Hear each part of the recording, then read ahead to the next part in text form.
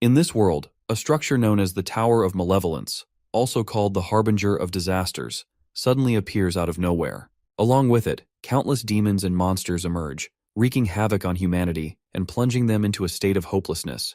Their devastation is so overwhelming that mankind is driven to the brink of extinction until the first generation of Awakened, known as the Founders, rise to challenge them.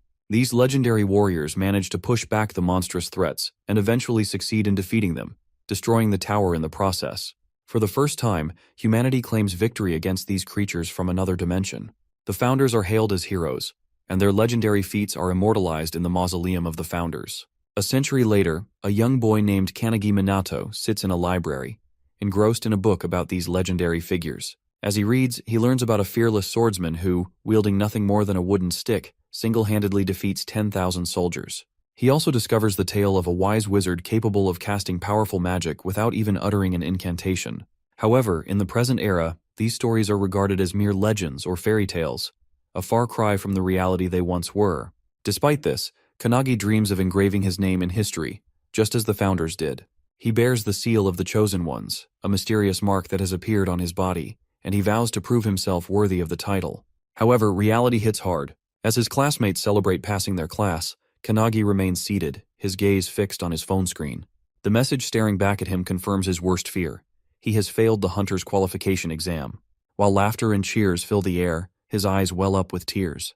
To make matters worse, his classmates begin mocking him, joking about throwing a party while sarcastically suggesting that he should clean up the trash instead. As someone who has awakened, he understands the simple rule: writing down a name would secure success in the test. Yet despite this knowledge, he has failed 3 consecutive years, earning nothing but ridicule and the label of disgrace. This is his final opportunity, and with it slipping through his fingers, he resigns himself to the idea that becoming a hunter is an impossible dream. Alone in the classroom, he silently gathers the discarded scraps of paper, his thoughts heavy with disappointment. Achieving a perfect score on the written exam and dedicating years to refining his aura has amounted to nothing. His crest, the supposed mark of strength, feels more like an empty scar than a gift. Clutching a trash can, frustration and sorrow well up within him until the words spill out. He too longs to stand among the Founders, to be acknowledged, to be more than a failure. A voice suddenly cuts through his despair, calling his name and urging him toward the school gates. Shaken back to reality, he hesitates before responding that he has completely forgotten. With a sigh, he wishes, just once, to be admired, to be celebrated just like the A-rank hunter Hizaki Kaisei. Outside, a crowd of students has already gathered, murmuring among themselves about Hizaki Kaisei and his charm. Flashing an apologetic smile, the man addresses the students, acknowledging the commotion he has caused.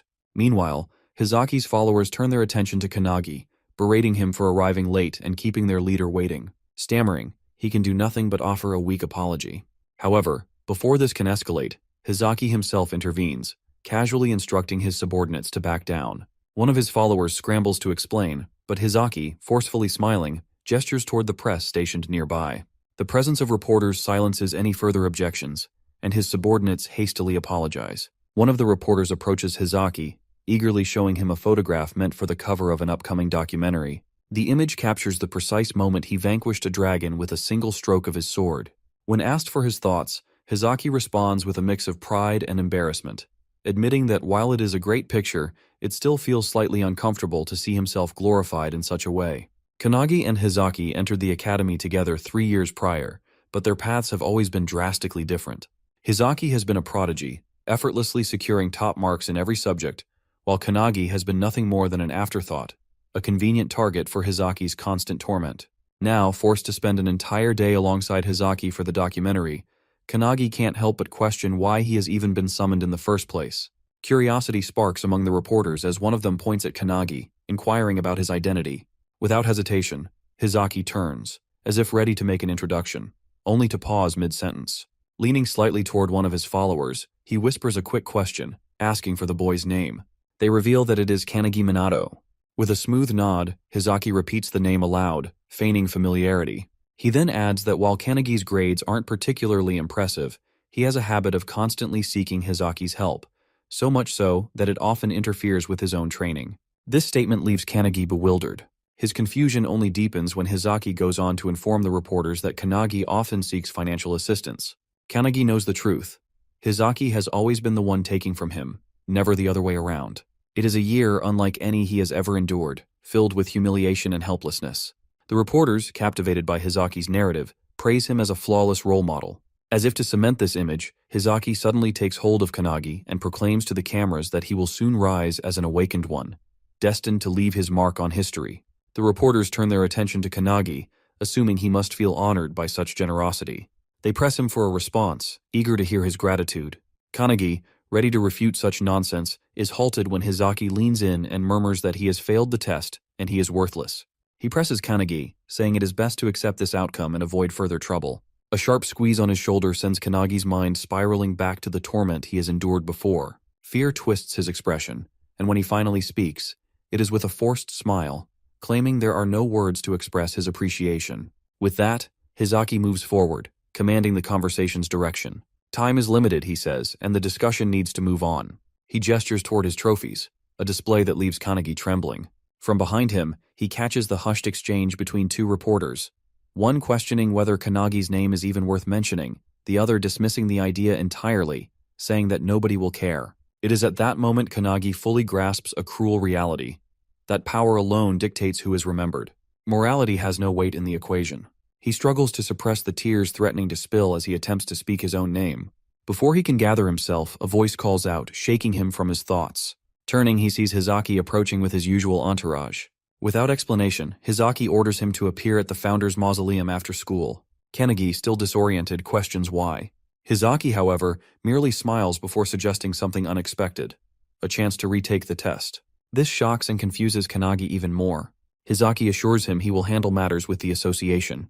When Kanagi questions his motives, Hizaki makes it clear that this is just another move to boost his own image.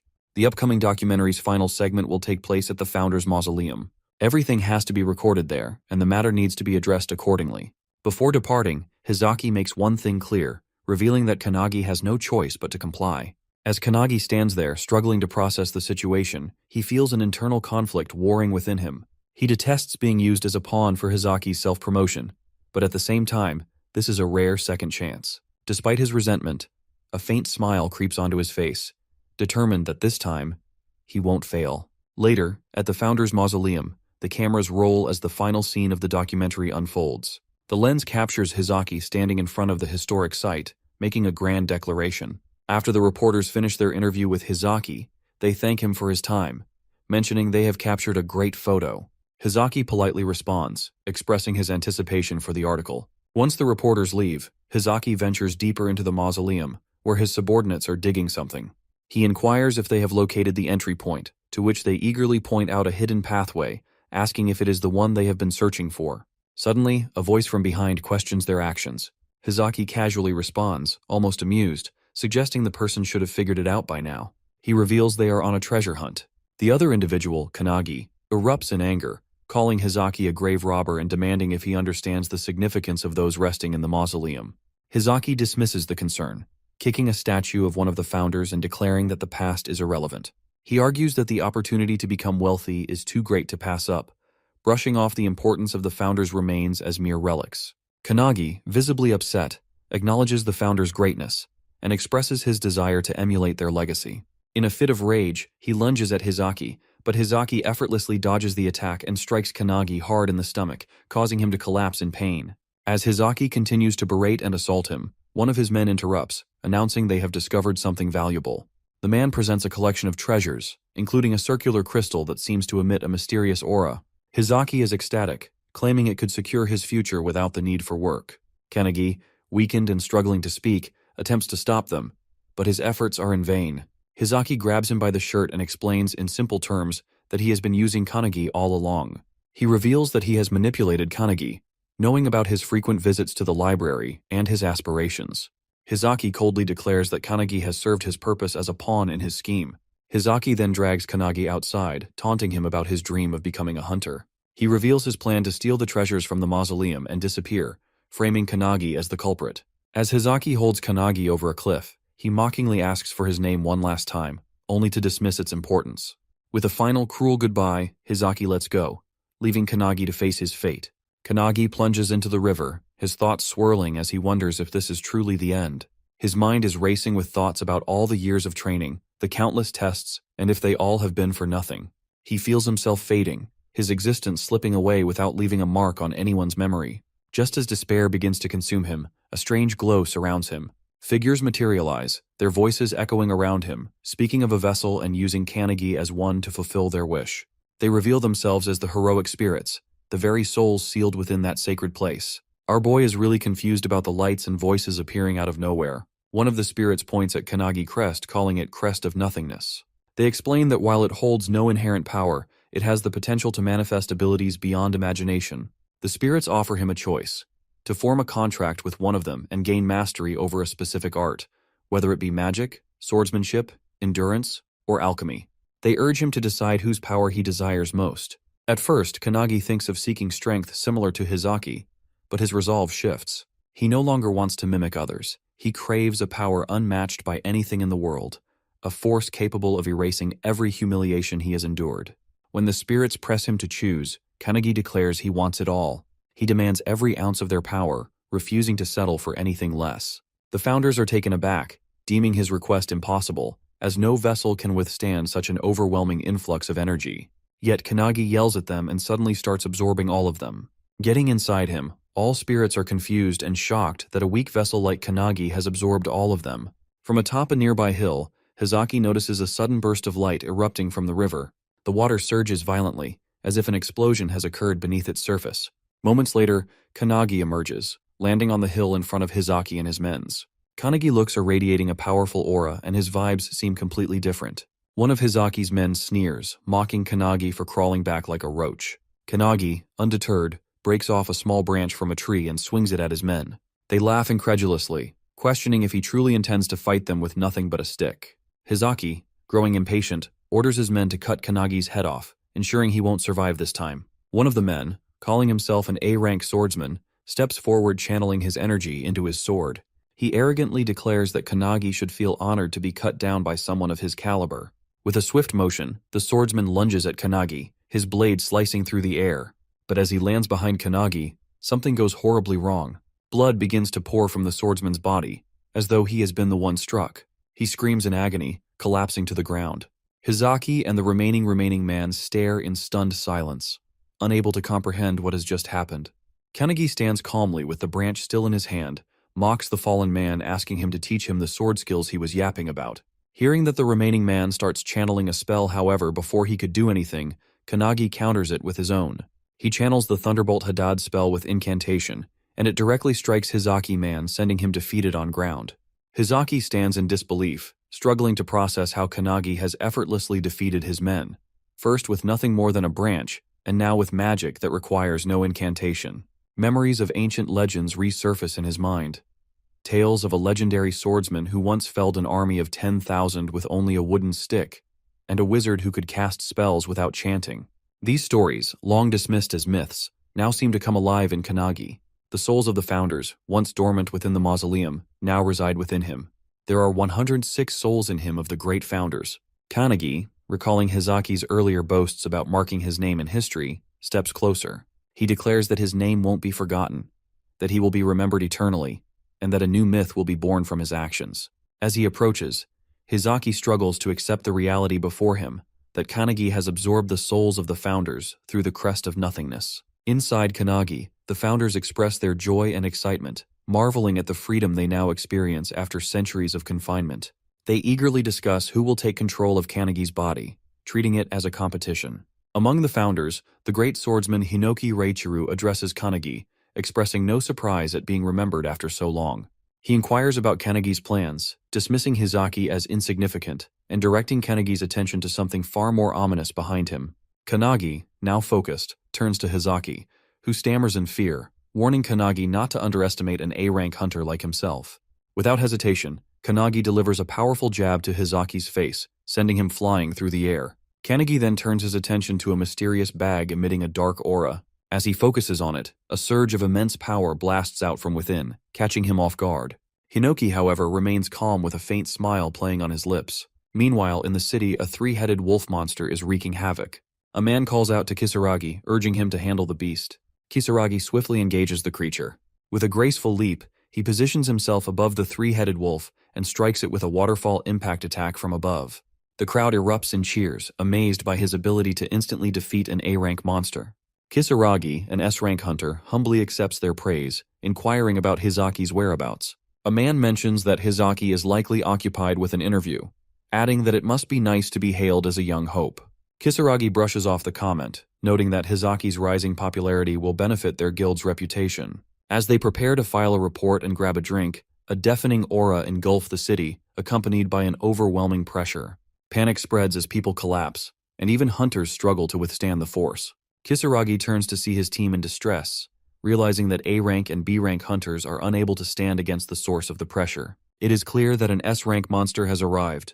On the streets, people collapse under the immense pressure that is emanating from the mausoleum of the founders. In the jungle, Hizaki, trembling and struggling to sit up, stares in shock as a massive monster emerges from the bag before them. He mutters in disbelief, questioning if it is a demon and what it could possibly be. Kanagi explains that Hizaki's actions have undone the seal, releasing one of the boss monsters from the tower that has been sealed away. Hizaki, observing the unfolding disaster, understands immediately what has transpired. The act of removing the relics has undone a powerful seal, allowing one of the tower's dormant monstrosities to break free. Hinoki, analyzing the beast with precision, recognizes it instantly. It is the embodiment of emptiness, classified well above S-rank danger. According to Hinoki, it can kill numerous humans within a few kilometers with its poisonous aura and was quite common during their era. Panic takes hold of Hizaki, who abandons reason and flees in desperation, convinced that staying means certain death. Kanagi, however, understands the predator's instincts and warns that movement will only invite disaster. The warning comes too late. The moment Hizaki breaks into a run, the monster reacts with predatory precision. It attacks Hizaki with its massive tentacles. Hizaki barely has time to raise his blade in defense before the tentacle strikes, piercing his chest with ease. Though he once slew a dragon with that very sword, it proves utterly useless against this ancient beast. The creature wastes no time spreading onto Hizaki's body and draining his very essence. His agonized screams echo through the streets, but Kanagi, having foreseen the inevitable, merely observes. Hinoki, standing beside Kanagi, takes advantage of the moment to place a hand on his shoulder. He proposes that he seeks complete control over Kanagi's body. He asks if Kanagi wants to see his one-handed sword style. But before the offer can be fully entertained, other founders intervene, grabbing Hinoki by his hair, accusing Hinoki of attempting to claim such a powerful vessel for himself. Caught in the act, Hinoki seeks to defuse the situation, though it doesn't help. It is Kanagi who disrupts the dispute, presenting his own terms. He will not grant control to a single individual. His body will be shared among them all. According to him, he will surpass them all and ascend to their level, proving his worth through strength alone. If they seek to use his body, they will need to show him what true power looks like. Hinoki, bewildered by Kanagi's audacity, readies his blade. Then, seizing the opportunity, he takes the first step in merging with Kanagi's body, rallying the other founders to do the same. As Hinoki lifts his sword, shadowing him, Kanagi does the same and targets the limbs of the monster. Hinoki's blade, guided by the expertise of another founder, severs one of the demon's arms in a single decisive strike. The beast retaliates with another violent swing, but Kanagi, now infused with yet another founder's mastery, evades with inhuman agility. Strength upon strength layers within him, each founder taking turns in controlling his movements. The old master's influence grants him the ability to seize the creature's own tentacles, using sheer force to slam the monster into the earth. The monster is sent flying by the attacks as Kanagi grabs a bow from the ground, allowing him to pierce the monster. He then uses every skill at his disposal, including whirlwind, fire breath, and ice attacks. Hinoki, seizing control once more, picks up Hizaki's broken sword from the ground. Just as the demon attempts a surprise attack from below, Kanagi's eyes glow yellow as the great wizard within him takes over, electrocuting the creature mid-strike. With a powerful leap, Kanagi positions himself above the monster, and Hinoki, now in control, executes his signature one-handed sword technique, the Gekirutachi wave cutting blade, slicing the demon in half and ending its rampage. A victorious smile spreads across Kanagi's face as the demon falls. Meanwhile, perched on a nearby tree, a raven observes the entire scene. Somewhere in the city, a man standing on a tower answers his phone, shocked to hear that the monster has already been defeated before he could intervene. He inquires if there are any strong hunters nearby, and the person on the other end reveals that, according to footage from the Raven, it is a student from the academy who has accomplished the feat. The man, Chihara Midori, the world's strongest awakened, expresses his desire to meet this student. The next morning, Midori sits atop a pile of monster carcasses, calling the academy's director, He informs him about the S-rank monster's defeat, but clarifies that it wasn't his doing. Based on the Raven's footage, it is Kanagi who has slain the creature. Midori finds it hard to believe, given Kanagi's history of failing the hunter's examination 3 times in a row. He requests a favor from the director. Back at the academy, students buzz with chatter about the previous day's events.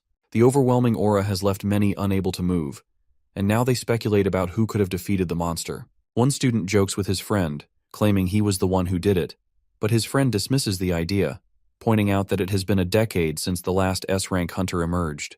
However, rumors are circulating that the Slayer is indeed a student from their academy. Kanagi, leaning on a stick for support, walks through the campus with his trembling body. He overhears the conversations, amazed that the incident has become the sole topic of discussion. Suddenly, a man bumps into him, knocking him to the ground and scoffing at the idea that someone like Kanagi could be the S-rank Slayer. Kanagi knows the truth. He has defeated the demon, but only by lending his body to the founders. Now his body aches terribly from the recoil of their power. As he struggles to his feet, a voice echoes in his mind, mocking him. It is Hinoki, who reminds him of his ambition to surpass them. Hinoki's tone is both challenging and encouraging, pushing Kanagi to regain his composure and strive for greater heights. Kanagi recalls his words from the previous night and responds with quiet confidence, affirming his determination. He forces himself to stand, ignoring the lingering pain in his body. Hinoki, residing within him, chuckles lightly, urging him to show his resolve. As Hinoki observes the students around them, he can't help but feel a sense of disappointment. The Awakeners of this era seem no stronger than ordinary humans, a stark contrast to the warriors of his time. He muses that if the tower were to reappear now, the world would undoubtedly face its end. However, his thoughts are interrupted when he senses a powerful aura nearby. Kanagi notices Hinoki's sudden shift in demeanor and asks what's wrong, but Hinoki brushes it off, though he can't shake the feeling of the immense energy he just detected. At that moment, a professor calls out to Kanagi, instructing him to hurry over. Kanagi, assuming it is about his letter of resignation, so he approaches hesitantly. He is well aware that he has exhausted his 3 chances to pass the hunter's qualification test, and failing means starting over from scratch. To his surprise, the professor orders him to go to the field for a re-examination. The news leaves Kanagi stunned, as such opportunities are almost unheard of. Meanwhile, students gather by the windows, whispering among themselves. None can recall a hunter re-examination ever being conducted before. On the field, Kanagi is in position for a sprint. He is still not in perfect condition, but is determined to prove himself. The first challenge is a 100-meter sprint, with an average completion time of 3.6 seconds and a record of 2.7 seconds. The student who bumped into him earlier trash-talked Kanagi, calling him a failure. As he begins to run, the students watch in disbelief as he crosses the finish line in just 1.2 seconds. The next test is a 3,000-meter sprint, with an average time of 4 minutes and 20 seconds and a record of 3 minutes and 17 seconds. Kanagi shatters expectations again, completing it in 1 minute and 17 seconds. The following tests, push-ups, bench press, and others, yield similar results. Kanagi surpasses every record, often doubling the previous bests. The students are left in awe, some even admiring his newfound prowess. Kanagi himself wonders if the founders are still aiding him, but Hinoki assures him they have no hand in his performance. In the headmaster's office, Midori is entrusted with Kanagi Minato's complete records. As he flips through the documents, he can't help but be impressed by Kanagi's exceptional track record. The headmaster, however, expresses his initial doubts regarding the request for re-evaluation. While Kangi's physical prowess is undeniable, the real concern has always been his magical capacity. Across every assessment conducted over the past 3 years, his mana levels have remained entirely undetectable, rendering him incapable of utilizing magic. The headmaster has dismissed the possibility of Kanagi ever being worthy of the Academy's attention. Midori's secretary, seemingly unsurprised by this revelation, affirms the expected outcome. Yet, he finds amusement in the situation, hinting that things might not unfold as anticipated. Out on the training grounds, Kanagi prepares for his magic measurement test. The professor overseeing the examination details the process, revealing he will need to channel his mana into a large fan, setting it in motion within a span of 30 seconds. The number of rotations recorded will determine his score. The standard performance stands at 1,513 spins, while the highest recorded result has been 4,022. As Kanagi readies himself, memories of past failures surface. No matter how much effort he has previously exerted, the fan has never so much as trembled beneath his attempts. His inability to sense mana has always held him back, but this time is different. For the first time, he can perceive it coursing through him, originating from his right foot, spiraling through his body, and returning once more. He recognizes that his breathing can regulate and accelerate the flow, allowing him to expel the energy through his right palm. As the professor signals the start of the test, Kanagi releases his mana. Instantly, the fan spins into motion at an astonishing pace. The counting machine struggles to register the rapid increase in speed, while the sheer force of the wind makes it difficult for the observers to even see the numbers. The velocity escalates beyond expectation, and before anyone can react, the machine blasts. The fan, now completely detached, shoots across the field like a cutter. Students cry out in alarm as it hurtles toward the main building, crashing directly into the headmaster's office with a deafening impact. Inside, the headmaster barely evades the incoming debris, collapsing from the sheer shock of the event. Midori's secretary, stunned by the spectacle, can hardly process what has transpired. Meanwhile, Midori, unshaken by the chaos, merely chuckles. To him, the resemblance between Kanagi's abilities and his own is undeniable. According to Midori, there has only ever been one individual before Kanagi who has produced an immeasurable score, and that is himself. The professor, still trying to make sense of what he has just witnessed, declares that Kanagi has passed the hunter examination. A wave of excitement ripples through the students as they erupt in cheers. Not only has Kanagi shattered every record, but he has surpassed all expectations. Staring at his own hands, Kanagi trembles with disbelief. He has spent years believing himself incapable of wielding magic, yet the power has been within him all along. From the sidelines, Hinoki observes the scene with quiet satisfaction, having anticipated such an outcome. Meanwhile, Kanagi knows that everything has changed. By surrendering his body to the founders, he has unlocked the dormant potential that has been hidden within him all this time. Hinoki can't help but laugh, remarking internally that the one before him is far from ordinary. With the crest of nothingness marking his fate, it's as if he has been waiting for this very moment for over a century. Before he can dwell further on the thought, an overwhelming presence descends upon them, sending a shockwave through the air. The sheer force of it leaves him momentarily speechless. His mind scrambles to make sense of the explosion. But Hinoki instantly recognizes the tremendous aura as it's the same one he had sensed earlier that morning. Standing before him, seemingly materializing from the very pressure itself, is the legendary Midori.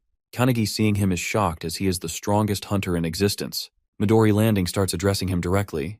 Midori acknowledges his achievements in the hunter examination, offering words of recognition, but Kanagi can barely utter a response.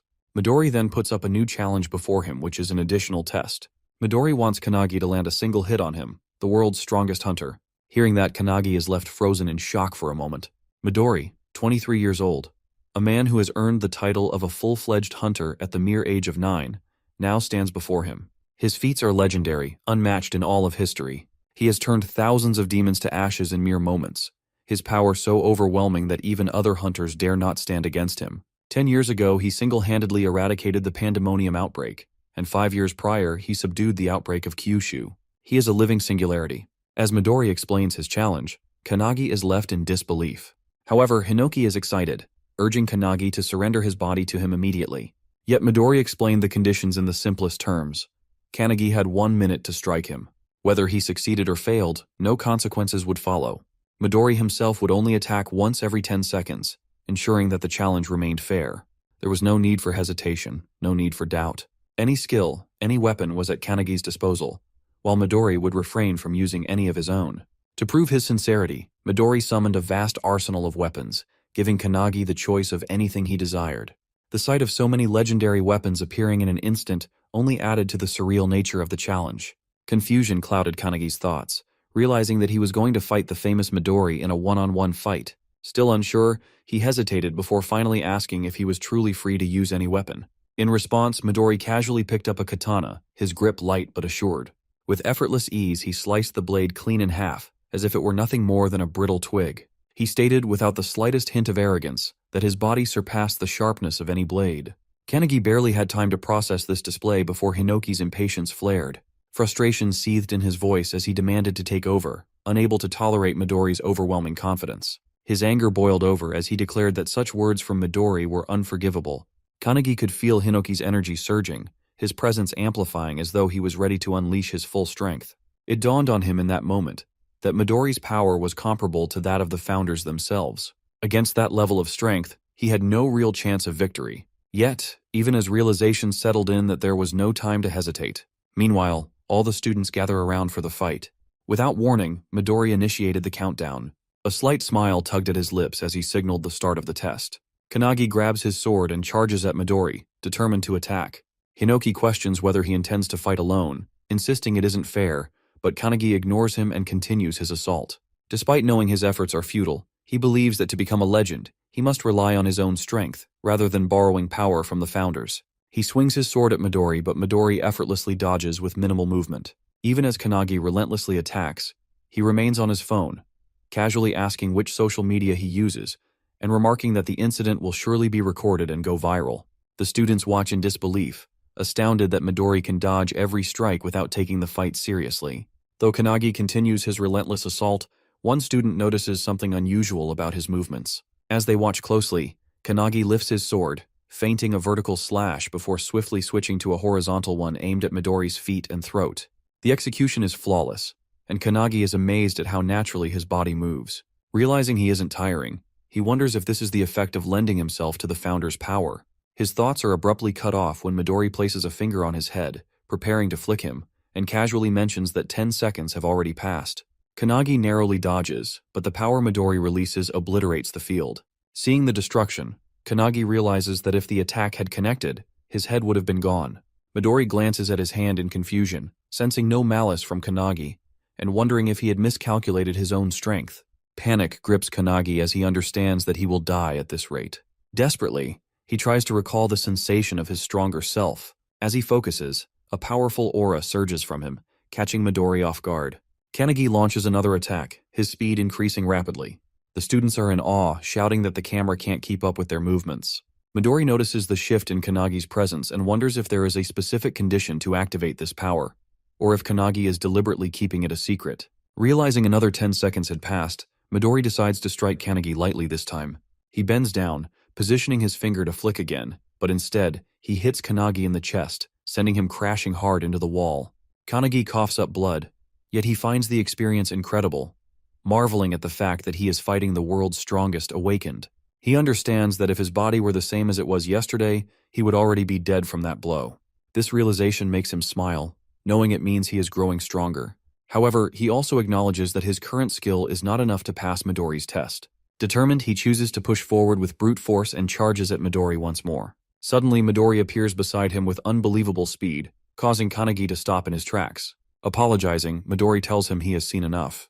He then states that the 30 seconds are up before striking Kanagi at the nape, making him slowly lose consciousness. As Kanagi collapses, Midori observes that he is indeed a genius, but not on the same level as his comrades. In the end, Kanagi is unable to fully unleash the power Midori had sensed. Calling his secretary, he informs her that they should head back, expressing his disappointment in the outcome. Just then, Kanagi grabs his sword, and Midori immediately senses an intense aura from behind him. Midori glances back and sees Kanagi's body radiating with power. Hinoki, now speaking through Kanagi, remarks that the stubborn brat is already asleep, allowing him to finally take over. Stepping forward, Hinoki suggests they extend their fight a little longer.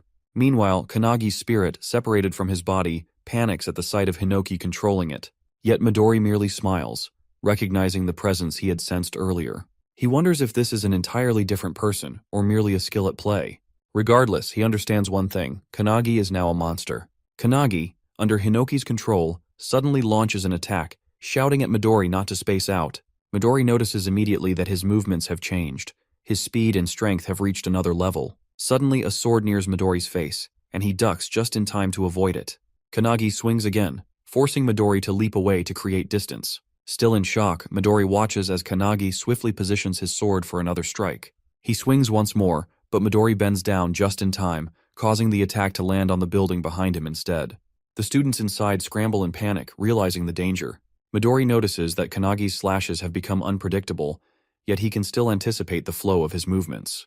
It reminds him of ancient swordsmanship, like a relentless torrent of water. Raising his palm, Midori laughs and remarks that such skill is necessary to defeat an S-rank like him. He then lifts his hand again, intending to put Kanagi to sleep once more, noting that only 40 seconds have passed. However, Kanagi suddenly moves forward at an incredible speed, swinging his sword and shouting that Midori won't be able to hit him. Midori swiftly jumps back to evade the attack, laughing as he acknowledges Kanagi's impressive skill. The students can hardly believe what they are witnessing as Midori is on the defensive. Kanagi shouts that Midori is boring and insists that he shouldn't hold back. He warns Midori that if he looks down on him, he will beat him up.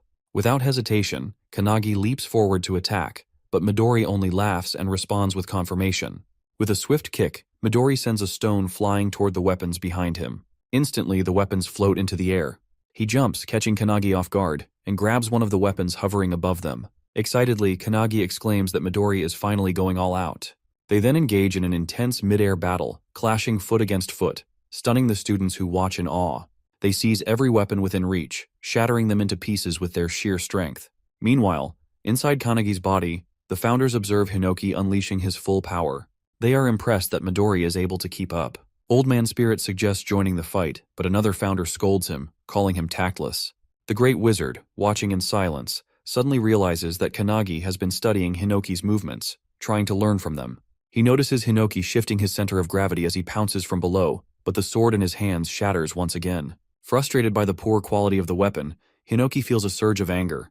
Midori, on the other hand, finds the battle exhilarating and fun. However, he soon realizes that there are no swords left and wonders if Kanagi will resort to firearms. With a taunting smirk, Midori shouts that only 10 seconds remain and teasingly asks what Hinoki plans to do now. Hinoki glances toward the building behind him before leaping toward it. He heads straight for the man who had pushed Kanagi earlier and snatches his sword. Just then, Midori jumps closer, launching his fist at Hinoki. The impact causes a loud explosion against the building. Fortunately, Hinoki dodges in time and reappears in front of Midori. They resume their mid-air clash, exchanging blows. Midori shouts that the fight is fun and suggests they continue a bit longer. Meanwhile, the students notice that the building is on the verge of collapsing. As the battle reaches the rooftop, Midori's secretary watches nonchalantly. Midori then places his hand on a massive fan and grabs it, causing cracks to form on its surface. He retrieves the fan from the building and aims it at Hinoki. With a powerful throw, he sends it hurtling toward him. However, he is taken by surprise when Hinoki, wielding his one-handed sword, slashes through the fan like dice with his dice-style sword art. The fan shatters into tiny fragments, and Midori reacts with excitement, praising Hinoki's skill. However, Hinoki wastes no time and launches his sword at Midori. To his shock, the sword shatters upon impact. Midori raises his hand, aims at him, and calmly acknowledges that 60 seconds have passed before striking Hinoki with his palm, sending him crashing down. Hinoki curses under his breath, but before he can react, Kanagi suddenly leaps onto his back and pushes him back toward the other founders. As Midori's attack nears, Kanagi manages to deflect it aside with a gentle motion, successfully dodging the strike. The unexpected maneuver leaves both Hinoki and Midori stunned. However, the impact breaks one of Kanagi's hands. Despite that, he remains focused on his goal and delivers a punch to Midori's face with his remaining good hand. From the inside, the battle between the singularities feels endless, a fierce clash over a seemingly small outcome, much like a chess match where both players are equally skilled. Despite its intensity, Hinoki knows it has lasted only a brief moment.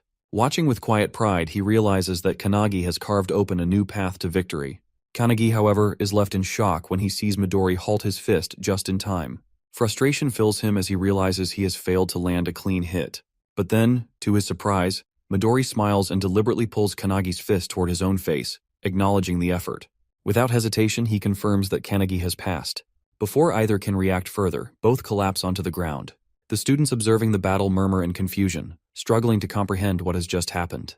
Midori, still holding Kanagi's unconscious body, calls for his secretary, Rin, and informs her that they should leave. Rin arrives beside him and inquires about the outcome. Midori confirms that Kanagi has passed and admits finding him interesting. However, he acknowledges that he has accidentally broken Kanagi's arm and requests Rin to heal him. She agrees without hesitation. The students, overhearing the conversation, struggle to believe that Kanagi has succeeded. The realization soon sets in, and cheers erupt throughout the area that Kanagi managed to land a punch on Midori. The noise stirs Kanagi awake, and as Rin works on healing him, she cautions him not to move. He complies, thanking her, and she congratulates him on passing the test. Kanagi, still in disbelief, sits up abruptly, questioning whether he has truly managed to land a hit on Midori. Before he can process the thought further, Midori suddenly appears beside him, amused by his reaction. Without dwelling on the moment, Midori affirms that a pass is a pass. He acknowledges having taken the battle seriously midway through his consecutive attack. Midori goes on to praise Kanagi's skill, commending his ability to dodge his strongest attack and his impressive movements. He encourages Kanagi to take pride in the achievement. Kanagi, regaining his composure, accepts the praise. Without hesitation, he turns his attention to the next step, eager to know what comes after passing. His question leaves Rin momentarily puzzled as she turns toward Midori, who, equally uncertain, searches for an answer. Later that night, Kanagi at home assists his mother with cleaning as she prepares food in the kitchen. She casually asks how many guests will be arriving. and Kanagi, still unsure, estimates only 1. His mother reflects on the day's events, remarking that it has been a momentous occasion. Not only has Kanagi passed the hunter's examination, but he has also attracted the attention of Midori. She expresses confidence in her son's abilities, believing that he has always been capable of achieving anything through sheer effort. Kanagi listens with quiet appreciation, acknowledging her words. However, his mother's expression soon shifts as she voices her concerns about such a famous individual visiting their home, suggesting it might be mistaken for a doghouse. Kanagi, exasperated, quickly dismisses the idea, insisting that Midori is not the type to judge such things. After finishing his chores and helping his mother, he finally collapses onto his bed, his mind still lingering on the events of the day. His gaze drifts to the card Midori has given him, and a sense of uncertainty fills him. He finds himself questioning why Midori has not given the situation more thought. His memories wander back to the battlefield earlier that day, recalling the moment when Rin had taken Midori down, twisting his leg. He vividly remembers Midori's pained scream as Rin had confronted him. At that moment, Midori has reminded Kanagi of his earlier words, implying that he has agreed to become one of his comrades upon victory. Kanagi, confused, has denied ever saying such a thing. Rin, growing more agitated, has tightened her grip on Midori's leg. Midori informs Kanagi that there are too many eyes around and suggests visiting his home that night to discuss matters in detail. He promises to explain the available choices and reveal their real enemies. Kanagi ponders who these enemies could be, knowing that the tower is already destroyed by the founders, and that the current hunters are tasked with eliminating the monsters that escaped from the dimensional crack. He wonders if there is another reason, but soon drifts into sleep. Suddenly, Hinoki's shouting startles him awake. He sees Hinoki and the founders gathered in his room. Confused, he asks why they are there and what is wrong. But Hinoki simply states that they were discussing something and have just finished. Still puzzled, Kanagi instinctively covers himself and worriedly asks if they have decided who will take his body. Before Hinoki can respond, the doorbell rings. Apologizing, Kanagi assumes it is Midori and suggests discussing it later. He walks towards the door, noticing the darkness and feeling an uneasy sensation.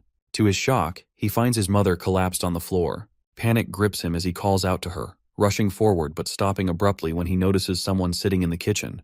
The stranger eats the food his mother has prepared, complimenting it while ignoring the mess around him. With a mocking tone, the man remarks that Kanagi should discipline his mother and insists that if he wants to impress customers, they should get better quality food. Kanagi demands to know who the man is and what he has done to his mother. The man, unfazed, shouts at him to watch his tone and introduces himself as Haitani Goru, an S-rank hunter and a comrade of Midori. Haitani then orders Kanagi to grab his luggage, announcing that they are moving to their base. Rage boils within Kanagi, and without hesitation, he launches a punch at Haitani. However, Haitani easily dodges and appears behind him, questioning if Kanagi is challenging him. Kanagi remains silent, recalling his mother's words, how she had promised to raise him alone with pride after his father passed away. He remembers the worn-out shoes she still insisted on wearing, telling him to buy himself new sneakers instead. He recalls her congratulating him earlier, promising to make his favorite tonkatsu for dinner. With determination, Kanagi glares at Haitani and demands to know what he has done to his mother. Hinoki, observing the situation, recognizes that Haitani is an S-rank hunter from the previous era. Annoyed by the sight of someone he considers a rip-off of Midori, Hinoki declares that it is time to act. The founders, having witnessed Kanagi's fight with Midori, understand how they should treat him moving forward. Haitani, amused, taunts Kanagi, calling his angry expression pretty cute. He raises his hand to slap him, but Kanagi remains still, unfazed.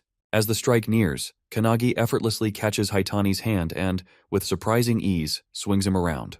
The Grandpa founder is stunned, recognizing this technique from their past battles against monsters. Suddenly, Haitani is hurled out the window, crashing through the backyard wall. Yet, Haitani lands on his feet before hitting the ground.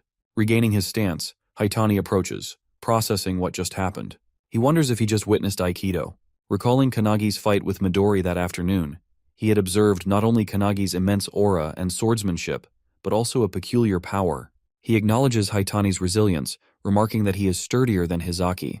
Kanagi, his patience wearing thin, demands an answer. He presses Haitani to reveal what he has done to his mother, who remains inside, writhing in pain as poison spreads through her body. Haitani, laughing, mockingly points out that Kanagi seems unaware of the situation. Then with a grin, he finally reveals the truth. His mother was in the way, so he put her to sleep with poison. Haitani smirks, adding that if she is lucky, she might only suffer minor side effects. He remains calm, asking that he don't understand, making Haitani glance at him in confusion. He then questions why they would harm the family of someone who might become their comrade. Hitani only laughs at the word comrade before suddenly appearing behind him, ready to strike. He narrowly avoids Hitani's attack, but the relentless assault continues. While attacking, Hitani declares that he will never be their comrade as he is only a puppet obeying their commands. He taunts him, saying that once his loved ones become hostages, he will have no choice but to submit, calling him naive. Before he can react, Hitani steps on his foot and slashes him, mockingly asking if he was right. He quickly creates distance, feeling the burning sensation on his cheek. As he reaches up, he realizes the poison is already spreading. Hitani grins, lifting his fingers, now coated with sharp needles laced in poison.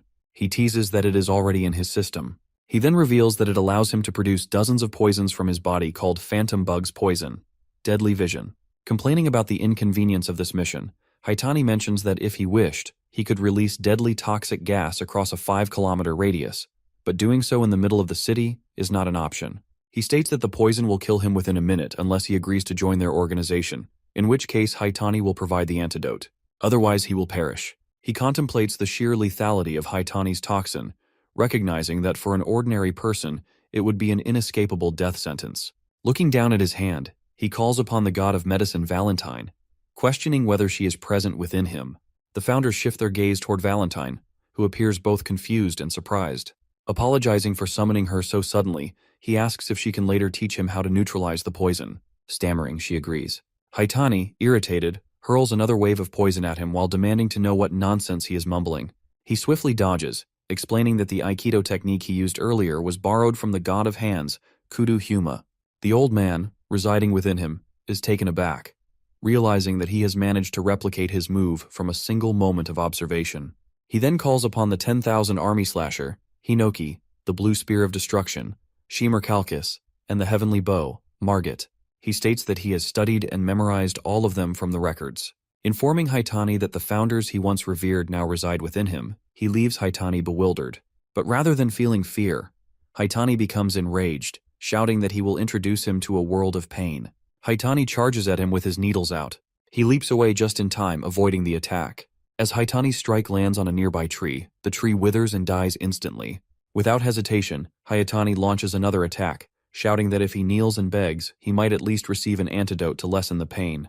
He warns that once pain consumes him, he will never return to normal. His mind will be lost to madness. But he remains silent, waiting as Hitani's hand draws closer. Just as Hitani reaches him, he swiftly slides to the side, placing his palm against Hitani's chest and activating the fist of Saint Wantak. Hitani coughs up blood from the impact, shocking Wantak within him. The force sends Hitani crashing into a streetlight. Without hesitation, he follows up with a kick using the Feet of Light, Eilerson, sending Hitani flying a great distance. Eilerson, residing within him, is stunned by the power. However, Hitani manages to stand, recovering quickly. In an instant, he appears in front of him again, attacking with both hands. He manages to slip through his attack, breaking some of his needles, and uses the sharp beak Karail attack, hitting Hitani's stomach. Kanagi then slashes Hitani with the dragon's claw, Rowan's skill, leaving Rowan stunned in surprise inside him. Hitani grabs him and activates the Flipper of Lilac, throwing Hitani around in midair. Floating, he wonders what is happening. He knows that poison should cloud judgment, and it should have already affected the nervous system, but Kanagi is still moving, strong and unharmed. Kanagi activates the Magus of Truth, Meltius Silentius, and releases it on Hitani, causing a loud energy blast that leaves everyone in shock. Hinoki asks the founders if they saw that, and tells them that just after defeating Hitani, Kanagi started copying all their moves, both physical and magical. He adds that he doesn't care whether Kanagi's power comes from the crest of nothingness, but he finds him interesting.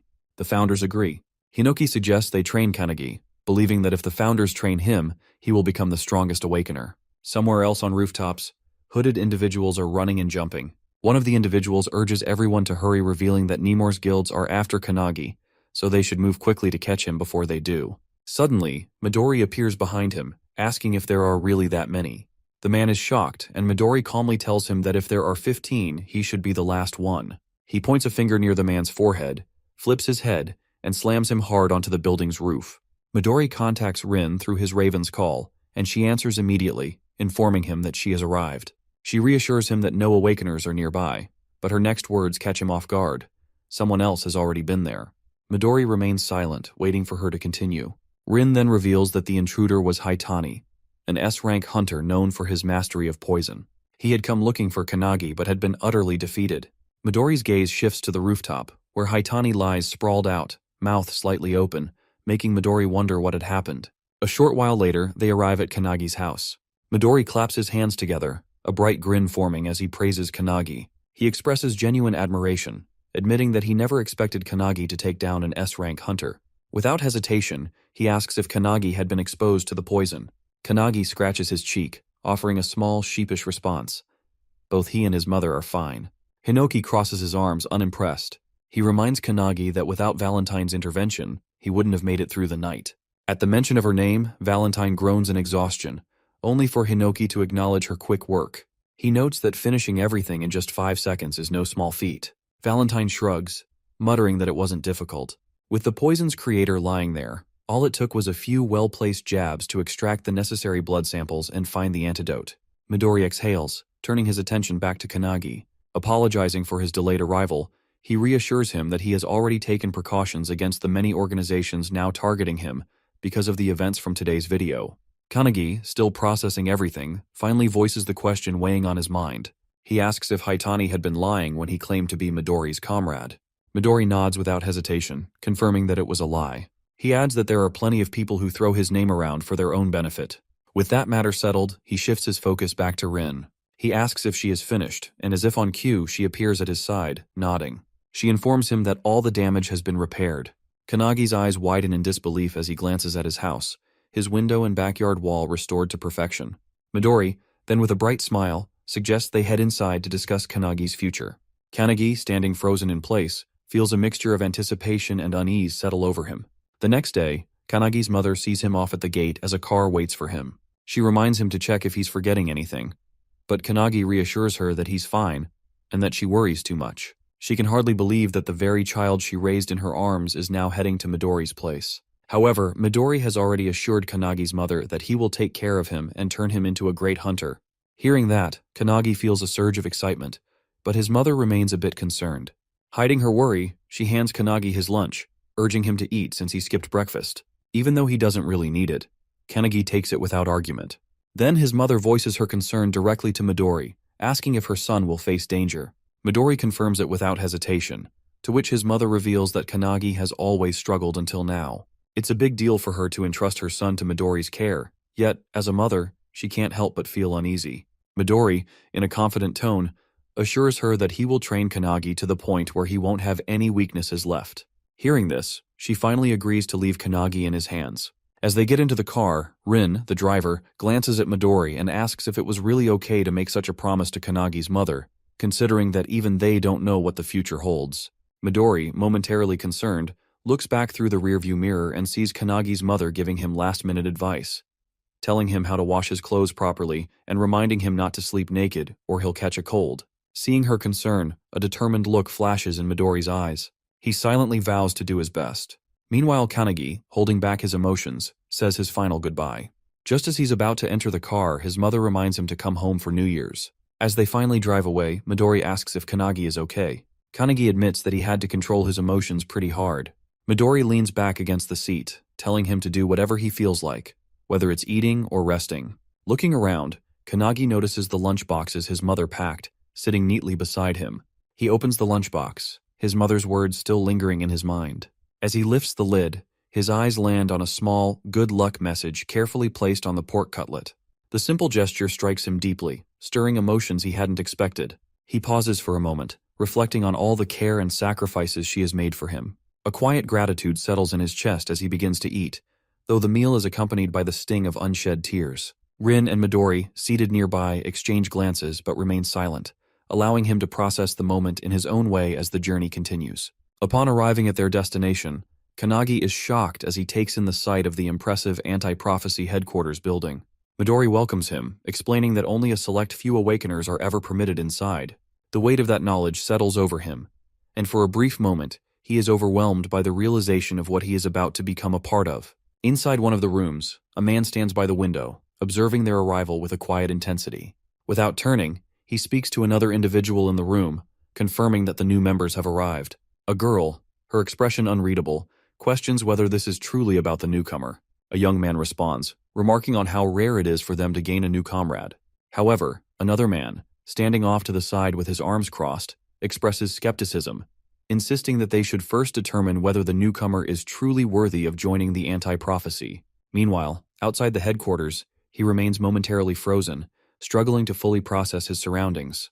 Questions swirl in his mind about what exactly is the anti-prophecy unit, and could it have any connection to Ichihara Guild? Sensing his unease, Rin acknowledges the lack of clarity and apologizes for not explaining sooner. She states that she has been unable to reveal everything to his mother due to its classified nature, emphasizing that it is a top national secret. The words hit him harder than expected. As they move toward the building, Midori suggests taking his luggage to the dorm first. Rin offers to help, but he refuses, insisting that he can manage on his own. Just as he prepares to move forward, a sudden voice cuts through the air, calling for them to wait. The unexpected interruption startles him, and as he looks up, he spots the young man from before standing above them. Without hesitation, the man declares that he should be the one to explain everything. In the same breath, he launches forward with a powerful kick aimed directly at him. Reacting instinctively, he raises his arms to block the attack, but the sheer force behind it shatters the ground beneath his feet. The impact sends a tremor through his body, yet he remains standing, bracing himself against the shock. The man, seemingly impressed, acknowledges his resilience and offers a rare word of praise. Intrigued, he hesitates for a brief moment before asking for his identity. Without missing a beat, the man steps back, landing effortlessly on the ground before proudly introducing himself as Hanada Hikotaru, a member of the anti-prophecy unit, and his comrade. The revelation strikes him as unexpected. However, there is little time for hesitation. Hanada has been assigned to explain everything, and whether he is ready or not, the truth is about to unfold. Meanwhile, Midori remains unruffled as he asks Rin for some tea. Rin nods and pours him a cup while the two continue to spar. Midori watches them calmly, his gaze steady as he questions Hanada about why they are fighting despite being comrades. Hanada, unfazed, explains that it serves two purposes: to introduce the anti-prophecy unit to Kanagi and to test his skills. The explanation lingers in Kanagi's mind, leaving him uncertain about what kind of test this really is. Without warning, Hanada moves with swift precision, launching another kick at him. Kanagi reacts instantly, blocking the strike with both arms with his unshaken stance. Hanada, still in the midst of combat, begins explaining the origins of the anti-prophecy unit. Kanagi listens but remains skeptical, doubtful that Hanada actually intends to provide a full explanation while they are still engaged in a fight. As the exchange continues, Hanada pauses for a brief moment to ask for Kanagi's name before proceeding. Without hesitation, he introduces himself as Kanagi Minato. Midori, still leisurely sipping his tea, reflects on how Kanagi has been tested repeatedly, first by the academy, then by himself, and even by an S rank. And now, he faces yet another trial. Turning to Rin, Midori wonders aloud if Kanagi will always be subjected to these constant evaluations. Rin, her expression calm, acknowledges that it cannot be helped. After all, Kanagi is a talent Midori has personally scouted. Hanada's relentless kicks keep coming, yet Kanagi keeps blocking with his hands, his endurance unwavering. At one point, Hanada throws out a question. What is the role of a hunter? Kanagi answers without hesitation, stating that a hunter's duty is to eliminate the monsters that emerge from dimensional cracks. Hanada gives an approving thumbs up, affirming that his answer is correct. He goes on to liken the role to pest control, a straightforward yet weighty analogy. Then, without warning, Hanada drops to the ground, shifting the conversation with a new question. He asks Kanagi about the other dangers that exist outside of dimensional cracks. The question catches Kanagi off guard. He hesitates before asking Hanada to clarify what he means by other dangers. Hanada's expression darkens slightly as he explains that the world faces threats far worse than those caused by dimensional cracks. He speaks of terrifying events: the Pandemonium 10,000 Demons Castle from 10 years ago, and the Great Outbreak of Kyushu from 5 years ago. Kanagi immediately recognizes these as large-scale dimensional breaks, disasters that left lasting scars.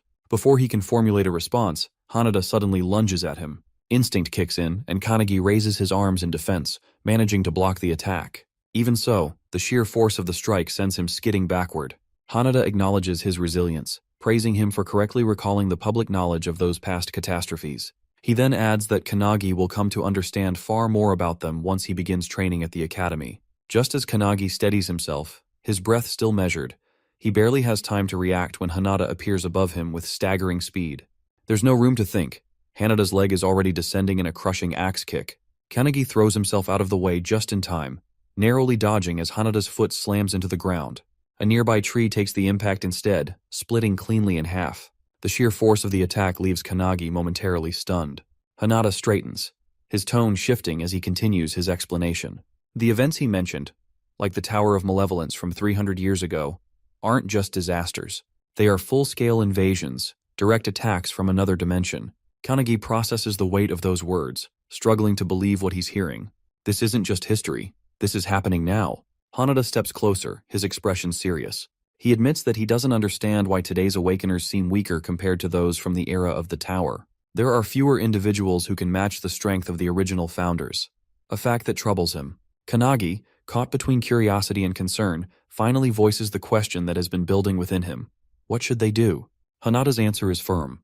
This is exactly why the anti-prophecy unit exists. Those with the ability to foresee these threats and predict the arrival of true catastrophes don't share their knowledge with the public. They inform only the elites, the ones capable of handling such dangers. And those elites, Hanada declares, are none other than the members of the anti-prophecy unit. Midori and Rin can't help but smile proudly at this revelation. Kannagi realizes that their purpose is to prevent these prophecies from coming true. Hanada then tells him that starting today, he is officially part of their ranks. He is the first person who has managed to block his kicks consecutively, so he welcomes him into the group. Hanada extends his hand, signaling his acceptance, and Kannagi shakes it. Midori and Rin applaud, and Hanada calls for the other Awakeners, who appear above the house in silence. Hanada asks them what they will do, but they simply stare at him and disappear, which catches Kannagi off guard. Midori remarks that they vanish as if they are villains, but Hanada just shakes his head, suggesting that they want to see everything for themselves. Hanada turns to Midori, asking him to leave it to him, and Midori does just that, heading off. Hanada then helps Kannagi with his stuff, offering to show him to his room in the dormitory, which Kannagi thanks him for. That night, as he settles into his room, Kannagi can't help but ponder the significance of the organization he has just joined, an organization focused on handling prophecies in their world. He wonders if the founders have faced the same kind of crisis during the era of the Tower, and if he is now battling against something foretold. His thoughts fill with anxiety, but then, a voice interrupts his worry, suggesting that he simply train. Surprised, he turns around to see Hinoki and the other founders standing before him. He quickly apologizes for not having spoken with them earlier, but Hinoki reassures him that they have made a decision. As the founders, they have decided to train him to become the strongest Awakener, much like Midori. With their guidance, he could become the strongest Awakener in history, one of their disciples. Kannagi is taken aback, asking if they truly want him to be their disciple. Hinoki nods and replies affirmatively, worriedly adding that it is a fine idea. But Hinoki teases that it will lead to a sort of battle royale between them. Kannagi, worried, urges them not to fight over him.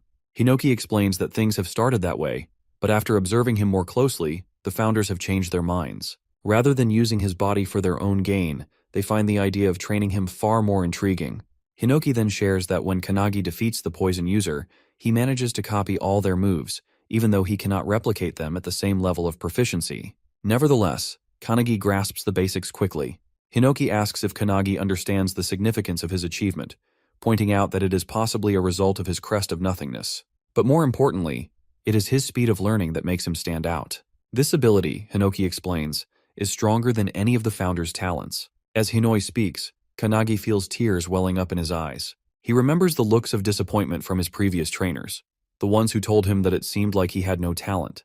Up until this moment, no one has expected anything from him. It has all felt like a dream, especially when he was treated like trash and continuously bullied for failing the hunter's qualification test 3 times. He recalls the laughter of his classmates, their mocking voices urging him to give up. His name is often forgotten, lost in the crowd, as no one cares enough to remember it. No one has faith in his future, and he has grown accustomed to being overlooked. Yet now, 2 of the most renowned figures, Midori and Hinoki, acknowledge him. The thought of such recognition fills him with disbelief, making him question whether he even deserves this newfound happiness. For so long, he has admired them from afar, never once expecting that they would place their trust in him. Hinoki, noticing his reaction, approaches him with a reassuring smile and places a hand on his shoulder, urging him not to let his emotions overwhelm him. It is then revealed that their very souls reside within him, particularly during his sleep. This presence allows him to access a space unrestricted by the usual confines of time and dimension. With this in mind, they lay out his rigorous training regimen. Each afternoon, he trains with the anti-prophecy unit, and at night, within his dreams, he continues his lessons. Peaceful sleep is now a thing of the past. but he has already steeled himself for the challenge. Without hesitation, he accepts their guidance, expressing his determination to follow their lead. As the night passes and morning arrives, in the bathroom, Hanada stands by the sink, washing his face when he notices him entering. A greeting is exchanged, though fatigue still clings to his expression. The exhaustion is evident, and he admits that he has yet to adjust to the grueling schedule. Hanada, understanding all too well, recalls his own struggles during his initial days at the dormitory. However, something unexpected catches Hanada's attention, a powerful aura emanating from him. Curiosity piqued, Hanada acts on impulse, launching a swift kick toward him.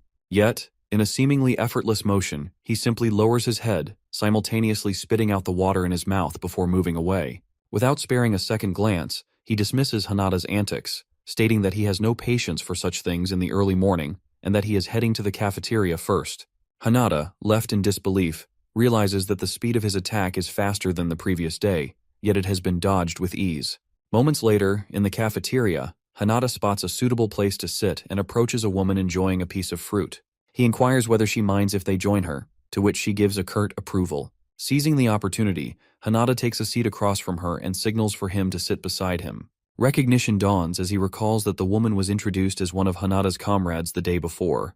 However, her demeanor remains distant. She addresses him with formality, making it apparent that she does not particularly welcome his presence.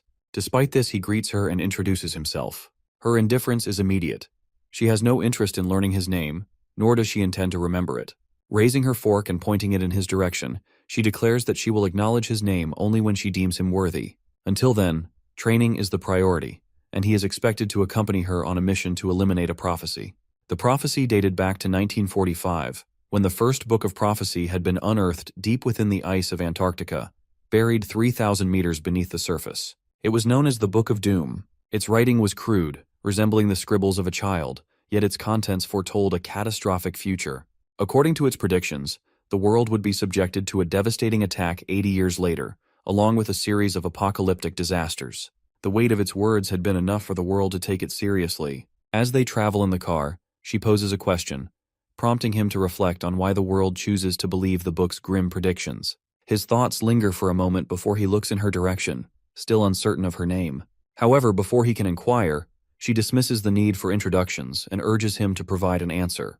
He reasons that the prophecies must be accurate, but her reaction is immediate. She scoffs at his response, questioning his intelligence.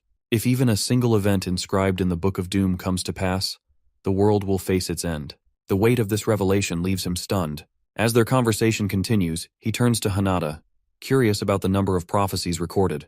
Hanada estimates that there are around 200, a revelation that leaves him speechless. He can't help but wonder if the world is already beyond saving.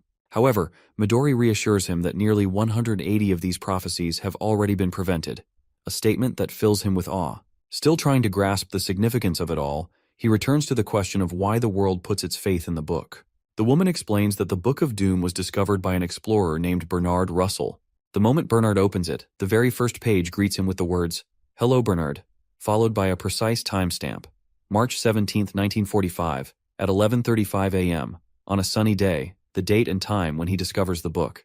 The eerie accuracy of this prediction leaves no room for doubt. Hours later, they arrive at their destination, Tokyo Sumida Ward, where an intermediate-level dimensional crack has formed.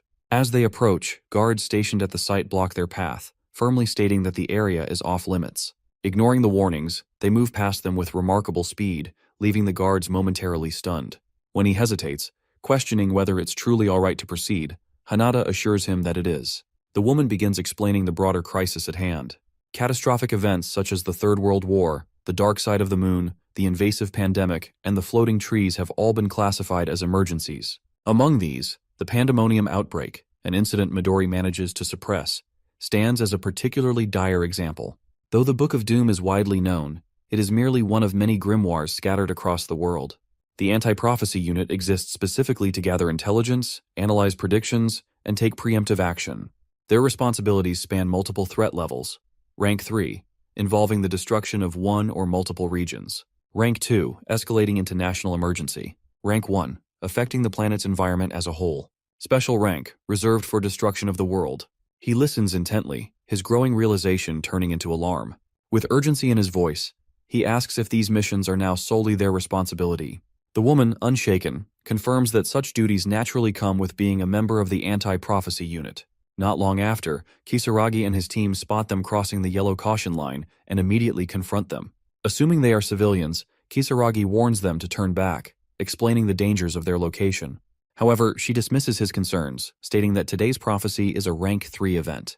Though the dimensional crack before them appears to be an intermediate B rank, in reality, it poses a much greater threat. A rank 3 disaster, codenamed Yellow Journal. She is certain that the crack will expand further, and almost as if on cue, it begins to widen at an alarming rate. Kisaragi turns, eyes widening in horror as the fissure tears open completely. A wave of creatures begins pouring out, each one more monstrous than the last. With a sharp command, he orders his squad to prepare for battle. But the response is immediate and brutal. The creatures overwhelm his forces within moments, cutting them down with little resistance. Panic sets in as he curses under his breath, realizing that even B and C rank hunters are struggling to hold their ground. Then, his attention shifts to an even greater danger, the immense pressure radiating from a boss-level monster. Watching the newcomers stride forward, Kisaragi tries once again to intervene, warning them to stay back. But before he can say more, the woman presses her hand to the ground and casts a spell called Trismegistus. Instantly, spears erupt from below, impaling the creatures in a swift, merciless strike. Their bodies collapse, lifeless, as blood pools around them. Hanada too launches his own attack. With a burst of speed, he moves fluidly through the battlefield, knocking down every enemy in his path with precise, calculated movements. Kisaragi, witnessing the display of skill, is left speechless. He has always considered himself formidable as an S-rank hunter, yet these individuals far surpass him. He can't comprehend who they are or where they have come from. Then, the woman turns to Kisaragi and, with unwavering certainty, orders him to fall back. From their perspective, he is the civilian in this situation. Kisaragi's gaze drops to her hand, where an emblem is imprinted on her skin. Recognition flashes across his face. Their presence here isn't random. They are government operatives. Before he can process the implications, a massive hand emerges from the dimensional crack, ripping it open even further. As the rift widens, a towering beast steps forward. Gelia Olnir, a being far beyond S-rank, looms over them, its monstrous form radiating an overwhelming presence. Without hesitation, the woman lunges forward, preparing to strike. Kisaragi shouts, warning her against a reckless attack, but his words fall on deaf ears. Together, they launch their assault, unflinching in the face of the threat before them. Hanada swiftly unleashes a series of kicks at the beastman, only to realize with shock that his attacks have no effect. The creature's anti-physical armor renders his strikes useless, forcing him to retreat just as it lunges toward the woman. Without hesitation, she gathers energy in front of her, preparing a counterattack. However, before she can react, Kanagi appears between them, stopping the beastman's assault with nothing but his bare hand. The impact causes the beastman to explode in a burst of energy, leaving everyone momentarily stunned. As the dust settles, Hanada recognizes the attack as a penetration shock. What truly shocks him, however, is that he has taken down an S+ rank monster with a single blow. The realization strikes him that Kanagi's strength has increased significantly overnight. Though the woman calls out, stating that such force was unnecessary, he knows that when facing an enemy with high physical resistance, striking from within is the most effective approach. He learned this from Wantak, the Fist Saint, who taught him the basics of penetration attacks just the night before. With that, Kanagi turns towards the girl and asks her name, noting that he saved her, so at least he deserves that. She excitedly reveals that her name is Akane. With no time to dwell on the moment, Hanada turns back toward the battlefield, enhancing his physical abilities to engage the new wave of monsters emerging from the crack. The woman, undeterred, unleashes her own attack, drenching her opponents in liquid mercury before igniting it into a powerful explosion with her Mercurius reject skill. Together, they press forward, recognizing that just as Kanagi pointed out earlier, breaking their enemies from the inside is proving far more effective. Determined to move forward, she signals to Hanada, and without hesitation, they both advance toward the dimensional crack. Behind them, Kisaragi can do nothing but watch in disbelief. He knows that the world beyond the crack is entirely different, an unknown realm filled with unimaginable dangers. To venture inside is madness. Yet, before he can react, the two have already rushed ahead, leaping through the crack without a second thought, leaving him surrounded by the lifeless bodies of A-rank monsters. The realization strikes him. These two are not ordinary fighters. They have to be part of the rumored secret organization. As they enter the dimension, an overwhelming swarm of creatures awaits them. Assessing the situation, Akane raises her hand, noting that the monsters are identical to those outside. With precision, she conjures a barrage of mercury spears, impaling the creatures instantly. Kanagi, while running, observes her technique, acknowledging her immense power. He understands now why she is regarded as the strongest area of effect fighter within the anti-prophecy unit. Defeating the other enemies, Akane now stands in front of a massive bear monster. However, just as she is about to attack, Hanada leaps toward it first. Seeing him, the bear swings its claws. But Hanada dodges by, jumping onto the roof, and then follows up with a barrage of kicks all around the beast. Kanagi watches in amazement as Hanada effortlessly moves and simply giggles. However, to his shock, Kanagi suddenly rushes toward the bear and unleashes a barrage of kicks just like he did, asking Hanada if it looked similar to his own technique. Hanada is taken aback but smiles in amazement. After defeating the monster, they venture ahead. Akane notices that as they go deeper, the number of enemies decreases. They finally reach a huge open space that resembles an arena. Suddenly, they feel a powerful aura around them, realizing that something is coming. To their shock, a massive Minotaur warrior monster jumps in front of them, completely enraged. It is a boss-blind Minotaur with a triple S rank power level. While Hanada and Kanagi are taken aback by its towering presence, Akane stands nonchalantly before it, questioning if this is really the boss. Numerous spears emerge from the portal as Akane yells at the others to unleash their strongest attacks. She will handle the final blow. Hearing this, Hanada begins channeling his energy while Kanagi stands in the background, amazed by both of their attacks. However, deep down, he knows it might not be enough to defeat the beast.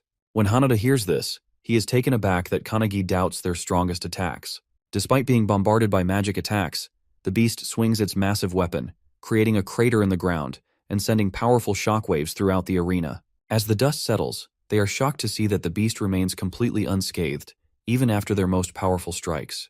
The group braces themselves for battle once more. As Kanagi prepares himself, he suddenly hears someone praising Akane's talent. He recognizes this voice. It belongs to his founder's spirit, Kilik.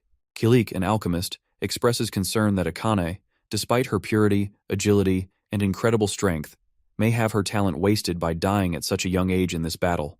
According to Kilik, Akane tried her best, but this Minotaur is on an entirely different level of power. She underestimated the monster's physical resistance, which is at a full 100%.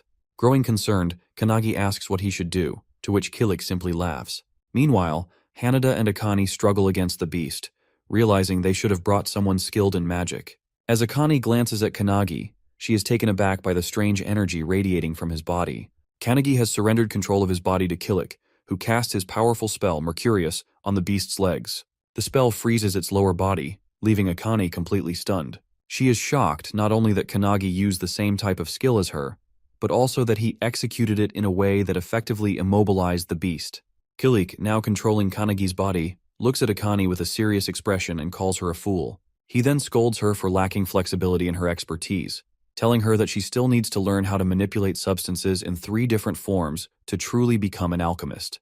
As Kilik speaks, he simultaneously fills the Minotaur's entire body with mercury.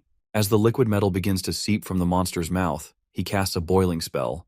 The mercury inside the beast rapidly heats up, boiling from within, while its toxic fumes spread throughout the arena, making it difficult for the others to breathe. Akane watches in amazement, realizing that instead of relying on brute force, Kilik used extreme temperatures to subdue the monster. Meanwhile, the Minotaur writhes in agony, its body overheating from the inside. While executing the spell, Kilik casually mentions to Kanagi that he wants to take Akane as his disciple.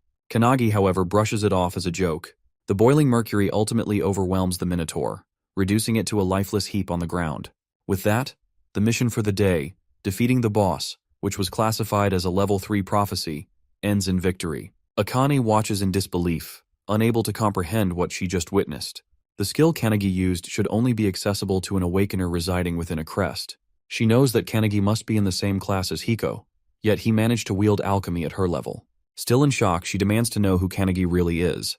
With a confident smile, Kanagi extends his hand and introduces himself. Annoyed yet intrigued, Akane reluctantly shakes his hand, declaring that she will definitely remember him. Seeing Kanagi earn Akane's recognition, Hanada beams with happiness. Meanwhile, outside, Kisaragi and his men continue waiting. To their shock, the dimensional crack begins closing. Just as it's about to seal completely, the trio leaps out in time. Kanagi asks if the mission is officially over, to which he is told that they only need to report back to headquarters. As they discuss their next steps, Kisaragi approaches them, expressing his gratitude for saving his team. He assures them that he has no intention of prying into their identities or what transpired inside. Akane thanks him for his understanding and advises him to include details about the emblem in his report, as it will explain everything to the authorities. As the trio walks away, Kisaragi offers his help if they ever find themselves in danger. However, Akane turns back and reveals that they will likely never meet again, suggesting he return to his daily life. Hearing this, Kisaragi realizes that, in the end, they are just civilians, people who exist in a world beyond his reach. On May 11th in N Prefecture Village, a red flash streaks through the streets. A guard catches sight of it but is left bewildered, unable to determine what it is. Suddenly, a deafening, sky-piercing roar echoes through the village. At the anti-prophecy headquarters, the trio steps out of the car, and Akane reminds them to write their report for headquarters. However, Hanada receives a message on his phone, informing them that they are being summoned to the laboratory, an unusual request so soon after their mission. Curious, they proceed to the anti-prophecy HQ lab, where two individuals are already waiting for them. One stands on the stage, while the other sits in the stands and, in an authoritative tone, remarks that Akane took quite a long time to take down a rank 3 disaster. Kanagi immediately recognizes him as the red-haired guy from before. Akane, however, is enraged by his condescending attitude, irritated that he speaks as if he is a leader when he is not. Hanada quickly steps in, trying to diffuse the tension, and asks what Director Kurihara needs from them. The man standing on the stage is none other than the director. As everyone settles down, he plays a video sent by the analysis team. The footage reveals a glowing red-hot charcoal piece, which, according to the director, is a prophecy grimoire. He explains that it was discovered in a volcanic region and has been under analysis ever since. Kanagi wonders if it's even possible to decipher a grimoire in such a state. However, the director, adjusting his glasses, reveals that with the help of AI and X-ray technology, they managed to extract some information, though the contents remain unclear. But what they did decipher was a single prophecy that explicitly mentions Japan. Everyone in the room is taken aback, especially Akane, as this is an entirely new prophecy, one they have never encountered before. The director further explains that anti-prophecy research is highly advanced, gathering information from across the globe, making the discovery of an unknown prophecy highly unusual. But in this case, the situation is different. The red-haired man immediately understands what this means. The four of them must investigate the matter. The director praises his insight and reveals that this mission would typically be assigned to the usual members, but they are currently unavailable. Hearing this, Kanagi realizes that this must be why Midori wasn't present when they returned. The director then orders them to depart immediately and assures them that further details will be sent via email. Kanagi is stunned that they received another mission so quickly, but the red-haired man simply tells him that he'll get used to it. Feeling a wave of unease, Kanagi grips his fists, a creeping realization settling in. This time, the fate of the world might truly be at stake. Suo slams his hand on the table and stands up, announcing in an authoritative voice that he and his three subordinates will be taking on the mission. Akane, seeing him act like a boss again, is visibly annoyed. As they leave, the director gives them a final warning, advising them to be cautious since the severity of this mission is unknown. He also reminds them that even if the prophecy begins to unfold, they must wait for the main force before taking any drastic action. In the car, Kanagi feels uneasy about the unknown dangers of the mission. From the front seat, Su suggests they get some rest, noting that Kanagi has just completed his first mission. Akane, driven by pride, refuses and insists that he has no right to give her orders. However, to her surprise, both Hanada and Kanagi immediately accept the offer and doze off within moments. Determined to stay awake, Akane struggles to fight off sleep. But as the night deepens, exhaustion finally takes over, and she too drifts off. Sometime later, the car comes to a halt. Akane stirs awake, noticing that the vehicle is now empty.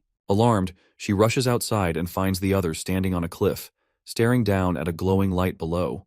What she sees leaves her in utter disbelief. A massive magic circle sprawls across the ground, its scale beyond anything they had imagined. Hanada quickly grasps the gravity of the situation. It is far worse than expected. The prophecy is nearly complete. Emerging from the ground, skeletal figures remain trapped within enormous crystals, their eerie glow casting an ominous light over the entire area. The sight sends chills down their spines, as they realize they might already be too late. These skeletons are the 23 residents of the village mentioned in the report. Suo recalls a similar incident from the past. 30 years ago, the Wakayama mansion mysteriously vanished, and a dimensional rift nearly opened. As he explains, the massive pillar at the center of the magic circle begins to erupt with bursts of energy. Noticing this, Suo urges them to move quickly. Hanada, drawing his sword, asks what they should do, to which Su reveals that they will have to stop it. Akane quickly reminds him of the director's orders. They were explicitly told to wait for further instructions. However, before they can debate further, they sense an overwhelming aura behind them. As they turn, they see Kanagi engulfed in tremendous energy, already prepared for battle.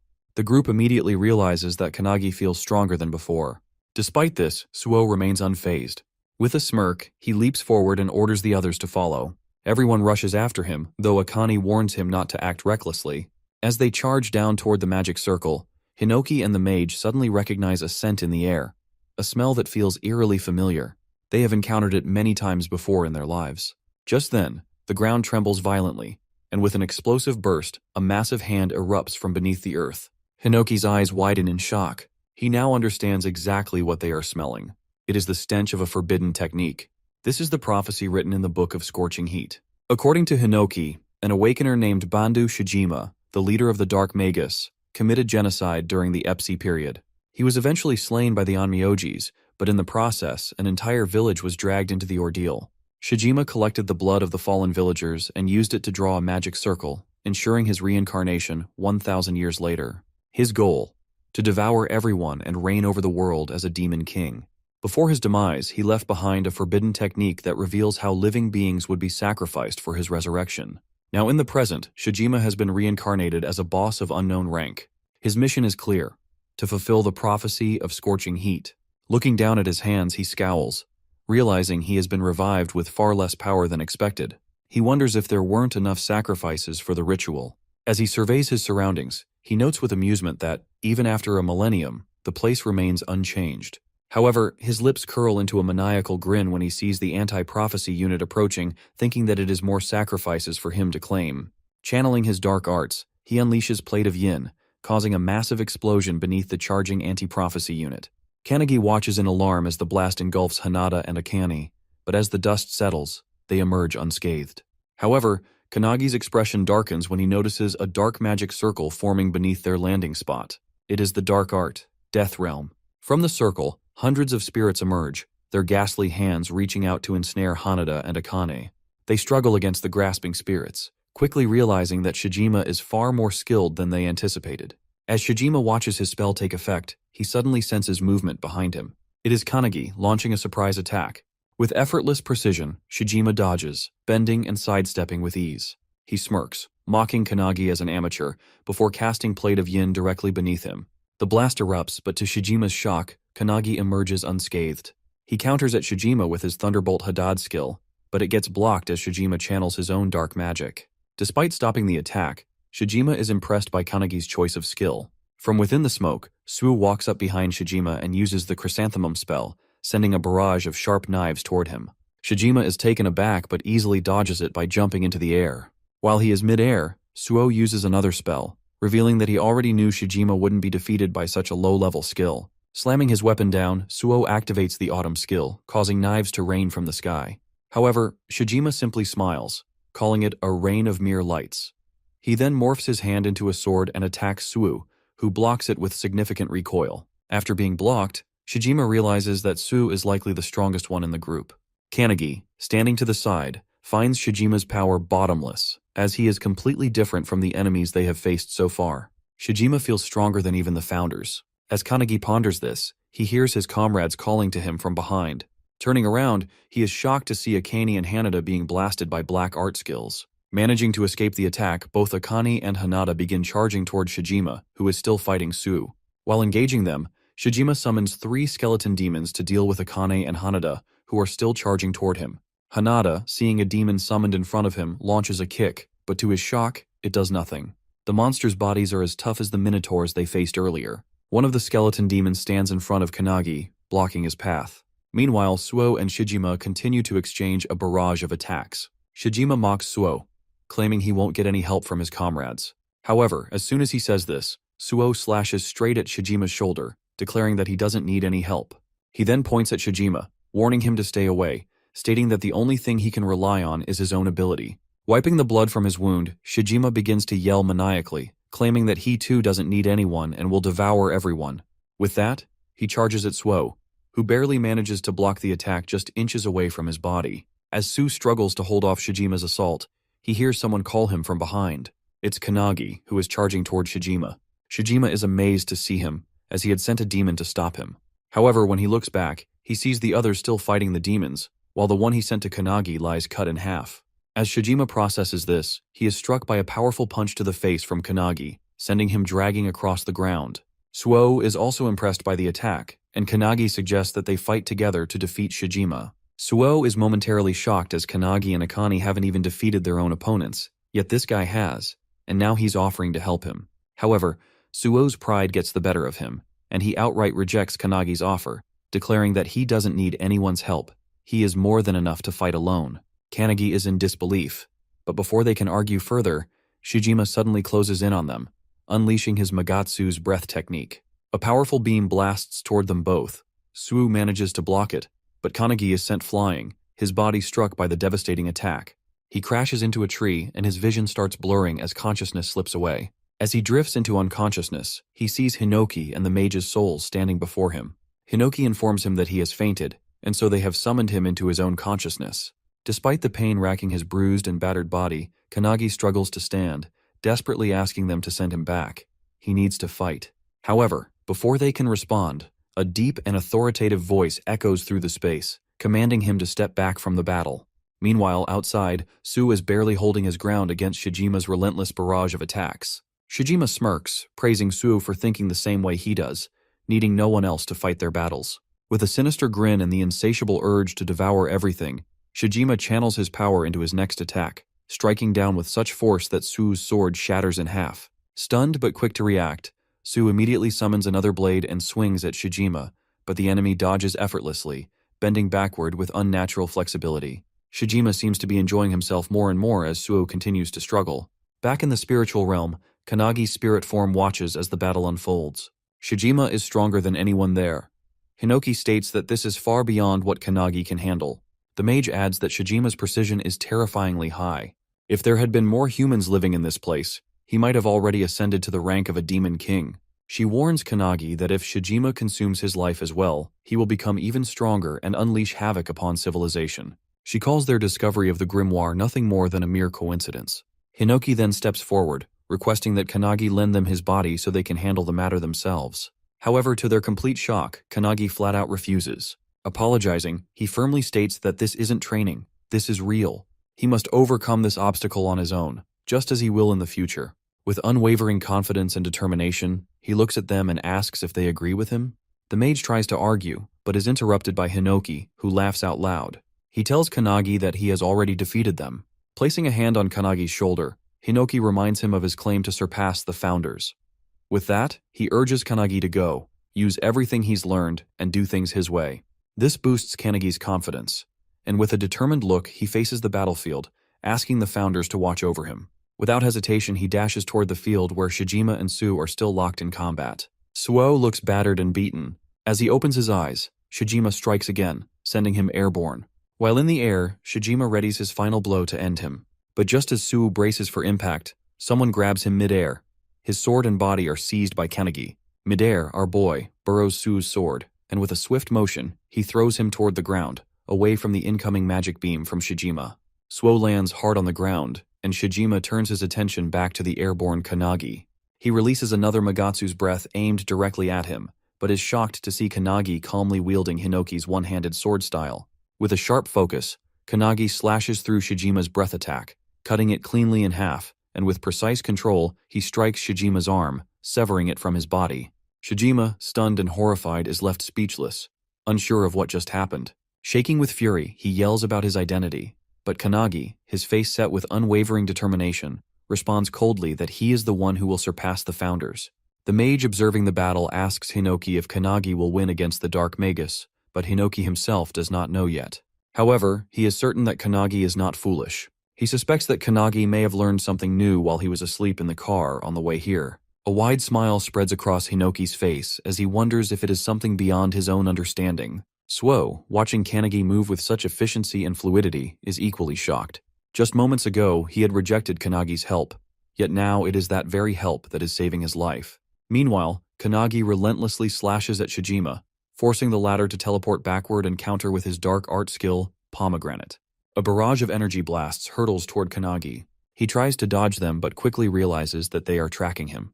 Jumping around in an attempt to evade, Kanagi finds the blasts persistently chasing him. Suddenly, he recalls one of the founder's skills, Aftershock. Slamming his foot into the ground, he erects a stone barrier in front of him, blocking the incoming attacks. Shijima is taken aback by Kanagi's tactics but quickly hurls more blasts his way. In response, Kanagi utilizes the shattered stone fragments to shield himself once again. Seizing an opportunity, Kanagi combines two skills to flash behind Shijima, but Shijima barely manages to dodge in the nick of time. Countering immediately, he unleashes his Plate of Yin Blast, striking Kanagi.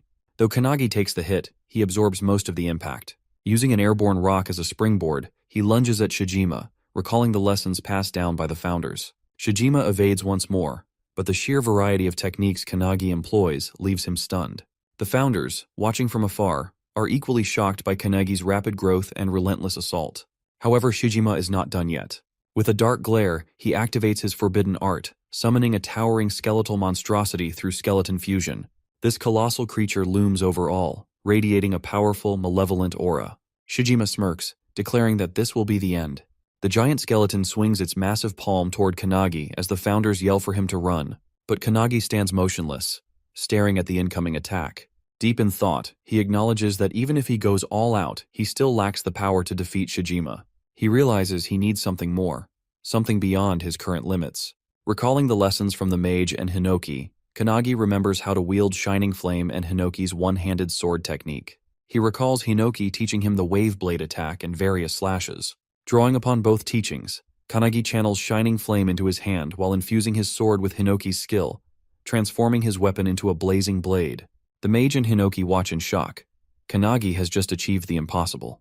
Holding his newly empowered weapon, Kanagi stands ready. The technique he has just executed is called Blazing Fire Cutting Blade. Without hesitation, he dashes toward the skeletal beast, swinging his fiery sword as Shijima watches in utter disbelief.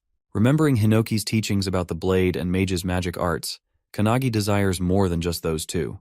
With that determination, he manages to use the Blazing Fire Cutting Blade skill, engulfing his sword in flames. With a swift swing, he cleaves through the skeleton, splitting it from head to toe, while also slashing Shijima in half. Everyone is shocked by this feat, combining two magic skills in such a way.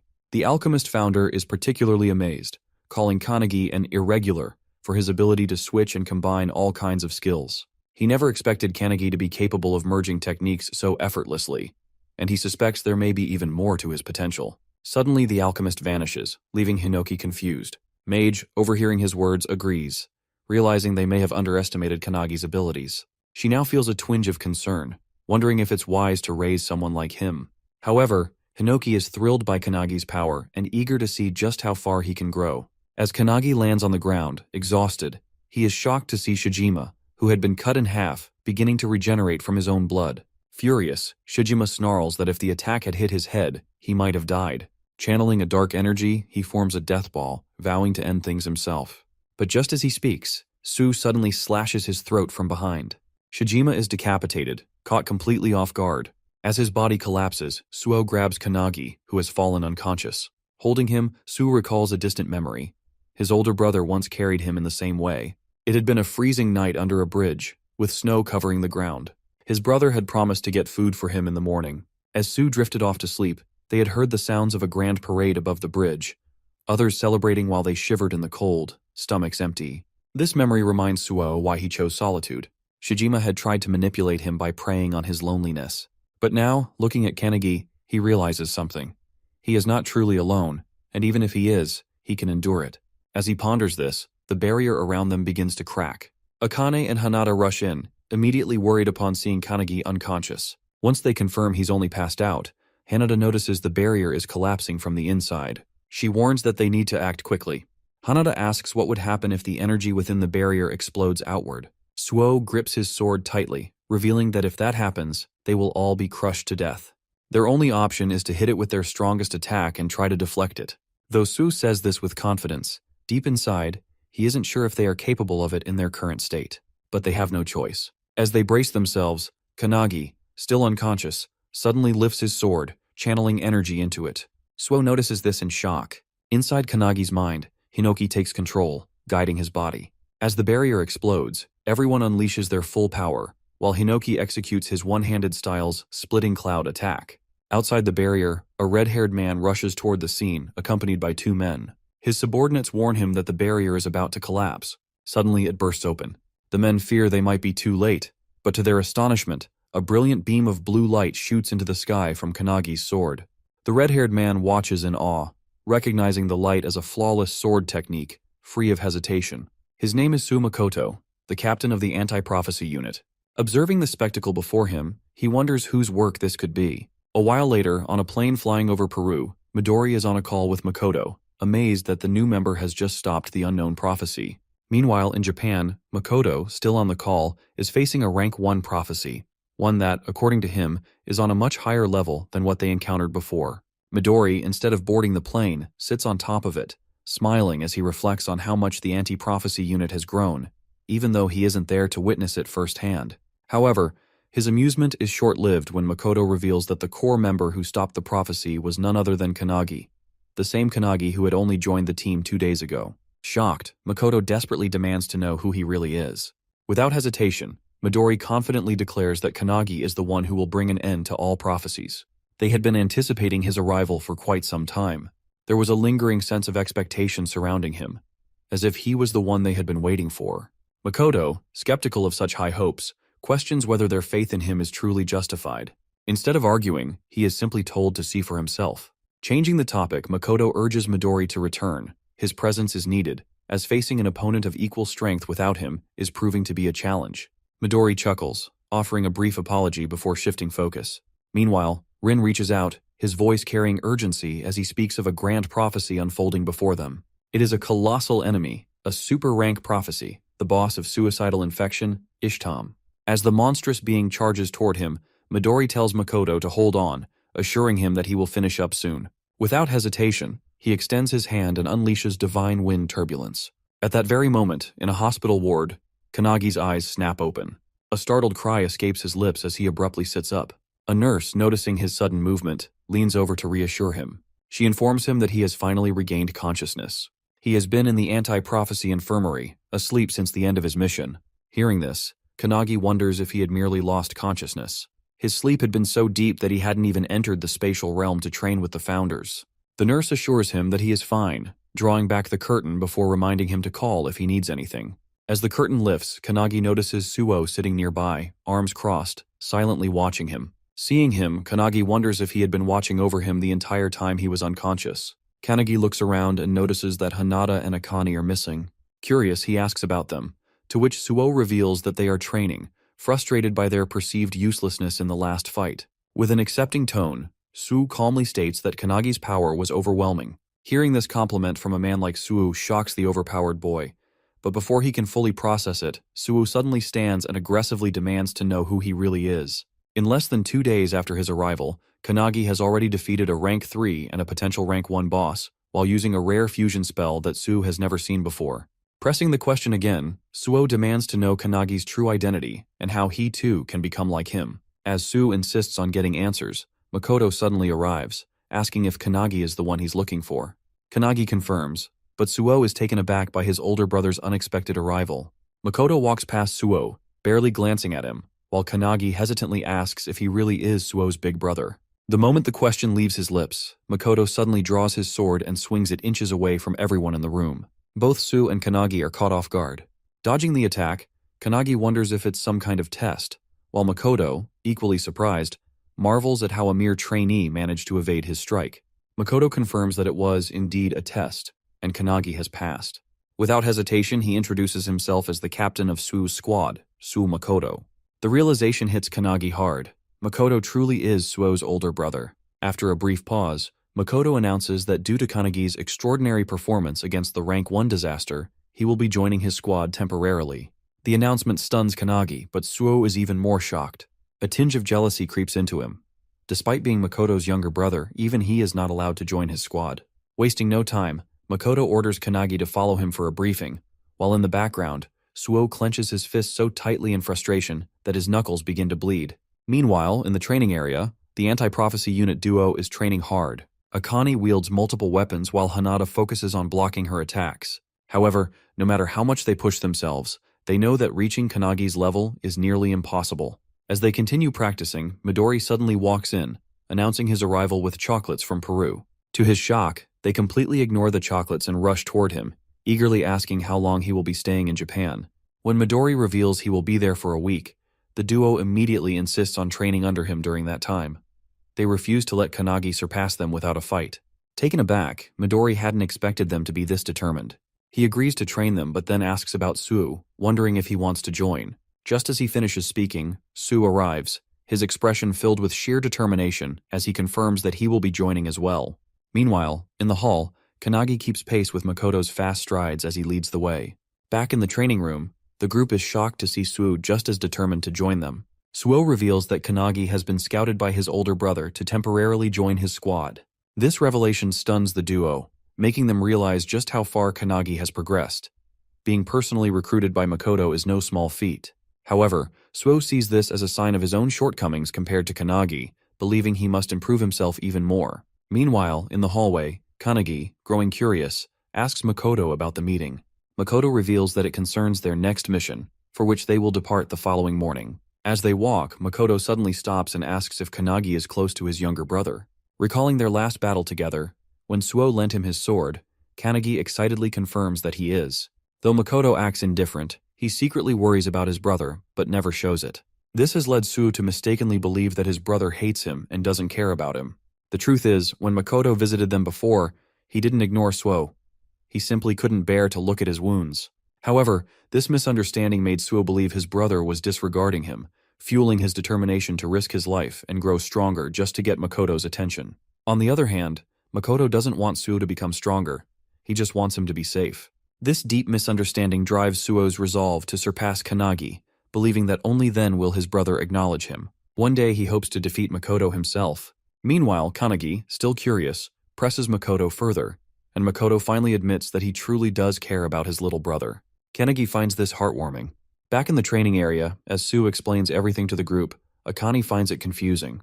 Even though Suo talks about surpassing his brother and proving himself, he still respects him deeply. Continuing her training with Hanada, Akane remarks that, in the end, Suo just wants his brother's attention. Hanada finds this touching, but Akane's words trigger something in Suo, making him enraged. Meanwhile, in the meeting, Kanagi learns about the 3 core rules of the squad. First, be swift. Second, maintain offensive pressure. Third, overcome weaknesses. Within the Counterforce division, Makoto's squad is considered the strongest in terms of combat ability. The squad operates with a minimum of 7 members, designed to be a small but elite force. Their primary targets are rank 1 and above-level threats. Aboard the helicopter, as Makoto's squad is escorted to their mission, a squad member named Jakeru casually remarks that 90% of the team's power comes from their captain, while the rest are just extras. Since Kanagi is only a temporary member, he isn't expected to do much. However, while Jakeru is explaining this, Kanagi is distracted, busy on his phone. Jakeru points this out, prompting Kanagi to apologize, explaining that he needs to contact his friends. Jakeru, confused, asks what he means by contact. Kanagi is trying to contact the other members of the anti-prophecy group, as the founders keep nagging him about it. While the group is training, they receive his message, and reading it shocks everyone, especially Suo, who wonders what the hell Kanagi is thinking by sending it. They immediately show it to Midori, who discovers that the message contains 3 separate pieces of advice, each tailored for a different person. The detailed guidance on how to get stronger impresses Midori. With a smile, he extends his hand and asks if they will follow the advice or reject it. Seeing it as a challenge, everyone accepts, especially Suo, who is enraged that Kanagi has essentially salted their wounds. Back on the plane, Jakeru informs Kanagi that they have arrived at their destination. Wiping the window, Kanagi is amazed by the sight of a vast snowy mountain terrain with enormous crystal spikes jutting out of the ground. Their mission is to deal with a rank 1 prophecy, Frozen Earth. This disaster threatens to freeze the entire planet, as the affected areas are expanding at an alarming rate. If left unchecked, the whole Earth could be consumed, ending all life. This phenomenon is occurring simultaneously in 17 different locations across multiple countries, many of them in urban areas, which only worsens the crisis. Vice Captain Kashi briefs the squad on the situation, stressing that they cannot afford any delays, as reports indicate the freezing effect is spreading faster than anticipated. Leading the mission, Makoto orders the squad to jump from the helicopter's back hatch, as it can no longer proceed safely. Before they jump, he reminds them that no human lives should be harmed. To motivate everyone, he commands them to chant the 3 squad rules, and they all shout them in unison. Standing at the back, Kanagi reflects on his last battle, where he once again relied on Hinoki in the end.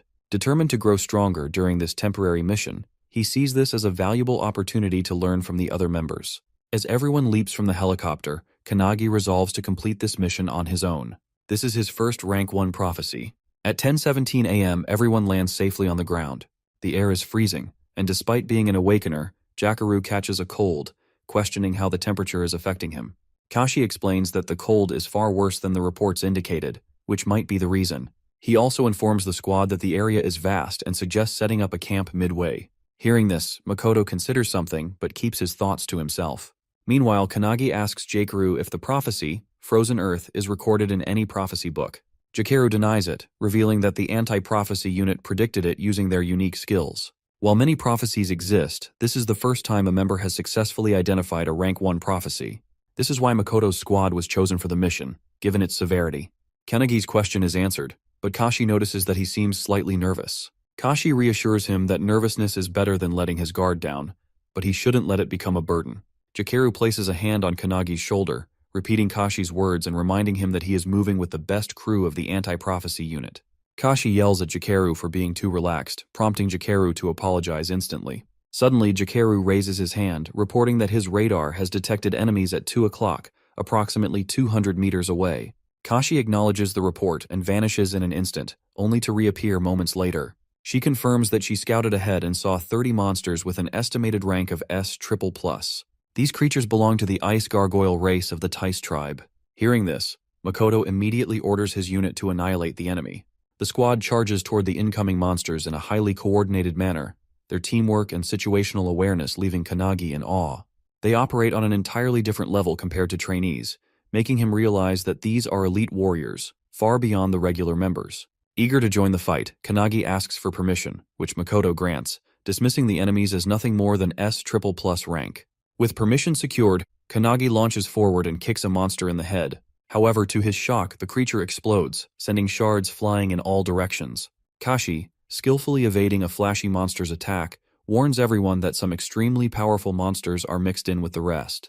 Meanwhile, Kannagi activates his fire-cutting blade and completely obliterates a monster with a fiery attack, sending it flying. Witnessing this, Jakaru is stunned that someone like Kannagi used a Fury Sword skill. Kashi is impressed, while Makoto, with just a few swings of his sword, effortlessly slices through the remaining monsters. He also takes note of Kannagi's fiery sword and realizes that the blue light beam he saw earlier must have come from it. With the monsters defeated, the squad sets up camp in the mountains and begins eating. During their meal, Kashi asks Jakaru what else he saw on his radar. Jakaru reports that there are no boss-level threats within a 10-kilometer range. Hearing this, Kashi sighs in relief, confirming that they can spend the night there. However, she soon wonders, where have Kannagi and the captain gone? On the other side, Kannagi sits by his own campfire, attempting to fuse his spells together just as he did before. However, as he focuses on the process, the captain suddenly arrives from behind and calls him out for his enthusiasm about training. Caught off guard, Kannagi nearly jumps out of his skin as Makoto scared the hell out of him by approaching so silently. After calming him down, Makoto sits beside Kannagi and asks if this is his first time camping and whether he finds it difficult. Kannagi enthusiastically claims that he's fine, but to his surprise, Makoto casually states that he just wants to go home and smoke. Kannagi is taken aback. He never expected someone like the captain to talk about smoking. However, to Kannagi's shock, Makoto then reveals that he's desperate to smoke his cat. Confused and alarmed, Kannagi misinterprets his words, thinking he's talking about drugs. He immediately questions the captain about his cat, to which Makoto, getting uncomfortably close, pulls out his phone and shows him a picture. Kannagi asks for the cat's name, and Makoto reveals it's Oribe. As Kannagi examines the picture, he notices the cat's ferocious gaze, but instead asks if Makoto really misses him. To his surprise, Makoto denies it, revealing that Oribe is a complete menace, always scratching his stuff, vomiting everywhere, and being an overall nightmare. Yet despite all of that, Makoto admits that the cat is still adorable, just like his younger brother Suo. Kannagi finds it strange that Makoto is talking this way, but he listens as the captain, in a hopeful voice, expresses his wish to one day talk with Suo the same way he's talking with Kannagi now. Kannagi, being an only child, admits he can't relate, but he offers a suggestion. Perhaps Makoto should treat Suo the same way he treats his cat. Hearing this, Makoto smiles and agrees. He then shows Kannagi some videos on his phone, shocking him with footage of the captain treating his cat like a baby. Amused, Makoto questions whether that kind of behavior is really okay. Then, with a soft expression, he looks at Kanagi and asks if they can practice together. In his mind, Kanagi doesn't really want to, but before he can answer, Kashi arrives, searching for them. She requests that they return to camp, reminding them that they have to depart early the next morning. Makoto agrees without complaint. That night, however, Makoto and his crew remain unaware of a mysterious figure venturing into the snowy land. The person, casually dressed as if heading to the beach, moves deeper into the frozen terrain. When stopped, he claims to be on a mission to fulfill the prophecy of that place. Holding a small book in his hand, he declares it an important mission. He is a solo awakener, heading toward the very same mountain as Makoto and his squad. At the camp, as Kanagi sleeps, he finds himself training in his dreams with the founders. Today's lesson is archery, meant to improve his concentration. He practices with a heavy bow under the guidance of Margit, who is instructing him. Noticing Kanagi sweating, Margit asks if it's painful to keep his focus steady. As they train, Hinoki loudly complains about why it isn't a sword training day, but the mage quickly silences him, reminding him that it was his turn the previous day. Despite the noise, Margit is impressed that Kanagi remains undisturbed, showing significant improvement in maintaining his concentration compared to their first session. Kanagi explains that he is currently on a mission with an amazing team, which motivates him to give his best. With his focus locked on the target, he releases the arrow, hitting the bullseye with perfect accuracy. Margit is amazed by the precision, while Kanagi drops to the ground, sighing in relief. Margit reminds him not to forget the feeling and calls it a day for training. Realizing that the session is over, Hinoki gets excited, immediately drawing his sword and ordering Kanagi to get up for sword training. However, just as they are about to start, Kanagi is suddenly awakened by his crew as it's time to continue their journey. Before setting off, Makoto briefs everyone, stating that today, they will slay the boss tied to the prophecy. As they venture ahead, they encounter more monsters. This time, a flock of blue birds. As the squad charges toward them, the founders within Kanagi comment on how easy this mission should be, given the team's strength.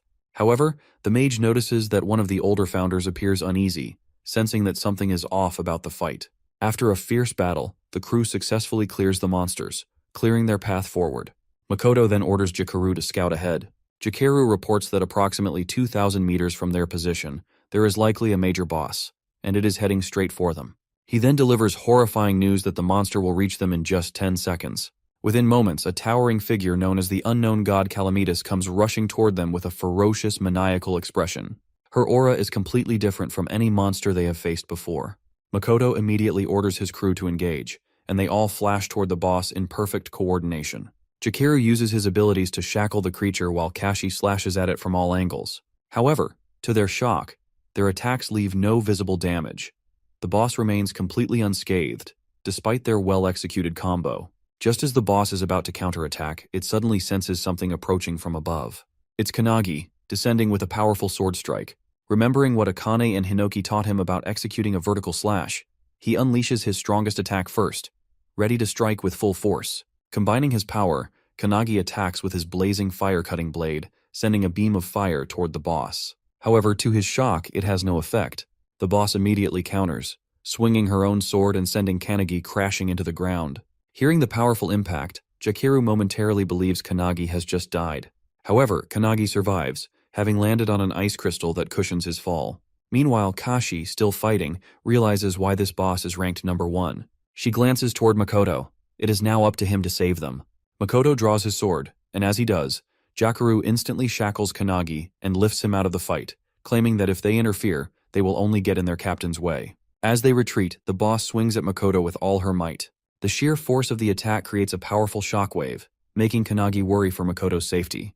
However, to his astonishment, Makoto stops the attack inches away from hitting him. The boss swings again, and once more, Makoto blocks it effortlessly. Without hesitation, he counters with a devastating slash, severing one of the boss's arms. Watching this, Hinoki is beyond impressed, exclaiming that he wants to do the same. However, Kanagi, growing concerned, firmly refuses to let Hinoki take over his body. Meanwhile, standing before the wounded boss, Makoto calmly declares that he had wanted his crew to gain experience fighting a boss of this level. But now, he will end it himself. Hearing this, his crew quickly deploys a barrier around them for protection. As soon as the barrier is up, Makoto channels his red dragon skill into his sword, unleashing blazing flames all around. He then combines it with crimson light, sending a massive inferno straight at the boss, which obliterates nearly half of her body. Kanagi, witnessing this, is utterly shocked. Makoto used a sword flame technique similar to his own, but it was far stronger. Without the protective barrier, they all might have been reduced to ashes. Kennedy quietly apologizes to the boss, saying it was his duty to protect the world. Then, out of nowhere, he meows like a cat, causing an unbearable wave of second-hand embarrassment to wash over everyone. Observing the battle closely, Kannagi realizes that Makoto's technique is vastly different from Hinoki's. His skills are truly on another level. Amazed, Kannagi now deeply desires to learn from him. Meanwhile, Makoto delivers a final follow-up slash, cutting the boss completely in half. However, in an instant, a flash of light streaks through the battlefield. Makoto's arm is suddenly severed. In disbelief, he turns, only to see a gaping hole in Jakaru's body. Kennedy frantically looks around, horror gripping him as he realizes what just happened. One by one, his comrades' bodies are being torn apart, blood spilling onto the ground. They are all dropping dead before his eyes. Kannagi, seeing Jakaru falling, rushes to help him, but with the last of his strength, Jakaru pushes him away. Stumbling backward, Kannagi watches in disbelief as the comrades he fought alongside just seconds ago are now collapsing before his eyes. Despite being on the brink of death, Jakaru is filled with regret. His radar failed to detect the incoming attack, leading to this devastating loss. As he falls, he apologizes to his captain and crashes onto the ground, hoping his team has at least seen where the attack came from. Kashi is safe, but several other members are struck by the same beam, piercing straight through them. Makoto, clutching his severed arm, yells at his team to take cover in the terrain, calling it a skill attack.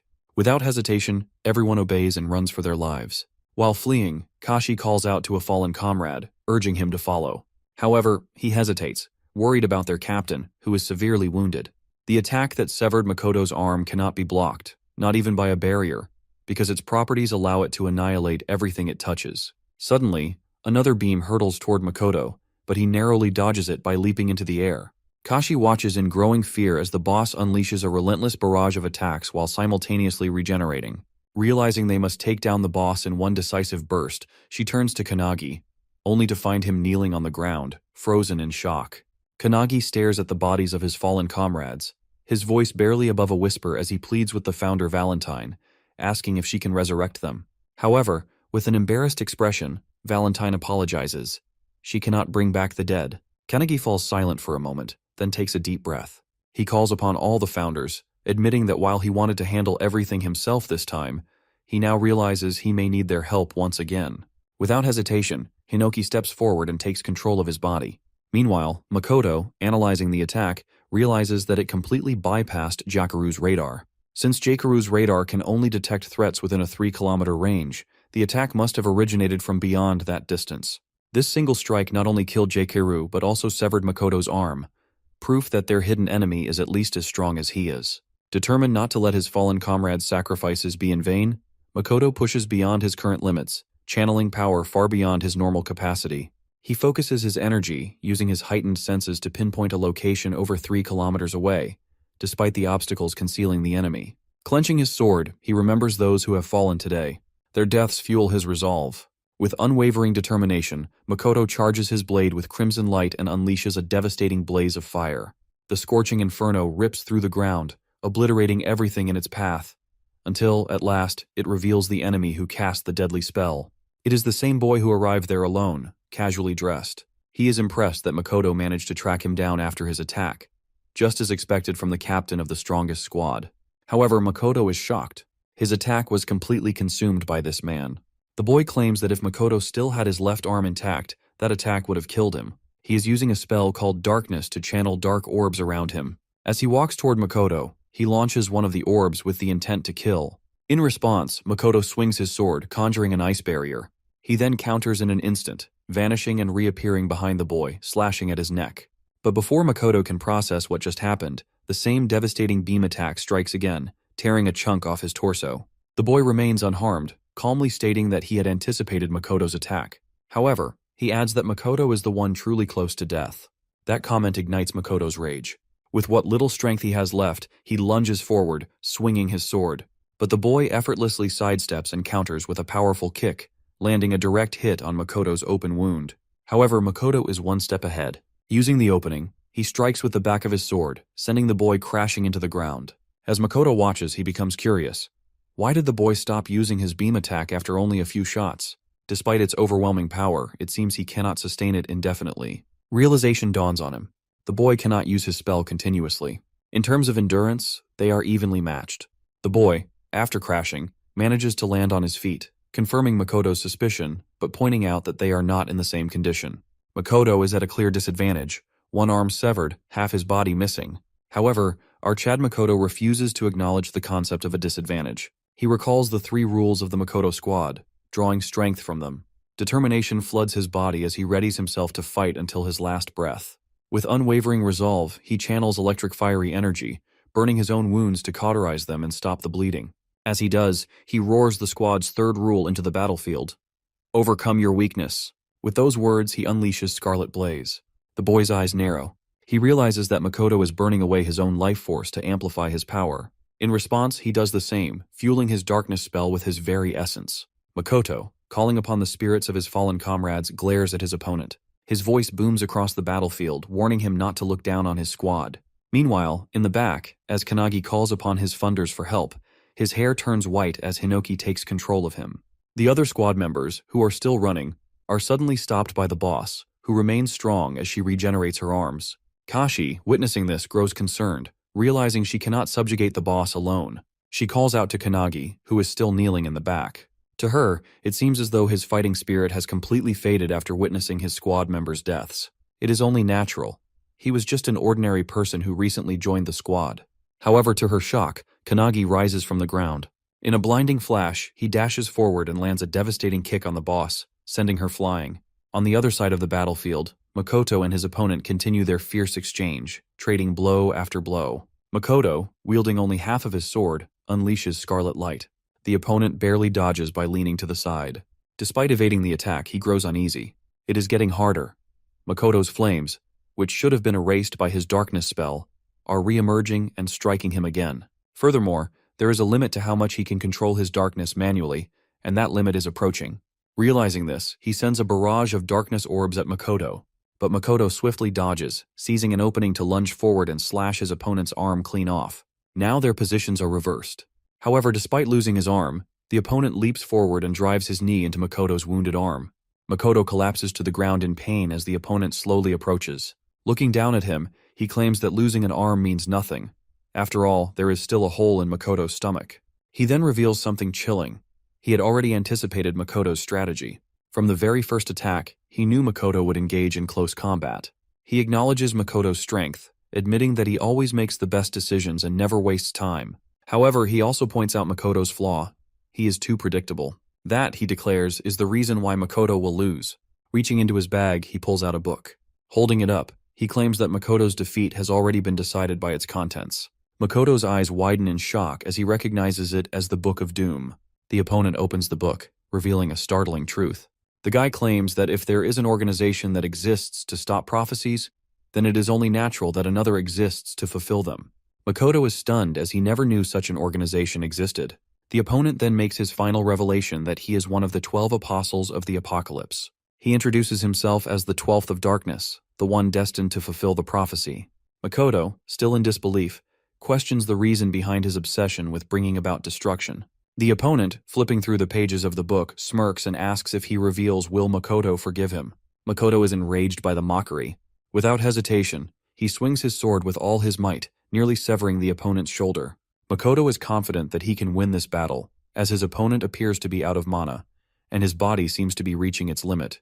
Makoto channels the red dragon form, convinced that it will secure his victory. On the other hand, the guy, with his shoulder nearly severed, is still standing, declaring that this is Makoto's end. With that, he takes out a potion and drinks it, unleashing a flashy burst of light. The light blinds Makoto, and suddenly, within that brilliance, a powerful fist strikes Makoto's face, sending him crashing to the ground. As the dust settles, Makoto is in disbelief, seeing that all the damage he inflicted on the guy has been healed, and his opponent is back to full strength. The guy claims that the potion he used is an artifact, which allowed him to heal completely.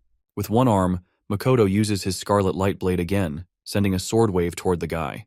However, the guy disperses it with his darkness orbs and counters with a barrage of attacks. Makoto is left in shock, as the artifact the guy used is supposed to be controlled by countries due to how overpowered it is, and no ordinary organization should be able to possess one. The guy kicks Makoto in his gut wound, sending him to the ground, where he takes his final breaths. Seeing Makoto beaten, the guy lets out a sigh of relief, believing he has finally defeated him. Meanwhile, Makoto, remembering his childhood and his comrades, tries to reach for his sword. He also recalls Kanagi's words about treating his brother like his cat, which brings a smile to his bloodied face. With renewed determination, he picks up his sword, but as he is about to swing it, a darkness beam hits him, completely severing the hand holding the sword. The guy, with a confident tone, bids Makoto his final goodbye. However, just as he is about to deliver the finishing blow, someone arrives, parting the crystal behind him. It's Kanagi, backed up by all the founders, ready to get their revenge on the guy who made their disciple cry. Makoto notices Kanagi's presence and is initially worried, but soon realizes that it's not just Kanagi. Something else is emanating from him. The guy also notices the abnormality and the aura radiating from Kanagi. The boy in front of him no longer appears as a vulnerable target, but as an existence that will fiercely defend himself. Growing worried, the guy warns Kanagi not to move, threatening to kill Makoto if he does. However, as he speaks, his arm is severed from his body in a flash. The guy is shocked, unable to comprehend how it happened so quickly. Meanwhile, Kanagi simply swings his sword from a distance, the force of the strike even dulling his blade. The founders notice this, surprised that the sword dulled after just one strike. The alchemist founder steps in, transmuting multiple weapons for Kanagi to use in the fight.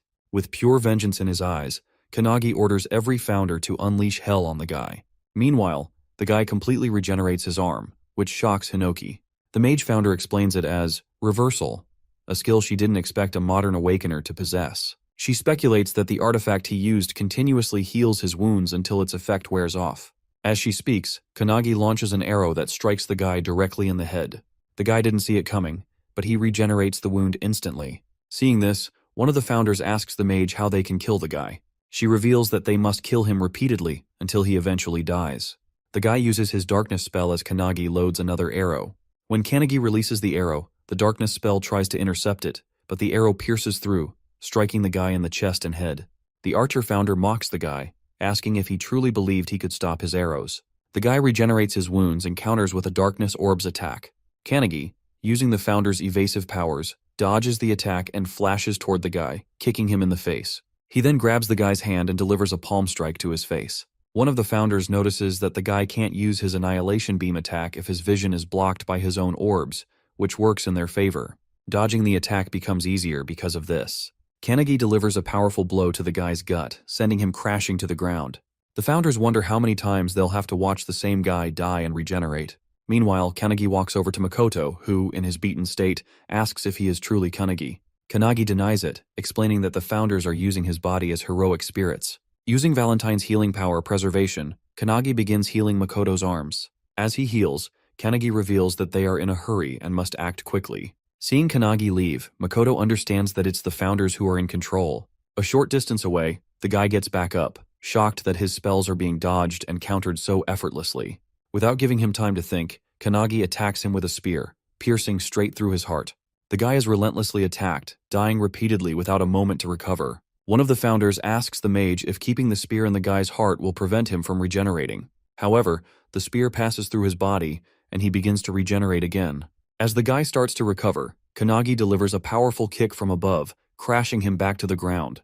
Kanagi wonders which body parts regenerate first if they completely destroy his body. The guy begins regenerating from his hand, but by the time his full body is restored, he is gasping and exhausted. He is being obliterated but refuses to let a boy stop him. Deciding to kill Makoto and escape, he rushes toward him, only to find Kanagi already sitting there, guarding Makoto.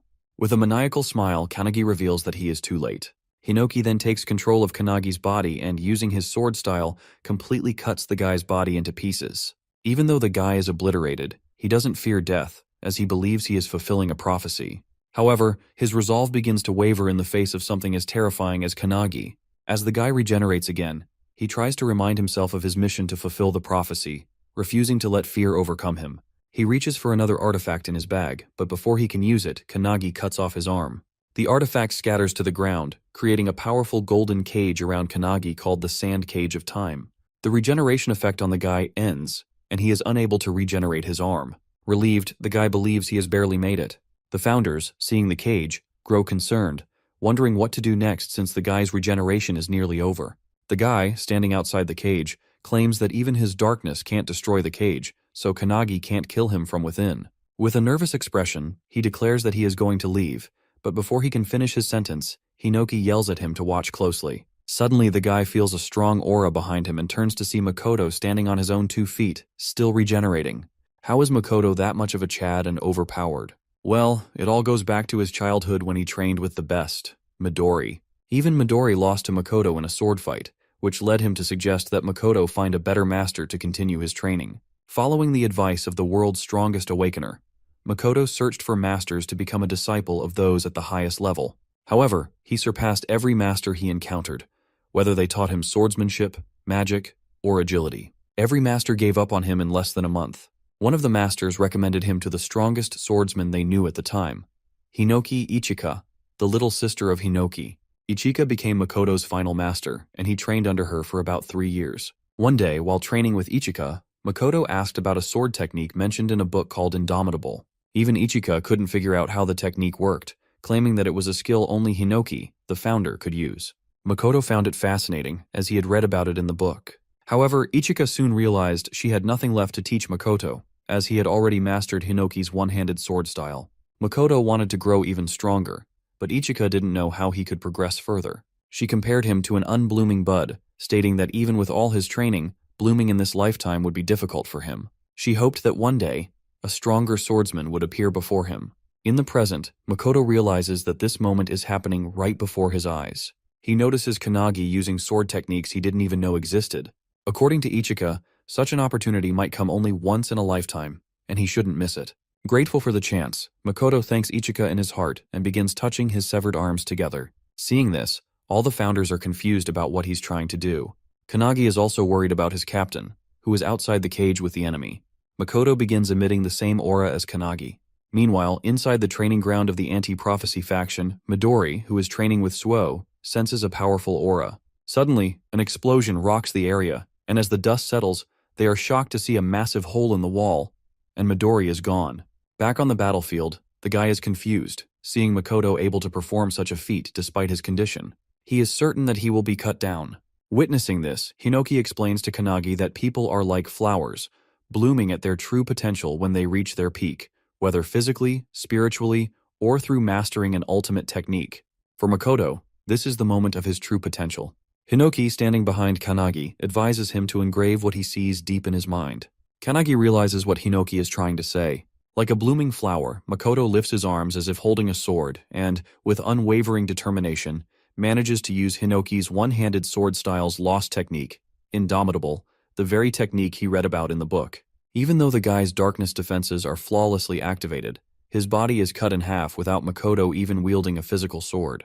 The guy wonders if this is the time and place where he will meet his end. As his body falls apart, Hinoki praises Makoto for materializing a sword that existed only in his mind. Meanwhile, Makoto, though standing in a state of confusion, feels that he has finally become the swordsman he always aspired to be. He considers it a blessing to have spent time with his family, friends, comrades, and subordinates. Every experience he's had has made him stronger. Even if this is his end, he remembers his little brother and his cat, apologizing to them in his heart. As he is about to lose consciousness, he sees Kanagi walking toward him, lending a hand with a smile. Seeing this, Makoto realizes that this death might not be the end, as he can still leave his legacy to the next generation through Kanagi. Grabbing Kanagi's hand, he thanks him and collapses to the ground. As the cage vanishes after the guy's defeat, Kanagi rushes toward his captain, feeling a deep connection through the crest of nothingness. All the other comrades lie lifeless on the ground, but as Makoto is about to join them, Midori comes flying in. He grabs Makoto just in time as he falls. Makoto dies in Midori's arms at the age of 23, after the battle with the darkness user, Pei. F for respect in the chat. Holding Makoto's body, Midori is in despair, unable to believe what has happened. He remembers a time when he asked Makoto why he became the captain of the squad while they were training. According to Midori in the anti-prophecy unit, Makoto was the second strongest after him, and if he were to go all out, no one would be able to match him. Midori had asked Makoto if, with all that strength, he thought it was better to fight alone. This question surprised Makoto, and he asked Midori if he thought he wasn't suited for teamwork. However, the team was more important to Makoto than anything else. He wasn't sure how to express this to Midori, but suddenly, his comrades called him through the security camera. In the group, Jakeru was excited because one of their comrades, Kuzushiro, had just passed the level 2 assignment he had been working on. Kuzushiro was also happy, saying he wanted to tell the captain first. Jakeru, thrilled about the news, suggested they all go out for lunch. Seeing their camaraderie, Midori was taken aback. As Midori listened, Makoto revealed that he was fond of his comrades and that even if he fell wounded in battle, he would be happy knowing he had his comrades by his side. Coming back to the present, Midori holds his friend's body and tells him that his wish of fighting for his comrades has been fulfilled. Even though most of his comrades have fallen, 2 of them are still alive. With tears in his eyes, Midori closes Makoto's eyes, stating that as a leader, Makoto has fulfilled his duties. It's something Midori knows he couldn't have done, but Makoto did it, and with honor. On the other hand, Kanagi is on the ground while all the founders stand behind him. Darkness begins to cloud his consciousness, and the mage explains that it's likely due to Kanagi taking all the blame for the station's destruction and his perceived weakness. All of the founders have also experienced the loss of their comrades, friends, and families. Their hearts were broken as they watched their comrades depart, and in most cases, like Hinoki, they couldn't move on from their wounded hearts. Hinoki walks up to Kanagi, who is kneeling in despair. He calls out to him, but in a hopeless tone, Kanagi reveals that he doesn't want to fight anymore. His heart feels torn apart, and he believes that if he had let the founders fight from the beginning, no one would have died. He now understands that in his attempt to become strong for others, he ended up becoming merely a vessel for the founders. Hinoki, hearing Kanagi's words, tries to say something, but Kanagi is too overwhelmed by his thoughts. He feels the hand he shook with Makoto in his consciousness burning like fire. Kanagi knows that Makoto entrusted him to carry forward his legacy. This brings tears to the founders' eyes, but what Kanagi says next shocks them. He declares that he now not only wants to surpass the founders, but to surpass them with every moment he has. Suddenly, a beam of bright light hits Kanagi as he declares his determination. From now on, he will not let anyone else die. Bro is now 1,000 levels mentally strong. 1 month later, in Nagano Prefecture at Mitake Mountain, Suo is practicing hand-to-hand combat with Kanagi. He sends blow after blow toward Kanagi, who dodges them all. Kanagi then counters with a penetration attack, which Suo blocks, but the attack creates a shockwave behind him. Kanagi is shocked that Suo redirected the force of his penetration spell so effortlessly.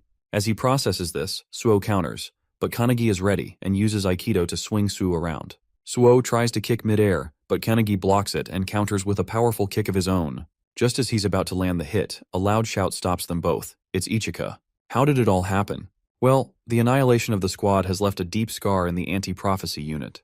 During the funeral of the fallen, everyone was in grief, but Suo stood frozen in front of his brother's picture the entire time. Later, as Kanagi was heading to his room, he saw Suo coming out of Makoto's room, holding some books and a cat. Kanagi recognized the cat as Oribe, the one Makoto often talked about. Suo was shocked that Kanagi knew about his brother's cat, something even he hadn't been aware of. Before entering his brother's room, Suo didn't know about the cute cat, the books, the clothes, the food, or even the thoughts his brother had. He only discovered these things when he went through Makoto's belongings. Kanagi noticed that Suo had a bunch of diaries with him, which he planned to take. These diaries were left by Makoto so that his brother could read them in case he lost his life. All of Makoto's daily training and missions were recorded inside. However, Suo noticed something else. Every sentence in the diaries ended with Makoto worrying about Suo.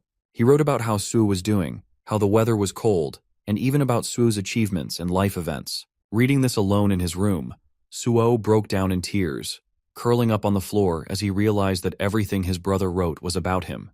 Comment a tear emoji if you're crying too. As Suo revealed all this to Kanagi, Kanagi also shared that Makoto always talked to him about Suo and his cat, Oribe. Hearing this, Suo teared up, declaring that from now on, he wants to get stronger so his brother won't have to worry about him from heaven anymore. With that, they both went to Hinoki Ichika to train. At first, she was cautious of them until they revealed that Suo was Makoto's brother and that Makoto had fallen in battle. This shocked Ichika, but she kept her composure. In sync, both Suo and Kanagi requested her to train them to become stronger. Coming back to the present, Ichika is amazed at how much they've both improved, especially Suo, who has progressed remarkably. Kanagi asks about his own progress, to which Ichika responds with an annoyed sigh, claiming she has nothing left to teach Kanagi since he already knows everything. She jokes that it should be her asking him to teach her instead. She then kicks a stick toward both of them and, with a manic grin, declares that she is the sword, challenging them to come at her. With that, they both charge at her, Suo striking from the front while Kanagi attacks from above. As they fight, Kanagi is determined to get stronger and is confident that he will become the strongest awakener in the world.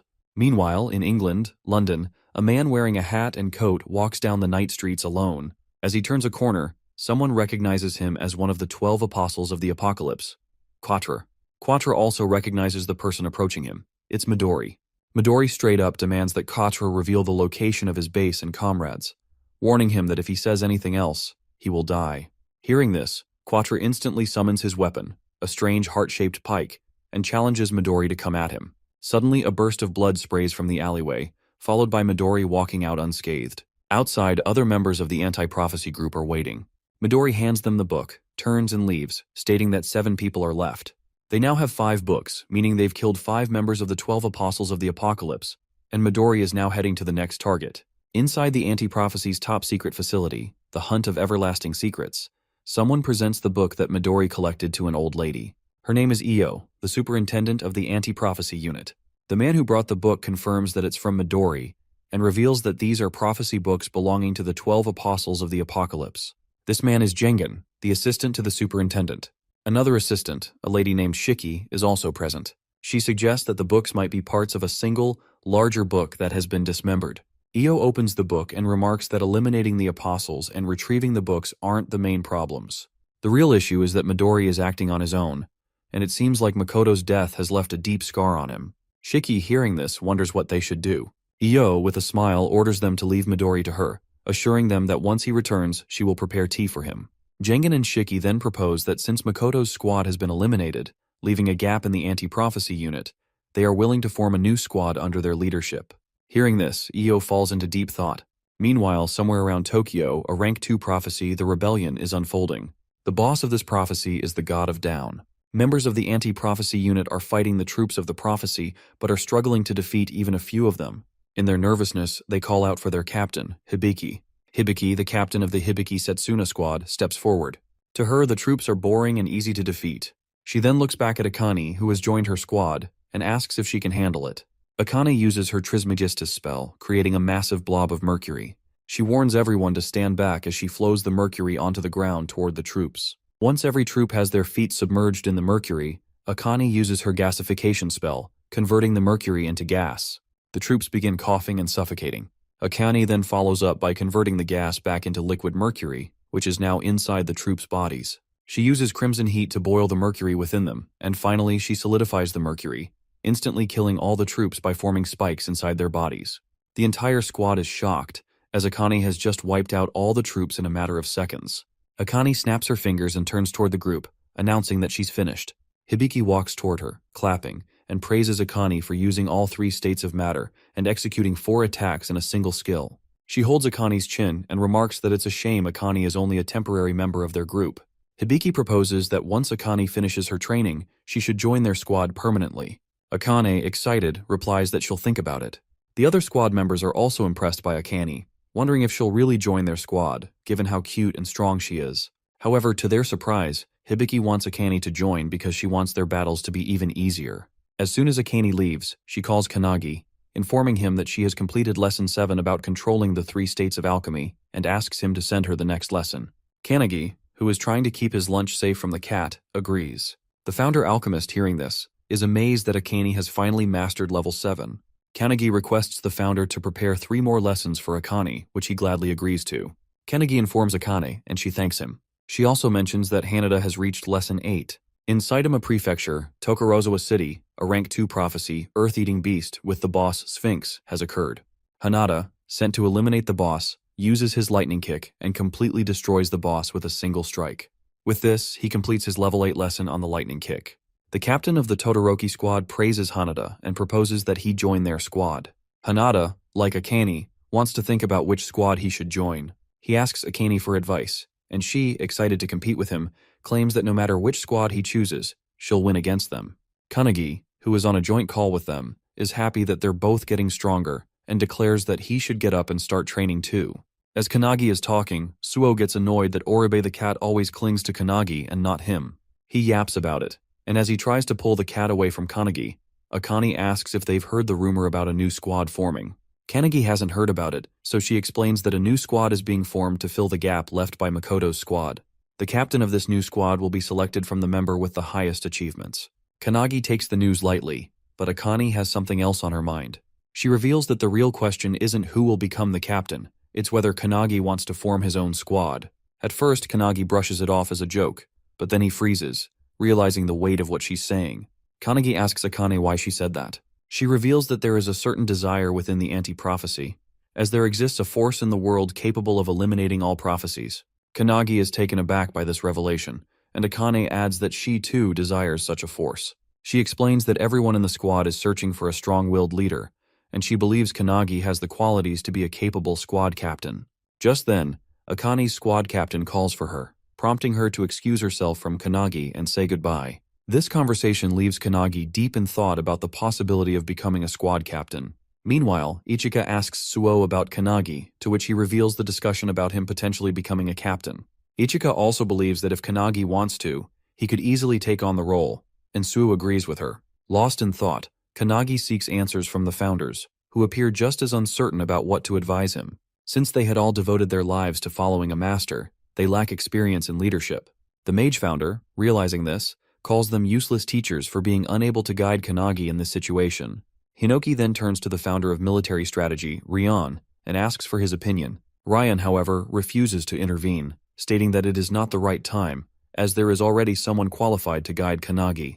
Before Kanagi can process this, his thoughts are abruptly interrupted by a wooden spear striking the ground inches away from him. Looking up, he sees Ichika approaching, urging him not to waste his time overthinking and instead continue his training. With a maniacal grin, she challenges him to use his flash step against her. Kanagi agrees, leaping down from the rock and using flash step in combination with ripple step to land softly. Ichika watches in amazement, wondering about Kanagi's true identity. To her, the level of skill he has attained in just 6 months is impossible for a normal awakener. Recalling Hinoki's rigorous training sessions where he failed countless times while learning flash step, Kanagi lets out a laugh. However, before he can dwell on the memory, he senses an aura of energy surging toward him. Noticing Ichika charging at him with her wooden staff infused with energy, he swiftly dodges.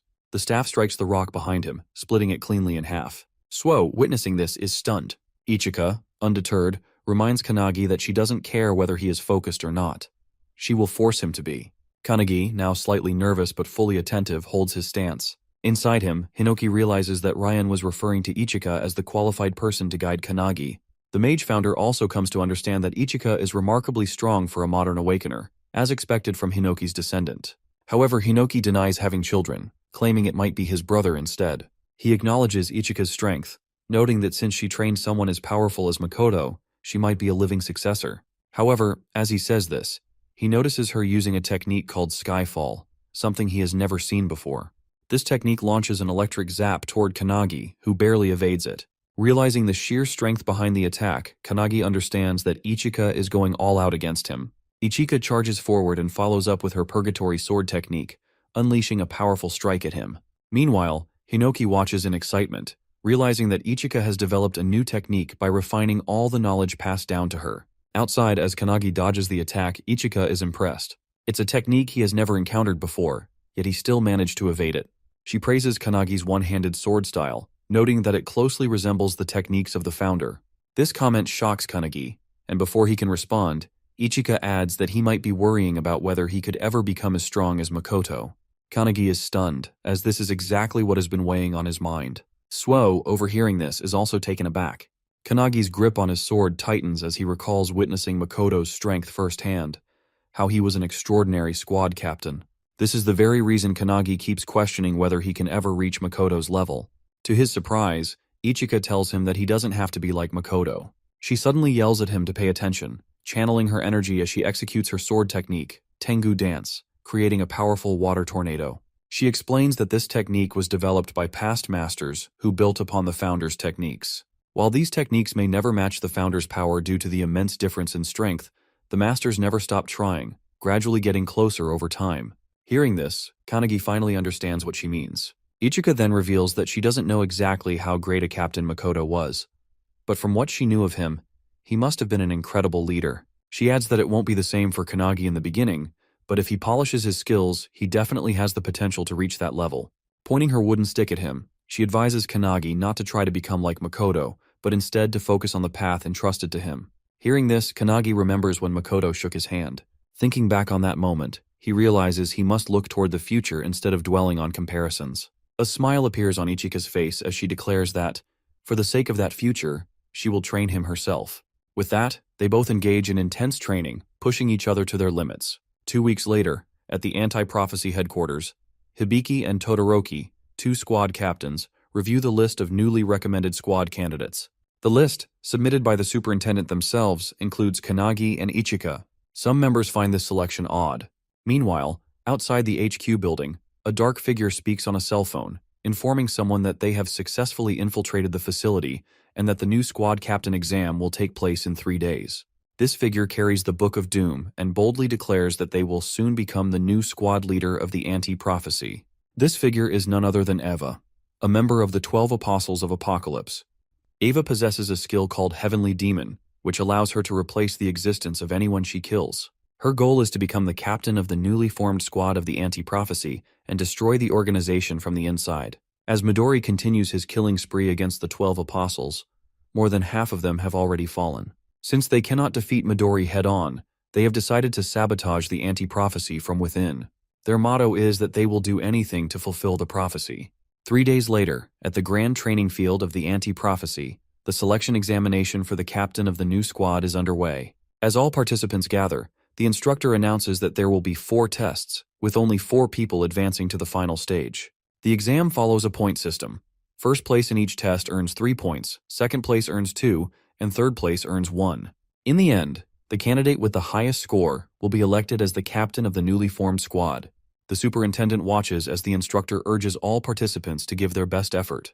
In unison, they yell, "Yes!" Among them, Kanagi feels the weight of everyone's gaze.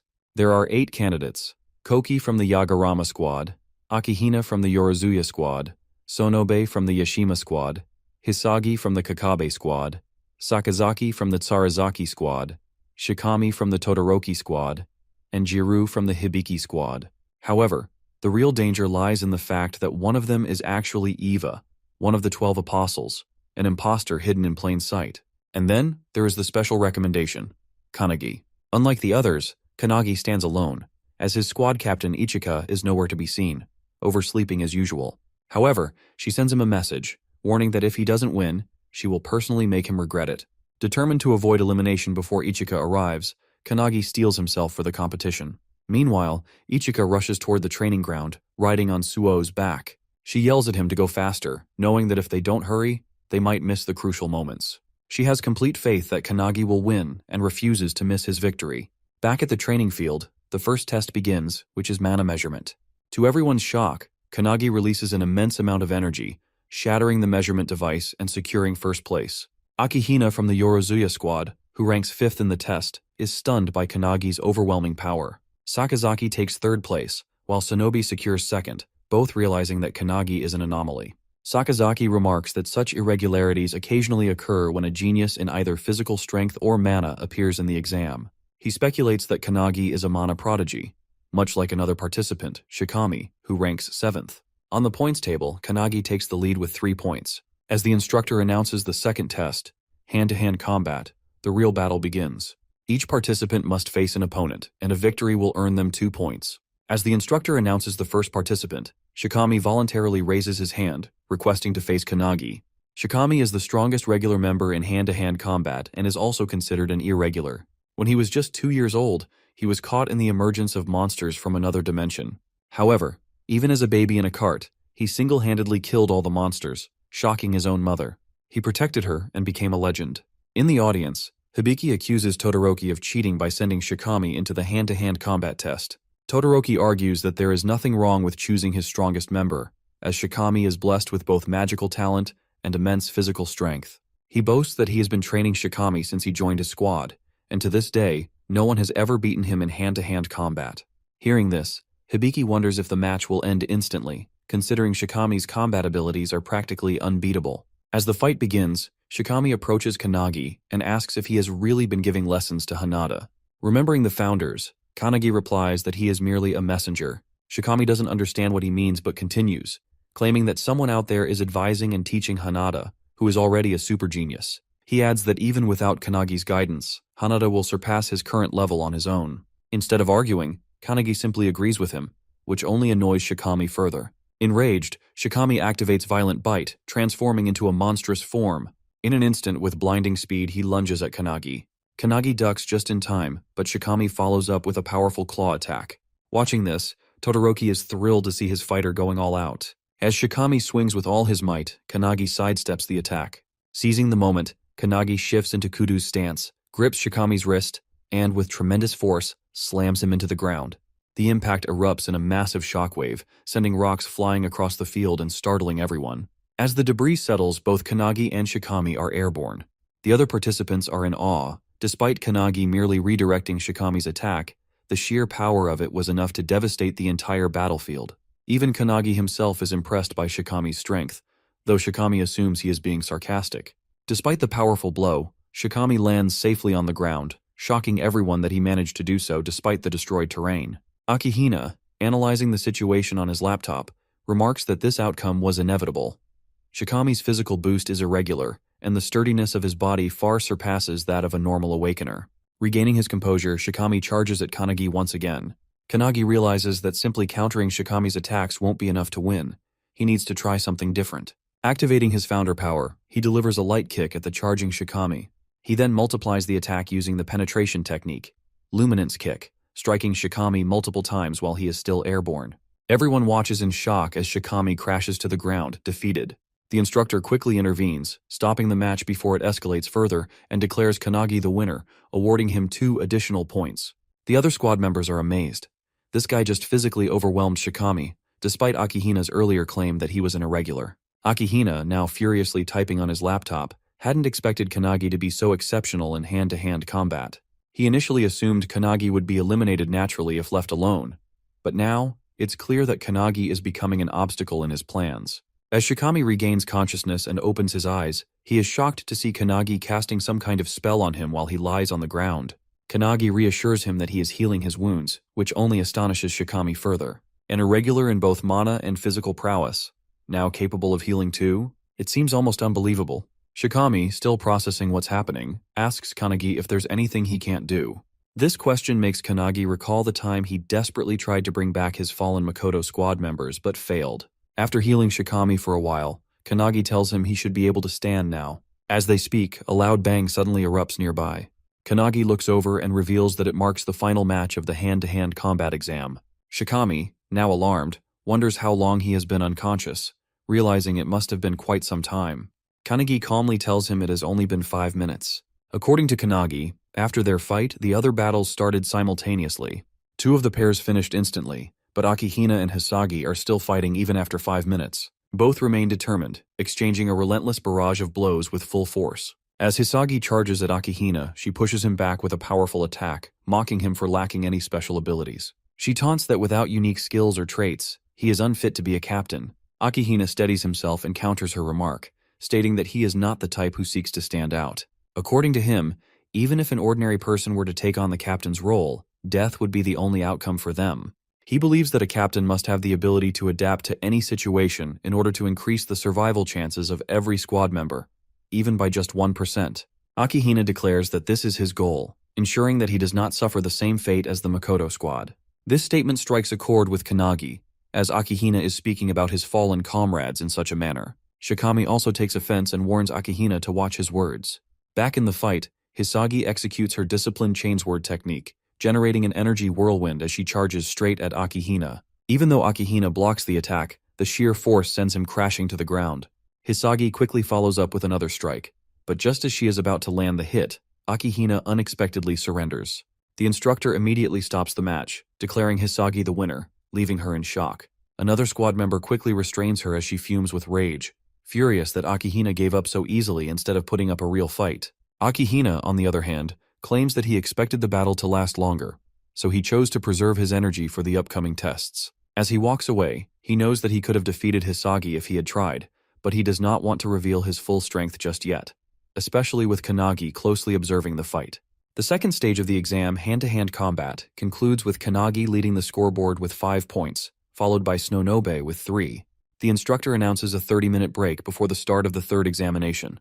He also reveals that in the next round, the 4 participants with the lowest scores will be eliminated. As the lunch break begins, Kanagi wonders about Ichika and Su, who should have been there but are still missing.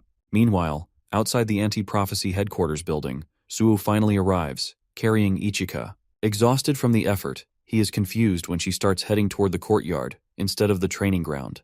When he questions her, Ichika reveals that she can smell traces of an aura, one that suggests someone has recently died there. According to her, it appears to be the residue of an awakener who was killed by an overwhelmingly powerful monster. Hearing this, Suo is stunned. If an awakener was truly killed here, it means someone may have infiltrated the anti-prophecy headquarters, despite this place being a well-kept secret. Ichika argues that the 12 apostles are strong enough to have figured out how to find this location, shocking Suo even further. When he asks about their possible motive, she ignores the question and instead suggests they head to the training venue. In her mind, however, she knows that whoever died was likely at the level of a squad captain. But with no official reports of such an incident, the situation is becoming more intriguing. Now, not only Midori but also Ichika, Suo, and, most notably, Kanagi are all working toward the same goal, avenging Captain Makoto's death. During the lunch break, as everyone patches up their wounds, eats their meals, and casually converses, Akihina sits alone, focused on his laptop. Meanwhile, Kanagi, who is sitting with Shikami, becomes excited when he notices his comrades, Ichika and Suo, arriving. The atmosphere shifts as others grow nervous upon recognizing Ichika, one of the 5 elite members of the Anti-Prophecy Special Task Force, alongside Midori. Suo, observing the gathered captains, feels uneasy. Ichika had claimed that a captain had been killed, yet all 7 captains are present on the training ground. Hearing this, Ichika smirks and calls Kanagi over to share something important. She tells him everything, shocking him with the revelation that one of the captains might actually be a member of the 12 apostles in disguise. According to Ichika, the probability is high based on the aura residue she sensed in the courtyard. The individual who died was undoubtedly at a captain's level, yet all captains are accounted for, making the situation highly suspicious. Logically, it should be impossible. But if someone is disguising themselves as the victim, then there is an imposter among them. Realizing the potential danger, Kanagi grows tense, and Suo agrees. The person who just killed a captain-level individual is standing among them. I know it's an Among Us reference. Cheeky. Suo fears that if they don't solve this problem soon, there may be more victims. If they leave it as it is, there's a possibility that a prophecy at a level where human extinction is inevitable might appear. However, Ichika, with an evil grin, suggests a far more ruthless approach, killing everyone there to eliminate the threat entirely. Suo and Kanagi immediately oppose the idea, arguing that they only need to find and eliminate the one member of the 12 apostles lurking among them. Ichika, now excited, points out that if they are dealing with the 12 apostles, this might be their chance to avenge Makoto. After all, they are the ones responsible for his death. She asks Kanagi if he feels the same, and as he recalls what happened to Makoto and their squad, he confirms. Suo, clenching his fists, also remembers everything that happened to his brother. Kanagi then turns to Azure, the founder of the detectives, for his opinion. Azure suggests that he should first examine the crime scene, but given that they are in the middle of an examination, he knows that isn't possible. Kanagi considers hurrying there since there's still some time left before the lunch break ends. However, Azure warns that this might alert the culprit. If the apostle they are dealing with is as strong as the one they faced at the Snowy Mountain, he could easily wipe out everyone here if he wished. They need to be prepared if that happens. Taking this into account, Kanagi decides to head to the training ground after today's test, but asks if there's a possibility that even the founders wouldn't be able to detect any aura residue at the crime scene. Hinoki then reveals that they have been near a volcano for the past month, where he trained and mastered his one-handed sword technique. He explains that the volcano might be interfering with the flow of their chi, potentially making it difficult to sense any residual energy. Mage also reveals that if the aura can only be sensed at close range, it is almost certainly from a 12 Apostles class enemy. Azure, annoyed that they are taking over his detective work, is about to protest, but Hinoki shuts him down, suggesting they focus on catching the culprit so he can kill him. Returning to the interrogation, Azure tells Kanagi to ask Ichika a question. Kanagi then asks if there is a possibility that the apostle infiltrated as a candidate rather than as a captain. This catches Ichika off guard, but after a moment, she confirms that it's possible, if they are talking about the captain candidates. However, she insists they cannot rule out suspicion on the squad captains either. Kanagi understands but quickly forms an idea that he plans to use in the next test, assuming it involves combat abilities. However, just a few minutes later, the instructor announces the start of the 3rd stage of the examination, revealing that it is a written test, completely shocking Kanagi. The candidates are seated in private chambers where no phones are allowed, making it impossible for Kanagi to gather any information about the infiltrator. The test focuses on the rules of the anti-prophecy, something Kanagi doesn't understand at all. However, he refuses to give up, determined to push through. When the test ends, the instructor announces the results. Kanagi fails to earn any points, while Akihina jumps to 2nd place with 3 points. The last 4 candidates, including Shikami, are eliminated. Kanagi feels embarrassed about getting the lowest score in the writing exam, but as he stands there frustrated, Shikami walks up to him and encourages him, telling him that he did well. Both Kanagi and Shikami receive 0 scores in the writing test, but Shikami is especially frustrated about Akihina earning full marks. Despite this, he praises Kanagi for maintaining first place and assures him that he will be cheering for him in the second half of the exam. He wonders who will be selected as the new captain and adds that after the captain is chosen, the superintendent will also evaluate whether the newly formed squad will function properly. Shikami explains that the minimum number of members in a squad is 7, meaning the captain must recruit at least 6 more members. He advises Kanagi to start considering which candidates he will recruit once he becomes a captain. Placing a hand on Kanagi's shoulder, Shikami offers himself as a squad member, emphasizing his strong physical abilities. Then with a grin, he walks away, wishing Kanagi the best for the rest of the exam. As Shikami leaves, Azure approaches Kanagi and tells him to visit the crime scene. However, something in Azure's confident tone makes Kanagi realize that he has already identified the culprit. Azure confirms this, but states that he still needs solid evidence to make an official deduction. He then declares that they will now go on the offensive against the 12 apostles. The mage explains everything that has happened so far, and mentions that Detective Azure assists Kanagi with his deductions and methods. This annoys Hinoki, as the mage speaks in a roundabout manner, but she does so intentionally to lighten the mood with her narration. They are at the crime scene, where Azure takes over for Kanagi and begins examining the area. As expected, everything aligns with his suspicions. With the victim's identity confirmed, he now also knows who the culprit is. Hearing this, Hinoki realizes that their opponent is indeed one of the 12 apostles, which means he might have obtained the Book of Doom, the same one the last apostle possessed. The mage then asks what they should do next. Just as Kanagi is about to respond, he suddenly feels a surge of energy and is transported into a cloudy realm. There, he encounters an old lady who, when asked, simply claims to be a random granny passing by. She inquires about his investigation, and Kanagi reveals that a murder has been committed. The culprit has taken on someone else's form and appears to be highly skilled. Upon hearing this, the granny asks if they should find the culprit now. However, Kanagi explains that they already know who it is, not by mere guesswork, but with solid proof. Despite this, he admits that he cannot expose the truth just yet. The granny is confused, as she believes that revealing the culprit and eliminating them immediately would be the best course of action. However, Kanagi argues that while it may seem that way, there are actually 2 culprits instead of 1.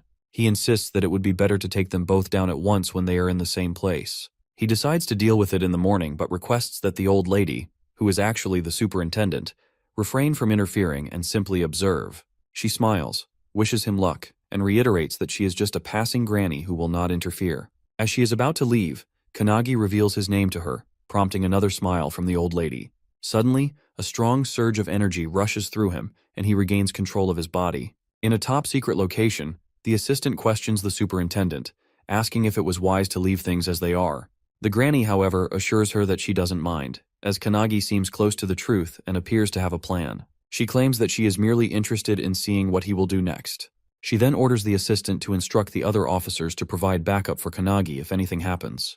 The assistant agrees, but admits that even after walking near the residual traces, she didn't find anything particularly interesting. Still, the superintendent places her trust in Kanagi's words. The assistant is puzzled as to why the superintendent has so much faith in him. In response, the granny reveals that it is because of the confidence and determination she saw in his eyes. The next day, as Kanagi walks through the woods, Shikami joins him, explaining the details of the next test. This test will evaluate their performance based on how well they would function as a squad captain. Shikami already expects Akihina to rely on his strategic skills, but he expresses his support for Kanagi instead. Kanagi thanks him, but suddenly, out of nowhere, asks why Shikami deliberately dropped out of the examination. After a brief yet sinister pause, Shikami turns to him and claims that he changed his strategy midway. Instead of becoming a captain himself, he now prefers to operate in his own way under the command of a strong captain. Kanagi narrows his eyes in suspicion and accuses Shikami of doing it so he could eliminate all the promising members of the squad. Ichika is also present, hiding in the trees just in case. Hearing Kanagi's suspicion, Shikami openly admits that he has no problem killing someone if it is necessary for a replacement. He explains that during the third test, he struggled to write anything because his brain could only process and retrieve the information already stored in it, which is why he ended up with a score of 0. Calling himself a fool, he accepts that it would be better for him to simply eliminate Akihina's body instead. As they step into an open field, all the squad captains and members surround them. In the center, Todoroki is chained to the ground, while Hibiki and another captain stand beside him. With her usual casual and cocky demeanor, Hibiki refers to Shikami as Mr. Apostle and asks him to introduce himself. Realizing his disguise has been exposed, Shikami deepens his voice and reveals his true identity, Ava, the ninth apostle. Ava then explains her ability, adding that she can also extract information directly from a host's brain. She claims that she killed Shikami because he possessed the strongest physique among the contenders. Hibiki smirks and asks if Eva's goal is to sabotage the anti-prophecy from the inside. Ava confirms this, but admits that since she has failed, she now has no choice but to kill everyone present. However, before doing so, she wants to know who first discovered her true identity. Hibiki points toward Kanagi, who is standing right beside Eva. With an evil grin, Ava glares at him and remarks that she never expected him to have the audacity to stand so close to her. Turning to face him, she radiates immense energy and demands to know who the hell is he. But how did all of this happen?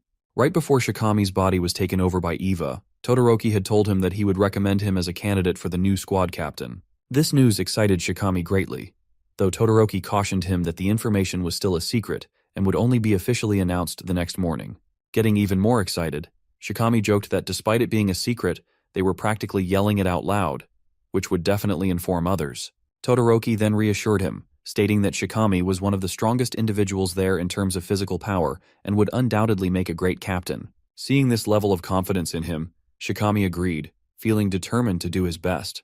However, just as he was fist-bumping Todoroki, something slashed him into pieces. In an instant, Shikami was cut down right in front of Todoroki, leaving him utterly shocked and unable to process what had just happened. Suddenly, a deep voice echoed through the air, mocking Shikami's weakness and questioning if this was truly the standard for a squad captain candidate in the anti-prophecy unit. The figure then answered its own question, claiming that the squad had only grown strong thanks to artifacts and the one who had provided them. Stepping forward, the figure introduced herself as Ava, one of the 12 apostles, and declared that she was looking forward to their future. Walking up to Shikami's lifeless body, Eva activated her heavenly demon skill, taking complete control over it. As she is channeling her power, Todoroki, with his mighty punch Vajra, smashes her entire body into a splatter of blood. Tearing up in rage, Todoroki breathes heavily, but to his shock, he suddenly hears applause from behind him.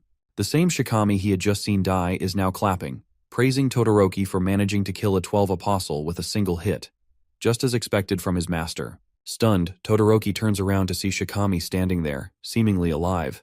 However, before he can even react, his body is instantly sliced in half by Eva, who had taken on Shikami's form.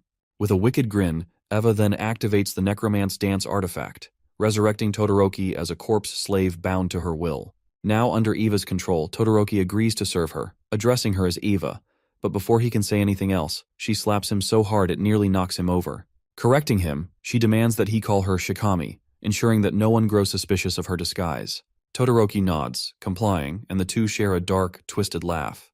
Meanwhile, at the crime scene, Kanagi and Azure investigate. Using his unique skill, theatrical detective, Azure rewinds time to witness everything that transpired there. This powerful ability allows him to replay past events at a crime scene, giving him a first-hand view of what truly happened.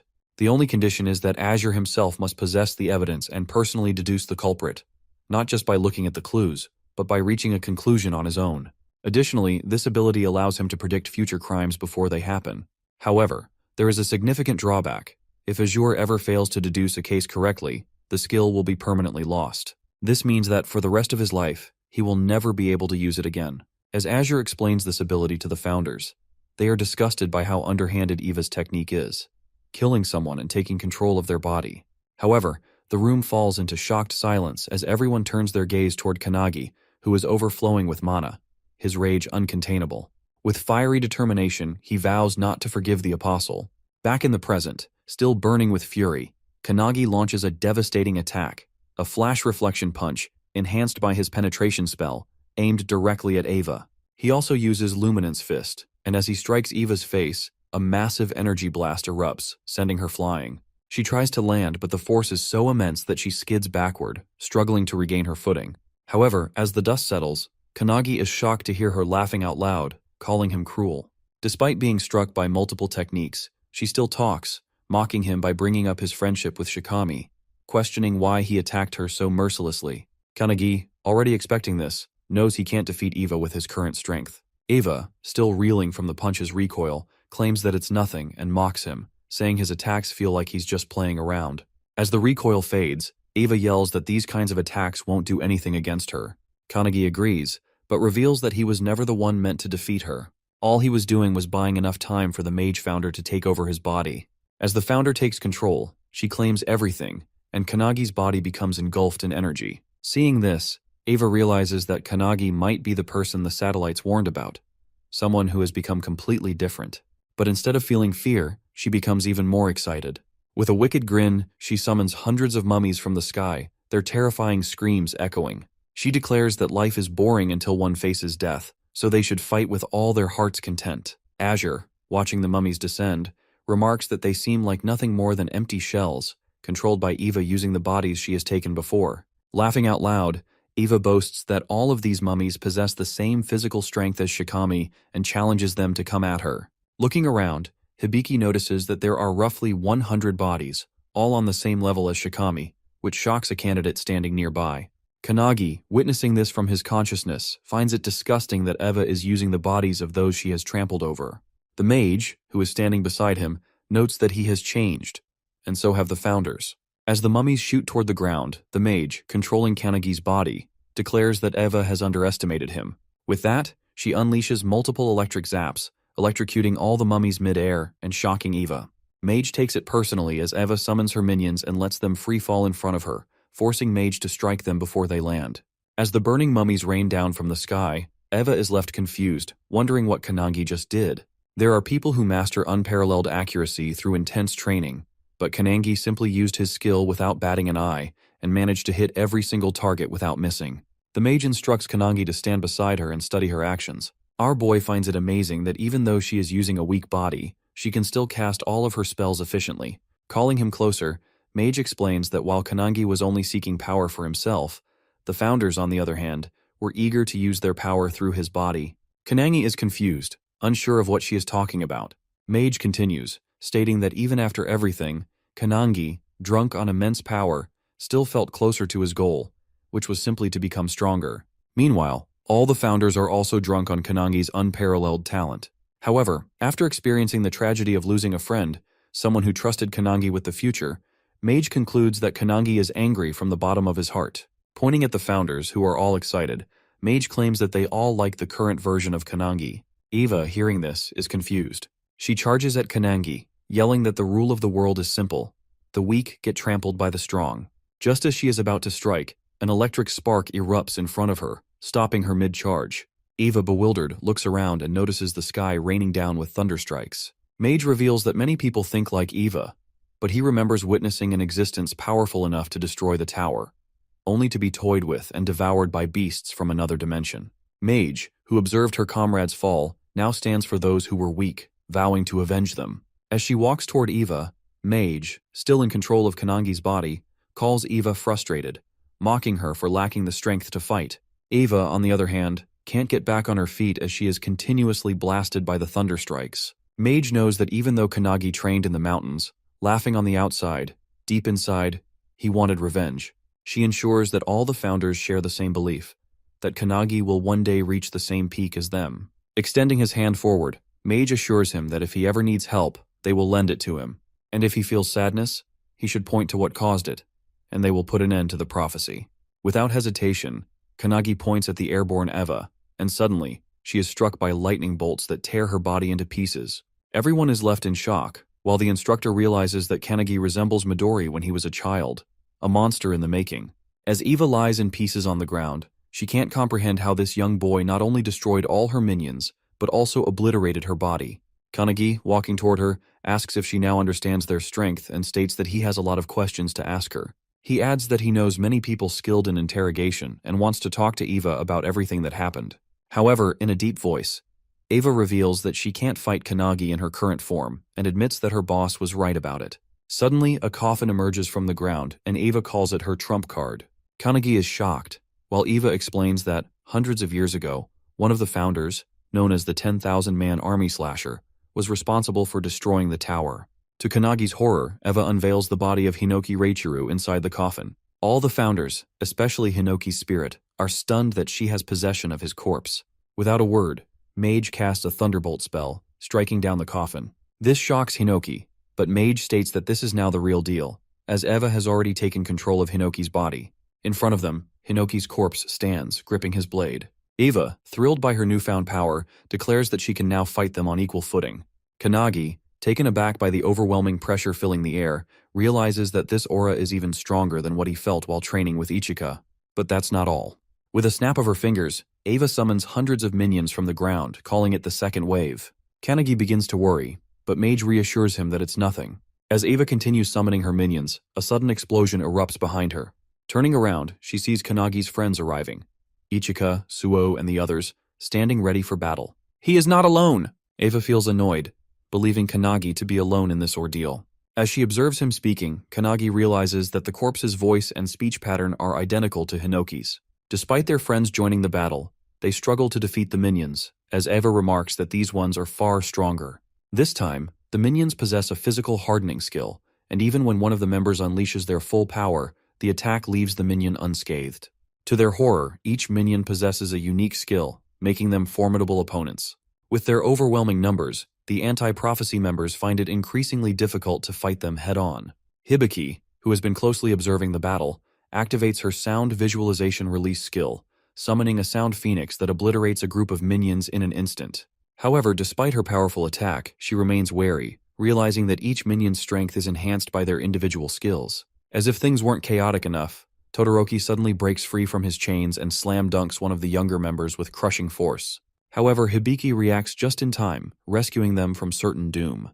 Amidst all that, Eva is reveling in the chaos, thoroughly enjoying herself. She smugly declares that in a battle like this, only the squad captains have a chance of survival. Hearing this, Kanagi turns to the other founders for their opinions, but they all remain silent. He then faces Mage and asks her to let him take control of the body for a moment. She is surprised by the request but ultimately agrees. Taking control, he confidently mocks Eva, accusing her of underestimating his friends, something she should not have done.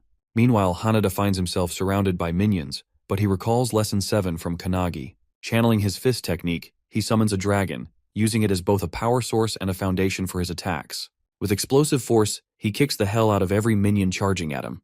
A while ago, Founder Spirit Wantak had observed Hanada's muscular yet flexible build, noting his tendency to rely on single-point concentrated strikes paired with his agility. Another founder, Eilerson, had argued that while it was not a bad technique, it could be far more effective with their guidance. Now, in the present, Hanada flawlessly integrates all the techniques they have taught him, moving like a coiling snake, striking from every angle and obliterating the minions with precision. At the same time, Akane stands her ground, ready to face the horde of minions rushing toward her. She remembers Kanagi's advice about the transmute technique, which converts an imperfect substance into perfection. In the past, she could only produce cheap, low-quality weapons, but now, she uses her alchemical prowess to defy limitations, crafting stone golems from the earth itself. This is something she mastered in Lesson 8, and with it, she can even destroy the hardened physiques of the minions with ease.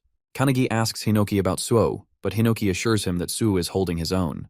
While he may not be as brilliant as his brother, he has his own talents. At this moment, he is skillfully wielding Hinoki's one-handed sword style combined with the Sky Fall skill, cutting down a swarm of minions with a single powerful swing. He then enhances the attack by merging it with Calendula, creating a flower-shaped slash that strikes the minions in a wide area of effect attack. Watching this, Ichika feels a sense of pride, impressed by how her student is seamlessly combining techniques and skills. However, in her opinion, Kanagi's feats remain unparalleled due to the complexity of his combinations. As she continues cutting down minions, lost in thought, she suddenly notices a massive fire tornado forming before her.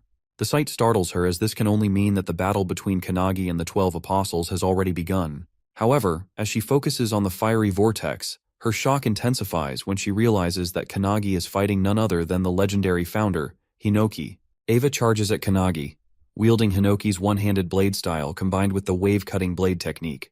However, our boy effortlessly sidesteps the attack with the precision of Goku in Ultra Instinct. Despite missing her target, Eva's strike completely obliterates the ground beneath them. Kanagi immediately counters with Mage's Thunderbolt attack, but it barely phases someone as powerful as Eva. She retaliates with her devastating dice slash skill, slicing the entire battlefield into countless cubes, even cutting down her own minions in the process. However, our boy survives, leaping onto one of the floating cubes and recalling that he has endured this very skill with his own body before. Meanwhile, as the battlefield is reduced to shifting cubes, The other members struggle just to stay upright. One member desperately clings to another who is about to plummet into the abyss. But before they can pull them up, the dice slash severs his arm, sending her tumbling down.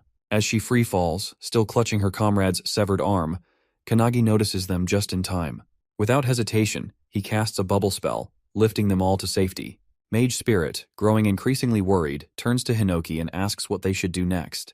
However, Hinoki simply leaves the decision up to her, telling her to do whatever she wants. She agrees, and just as Ava unleashes Splitting Cloud, a powerful beam blast that engulfs the entire battlefield, even Hibiki, a squad captain, is left stunned by the sheer madness of it. Meanwhile, Eva is thrilled by the capabilities of a founder's body, marveling at how perfectly suited Hinoki's body is for battle.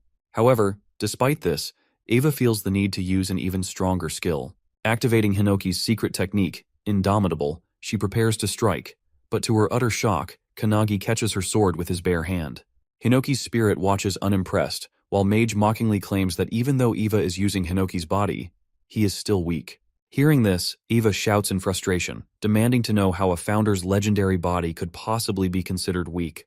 Desperate for a stronger skill, she frantically searches through Hinoki's memories, trying to extract something more powerful. As she forces his way deeper into Hinoki's mind, her eyes begin to tear up, as if she has just seen something truly terrifying. Eva's tears stem from the overwhelming memory of Hinoki's past, back when he was still alive during the time of the towers. Just witnessing this memory pushes Eva to the brink of madness. In the vision, Hinoki slices through an entire tower with a single swing of his blade. However, despite this awe-inspiring feat, he grows colder and more detached with each passing battle. Eva struggles to comprehend how a mere human's wisdom and skill could reach such an unfathomable level. Hinoki's memories are filled with countless acts of destruction, severing human bodies, cutting down monsters, slicing through the sea itself, and even wounding the planet. The sheer weight of these memories crushes Eva's spirit, leaving her crumbling under the pressure. She desperately wonders where she should go, how she can possibly grow stronger, but the weight of it all is unbearable. Her very soul begins to fracture, feeling as though it's about to shatter into nothingness. Hinoki's spirit, unbothered and relaxed, simply remarks that Ava's spirit should just break apart. However, another founder quickly warns that if it does, it will go berserk, slaughtering everything around it. And to their horror, that is exactly what happens. Ava's spirit shatters. It lets out a piercing scream, so powerful that it is felt even in the distant city of Takasaki. The force of the scream triggers an immediate evacuation, as residents check their phones and discover that the source of the aura is coming from Nagano Prefecture, a staggering 100 kilometers away. Yet, despite the distance, the shockwaves still reach them. Panic spreads as people fear that the end of times has arrived, or that a monstrous entity has emerged. Back on the battlefield, as Eva's scream echoes, the very rocks begin to levitate off the ground. The overwhelming aura crushes down on everyone present, weighing heavily on their shoulders. Weaker members begin coughing violently, their bodies pinned to the ground under the sheer force of it. Kannagi, witnessing this, shouts for Hinoki, but the spirit remains unbothered, still relaxing as if nothing is happening. He simply replies that he has left everything to the mage, and Mage agrees. Meanwhile, as Eva steps toward Kannagi, Mage raises her sleeve, revealing the seal of truth on her arm. With unwavering confidence, she declares that if she must use Kannagi's body, she will end this in just one strike. As she unleashes the seal of truth, Kannagi's body begins radiating with immense energy. Witnessing this, Akane is in complete disbelief. The alchemist's spirit within Kannagi speaks, telling him that he and Akane must watch carefully. He explains that whether it is magic or alchemy, they are the pursuers of truth, and in this moment, Kannagi will reach one of those truths. As he continues speaking, Kannagi's arms become marked with the same seals that Mage once bore. The alchemist spirit wonders if Kannagi's body can withstand the fragments of truth, or if it will crumble under the weight of such power. Meanwhile, Ava's soul is already shattered into pieces, and the only thing driving her body is the lingering residue of her spirit. Yet the body moves instinctively, as if guided by primal urges, just like a wild animal. Hinoki, who was once mature and composed, abandoned his body to this state long ago, and to describe that phenomenon, they call it truth ignorance. As Ava grows more enraged, she unleashes a surge of dark energy, her aura twisting and distorting the air around her. Mage, witnessing this, foresees a future where the energy becomes so overwhelmingly powerful that it destroys everyone, including Kannagi, and even affects people far across the continent. Ava could very well be the end of the world in that moment. Kannagi, realizing the severity of the situation, recognizes the danger in the vision. Mage then activates one of her skills, Magus of Truth, a technique designed to counter the skills of its target. The technique is so powerful that the world itself can hardly bear its immense force.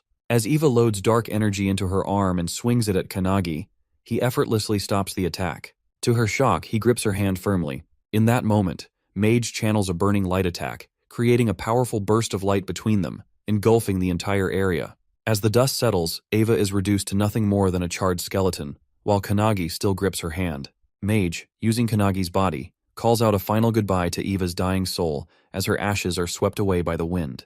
The other founders watch this with determination, but Hinoki rises, clearly annoyed by the fact that his soul and body are now completely separate entities. Mage smiles and turns toward Kannagi, asking if what he has just witnessed will help him in his training. As Kannagi takes control of his body again, he is shocked to see that the field is clear, with all of his comrades cheering for him, as if he had won against the monster. Ichika, however, is worried that he didn't use his sword at all, making her teachings seem to have had no impact. Hanada sighs in relief, while Suo praises Kannagi, saying that he burned that powerful enemy with just one attack. However, Akane has a deeper insight. She understands that Kannagi completely analyzed his opponent's skills and rendered them useless. This makes Akane's hands tremble, as she wonders if it's even possible for a human to reach that peak. Despite the uncertainty, she gains confidence, motivating herself that she will do the same. The instructor is now worried about the massive hole in the field, as it was only an examination. But things went south quickly and spectacularly. Even Todoroki is dead, which makes the instructor annoyed, knowing that he now has to conduct another exam like this. As the members are gathering themselves, one notices a strange, bright circle and becomes terrified. The instructor is also shocked, but to everyone's surprise, it's the superintendent. Kannagi, seeing the superintendent, remembers that it's the old lady from his consciousness earlier. The lady's assistant, who is with the superintendent, is also a bit confused about why she's there. However, superintendent suddenly kneels in front of Kannagi, claiming that she has been waiting for his return. She says that she has waited hundreds of years for the founders, and now they are finally in front of her. Suo and the others turn to Ichika for answers, but she simply states that they should have known, though this might be their first time seeing her. According to Ichika, the old lady is one of the founders of the anti-prophecy and holds the highest rank in the Japanese branch. Suo, frustrated, exclaims that they already know that. But what's truly confusing is why she is kneeling before Kannagi. Ichika admits she doesn't know either. Meanwhile, Kannagi is just as bewildered, wondering why the old woman from earlier is bowing before him like that. The founders within him are also deep in thought, trying to recall what's really going on, but they can't seem to find the answer. Suddenly, Kannagi is struck with shock as he senses her overwhelming aura. The old lady stands up and asks if Kannagi remembers her, remarking that she has grown old. To make things clear, she turns around and starts shaking her back, calling out to Hinoki to witness her performing the waist dance. All the founders are confused, but suddenly they realize that the old woman is Io. Hinoki quickly asks Kannagi to switch with him, and as he does, he greets her. This shocks everyone around, and the assistants immediately take an offensive stance, seeing it as disrespectful behavior toward their superintendent. Enraged, they declare their intent to kill Kannagi and redo the examination. However, Io, still dancing with Hinoki, tells them to stand down, assuring them that it's fine. Hinoki playfully rubs Io's head, joking that she has already become a granny. Hearing him speak, Io suddenly remembers that he used to talk the same way in the past when she was with them. After a while, all the members begin repairing the training grounds and gathering themselves. Meanwhile, deep within the anti-prophecy, at a top-secret location known as the Hut of Everlasting Vision, Kannagi is stunned by the sight of its garden. Io explains that, since she cannot reveal her appearance often, a barrier is normally set around the place, so she can live there undisturbed. Kannagi asks if she knows all the founders, to which Io begins to explain her story. She reveals that she was an orphan, having lost her family during the era of the towers. The founders saved her and raised her. Kannagi is shocked to realize that she was just a child during that time. When Io mentions that it was 300 years ago, he is even more stunned, realizing that she is over 300 years old. She then reveals that she has been able to stop time using an artifact that freezes time as long as she remains inside the headquarters. Hearing about the artifact, Kannagi suddenly remembers them. Meanwhile, Hinoki's spirit explains to Valentine that the artifact functions similarly to her preservation skill. Valentine agrees, stating that in her prime, she could have achieved the same feat with her skill. However, she wonders where Io obtained such a powerful artifact. Io explains that within the anti-prophecy, there is a secret division tasked with collecting artifacts, and their existence is kept hidden. However, she reveals that the facility storing these artifacts was recently attacked, resulting in the loss of a large number of them. In response, a special task force, including Midori, was formed to reclaim the stolen artifacts. The detective founder within Kanagi wonders if the attack was carried out by the 10 apostles, which would explain why they are so powerful in the modern era. Kanagi is shocked at how quickly the detective deduced that from such a brief conversation. The detective then reveals that when Eva mentioned her boss as the one who provided her artifacts, he looked into her memory and confirmed it. Another founder explains that instead of recruiting 12 Awakeners stronger than Makoto, it would be much easier for the enemy to use artifacts to enhance mediocre Awakeners. Hinoki agrees, noting that the two enemies they previously encountered were not as strong as Makoto. Io also agrees, stating that they were unaware of the 12 apostles' existence until they raided the facility. She explains that the apostles now possess the same power as the anti-prophecy's greatest enemy, making them too dangerous to ignore. She adds that they are doing their best to track down their leader, but it seems that Midori will reach them first. This shocks Kanagi. Meanwhile, in Detroit, Michigan, the streets are eerily empty. In an area that looks like a battleground, a turbulence spell suddenly creates a tornado, slamming into the ground with immense force. At the center of it all is Midori, who has just made a shocking discovery. They had assumed the 12 apostles consisted of 12 individuals, but there is also a 13th member. Watching him through an orb, a man lounging on his couch smirks, impressed that Midori has arrived earlier than expected. With a sinister tone, he casually asks whether Midori prefers a cup of coffee or black tea. Without hesitation, Midori chooses him to die, calling him by his true title, Number Zero. Midori launches another turbulence beam toward the floating Number Zero. The beam is so massive that, far away, another member of the Special Task Force, Nishina, notices it. Mikado, who is also with him, remarks that the city is already abandoned, so they should be fine, but he is puzzled as to why Midori is using such a powerful attack. As they discuss, they suddenly sense a strong attack coming their way. Just in time, they leap off the building, which is instantly sliced in half. The structure completely shatters into pieces. Landing on the ground, they decide to leave Number Zero to Midori, while they focus on handling Kamaragi, one of the 12 apostles. Meanwhile, Midori grows frustrated, unable to pierce the bubble surrounding Number Zero, even after using his strongest wind attacks. He wonders if it's the effect of a skill, or perhaps an artifact. Finishing his tea, Number Zero steps out of the bubble himself, mocking Midori and asking if he's done. Without hesitation, Midori instantly casts Wall of Cutting Pearls, launching massive rocks toward Number Zero, triggering a devastating explosion. However, to his shock, Number Zero emerges unscathed, casually comparing himself to a whale among fish in front of Midori. Midori quickly realizes that Number Zero has other means of defense, even without the protective bubble. Seeing Midori standing before him, Number Zero begins to taunt him. He claims that under normal circumstances, Midori would be so powerful and terrifying that he wouldn't even consider him an enemy. Yet now Midori is grieving the death of his friend. To Number Zero, this makes him a pathetic creature. He goes on to say that from the moment Midori was born, he was nothing more than a monster designed for battle. And yet, despite being made for war, he still failed to protect his precious friends. These words ignite a deep fury within Midori. Enraged, he lunges at Number Zero with overwhelming power, his eyes burning with killing intent as memories of the past flood his mind, memories of what happened 23 years ago. At that time, deep in the mountains, Shinonome, a special task force member, stood in shock, staring at a brilliant surge of energy erupting from a massive crater. Yelling in disbelief, he realized that this was all that remained of the Midori family mansion. Superintendent Io is also there, witnessing the remains of the destroyed mansion. At the center of the devastation, something emits a tremendous amount of energy. As she steps closer, she realizes the source. It's a baby, radiating an overwhelming aura. The intensity of the energy makes them believe that the entire disaster was caused by this child's birth. Without hesitation, Superintendent Io rushes toward the baby, enduring multiple cuts on her body due to the sheer energy pressure surrounding it. Despite the pain, she pushes forward, finally reaching the child. She gently picks up the baby, whispering words of comfort, assuring it that everything is fine now. Feeling the warmth of Io's embrace, the baby slowly stops crying. As a result, the violent surge of wind around them dissipates, revealing Io, bruised and bloodied, yet firmly holding the child in her arms. She declares that this child will be raised by the anti-prophecy. Later, the baby is given a name, Midori. 9 years pass, and Midori, now a young boy, is preparing to leave the facility. A teacher named Hinoki Hiaradu, along with a 12-year-old Ichika, tries to stop him, warning him not to cause any trouble. The man warns Midori that if he goes through with this, the anti-prophecy will hunt him down. Unfazed, Midori agrees, but as the master turns away, he cryptically states that this was the very reason he let Midori live. Ichika, standing nearby, feels the tension in the air but suddenly starts laughing. The master, annoyed, questions why she's doing that. Midori has always been exceptionally strong, breaking every record and considering everyone else weak in comparison. However, one day he meets Makoto, who casually tosses a wooden stick toward him and asks if he wants to be his partner for sword training. Midori is confused, but Makoto simply smiles and holds his sword forward in invitation. At that time, Makoto was the same age as Midori. With that, they begin training together, but Midori was unable to defeat Makoto in sword fighting.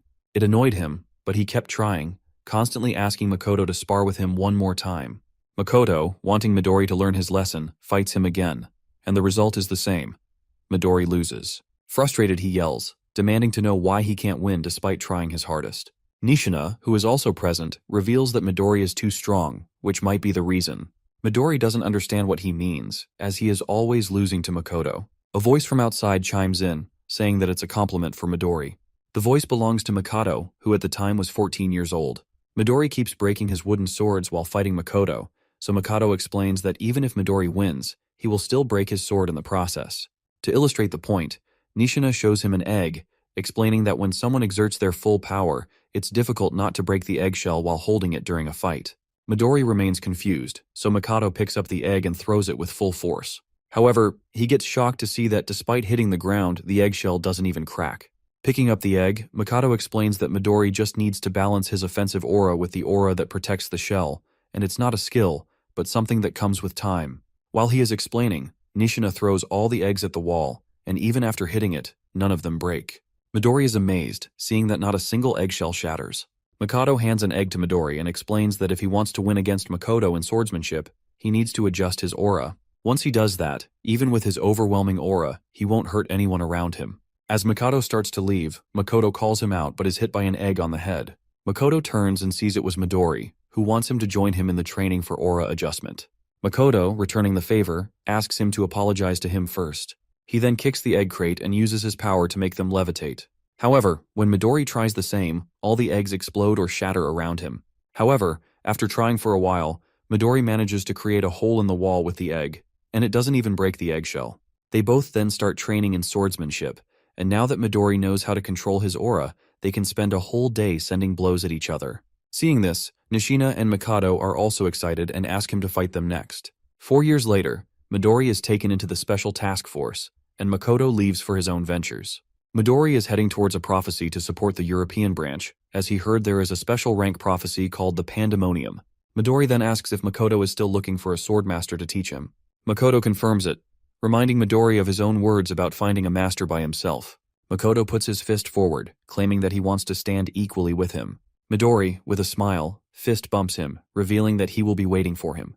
After that, Midori does everything for his friends. As long as they are alive, Midori has the determination to keep doing what he's doing for their sake. He just wanted friends, but the 12 apostles took that away from him. Coming back to the present, remembering all that, Midori charges toward number 0 with full-on killing intent while the guy stands there nonchalantly. However, just as he is about to strike, number 0 pulls out a golden egg artifact and breaks it in front of him. It unleashes a berserk life stampede spell, creating a massive sun-like glow between them. Other special task force members also notice it and wonder if Midori did it. As the glow lightens a bit, they see Midori emerge from it, radiating a strange yet powerful aura. Seeing Midori, Makoto asks if he has already defeated number 0. However, Midori doesn't say a word. They call out to him, but to their shock, Midori reveals that he doesn't know them. Nishina instantly realizes something worse has happened and yells at Makoto to back off. But it's already too late, as Midori has his hand on Makoto's forehead. With an evil smile, he uses the turbulence spell, creating a strong whirlwind. After the 3 members of the Special Force Japanese branch go missing, another special task force from the USA branch, including Marquise and Ashton, is sent to investigate the matter. Upon arriving, Ashton touches the ground and realizes that the residual energy in the area is extremely strong, indicating that it was the epicenter of an explosion. Marquis is amazed by the size of the crater Midori created and understands why he is called the world's strongest man. However, he is confused about why someone as powerful as Midori suddenly disappeared along with his team. Ashton also has no explanation for their disappearance. The news of Midori's disappearance reaches the Japanese branch, causing the situation to descend into chaos. At the Everlasting Vision Hut, the assistant superintendent grows nervous upon hearing the reports and struggles to believe the news. Io, equally worried, asks if there is truly no information about Midori's whereabouts. She questions Midori's assistant, Rin, but even Rin is unaware, as the artifact that connected her to Midori has been destroyed. Iyo finds the situation deeply unfortunate. As they discuss the matter, Kanagi arrives, now officially a squad captain, wearing the captain's cape. He feels slightly embarrassed about his new role, but the assistant superintendent reveals that his promotion came from the unanimous recommendation of all the other squad captains and the superintendent himself. Kanagi had even fought Eva, leading everyone to believe he is the only one capable of filling the gap left by Makoto. Kneeling down, Kanagi recalls his vow to surpass the founders as soon as possible and to prevent any further deaths. He thanks them for their trust and, with the founders' legacy behind him, confidently declares that he will do his best to meet the expectations of the anti-prophecy. Hearing this, Iyo becomes excited, claiming that she always believed he was the best-suited candidate for the captaincy. However, she suddenly grows serious and gets straight to the point, asking for his opinion on a pressing matter. A while back, Kanagi, who had been pursuing members of the anti-prophecy to offer them positions in his squad, now finds himself sitting in front of the superintendent, being asked for his opinion. The situation feels like it has escalated quickly. As the superintendent speaks, a door suddenly materializes behind Iyo, adorned with a tiger drawing. The sudden appearance shocks Kanagi, and as the door opens, Iyo introduces two members of the special task force, Nishina and Mikado, both in a severely beaten-up state. Iyo reveals that Nishina and Mikado were part of the same special task force as Midori, and are the only ones who know what truly happened. Mikado begins to explain that while in Detroit, Midori's body was taken over by the leader of the 12 Apostles. This revelation leaves Kanagi utterly stunned. Mikado continues, stating that the ability used to control Midori seems similar to the one Eva had previously employed. He speculates that it is likely caused by an artifact, though the specifics of the artifact are not important at the moment. The critical point, Mikado emphasizes, is that Midori, once a protector of his friends, has now been turned into an enemy of humanity. This horrifying reality shakes Kanagi to his core. Mikado adds that Midori resisted the control as much as he could, buying time for Nishina and Mikado to escape. Before fully succumbing, Midori apologized and made a final request. He asked Kanagi to defeat number 0 on his behalf. Hearing this, Kanagi is left speechless, overwhelmed by the weight of Midori's words. The assistant superintendent places a hand on Kanagi's shoulder, expressing his high hopes for him. However, he reminds Kanagi that he still hasn't met the minimum requirement of 7 members for his squad. Currently, Kanagi has Honda, Akane, and Suo, but he needs to quickly recruit 3 more members. This, the assistant superintendent states, is Kanagi's immediate task. Hearing the urgent need to recruit more members for his squad, Kanagi rushes out to find suitable candidates. He spots a young boy from the Hibiki squad and immediately begins chasing him, pleading for him to join his team.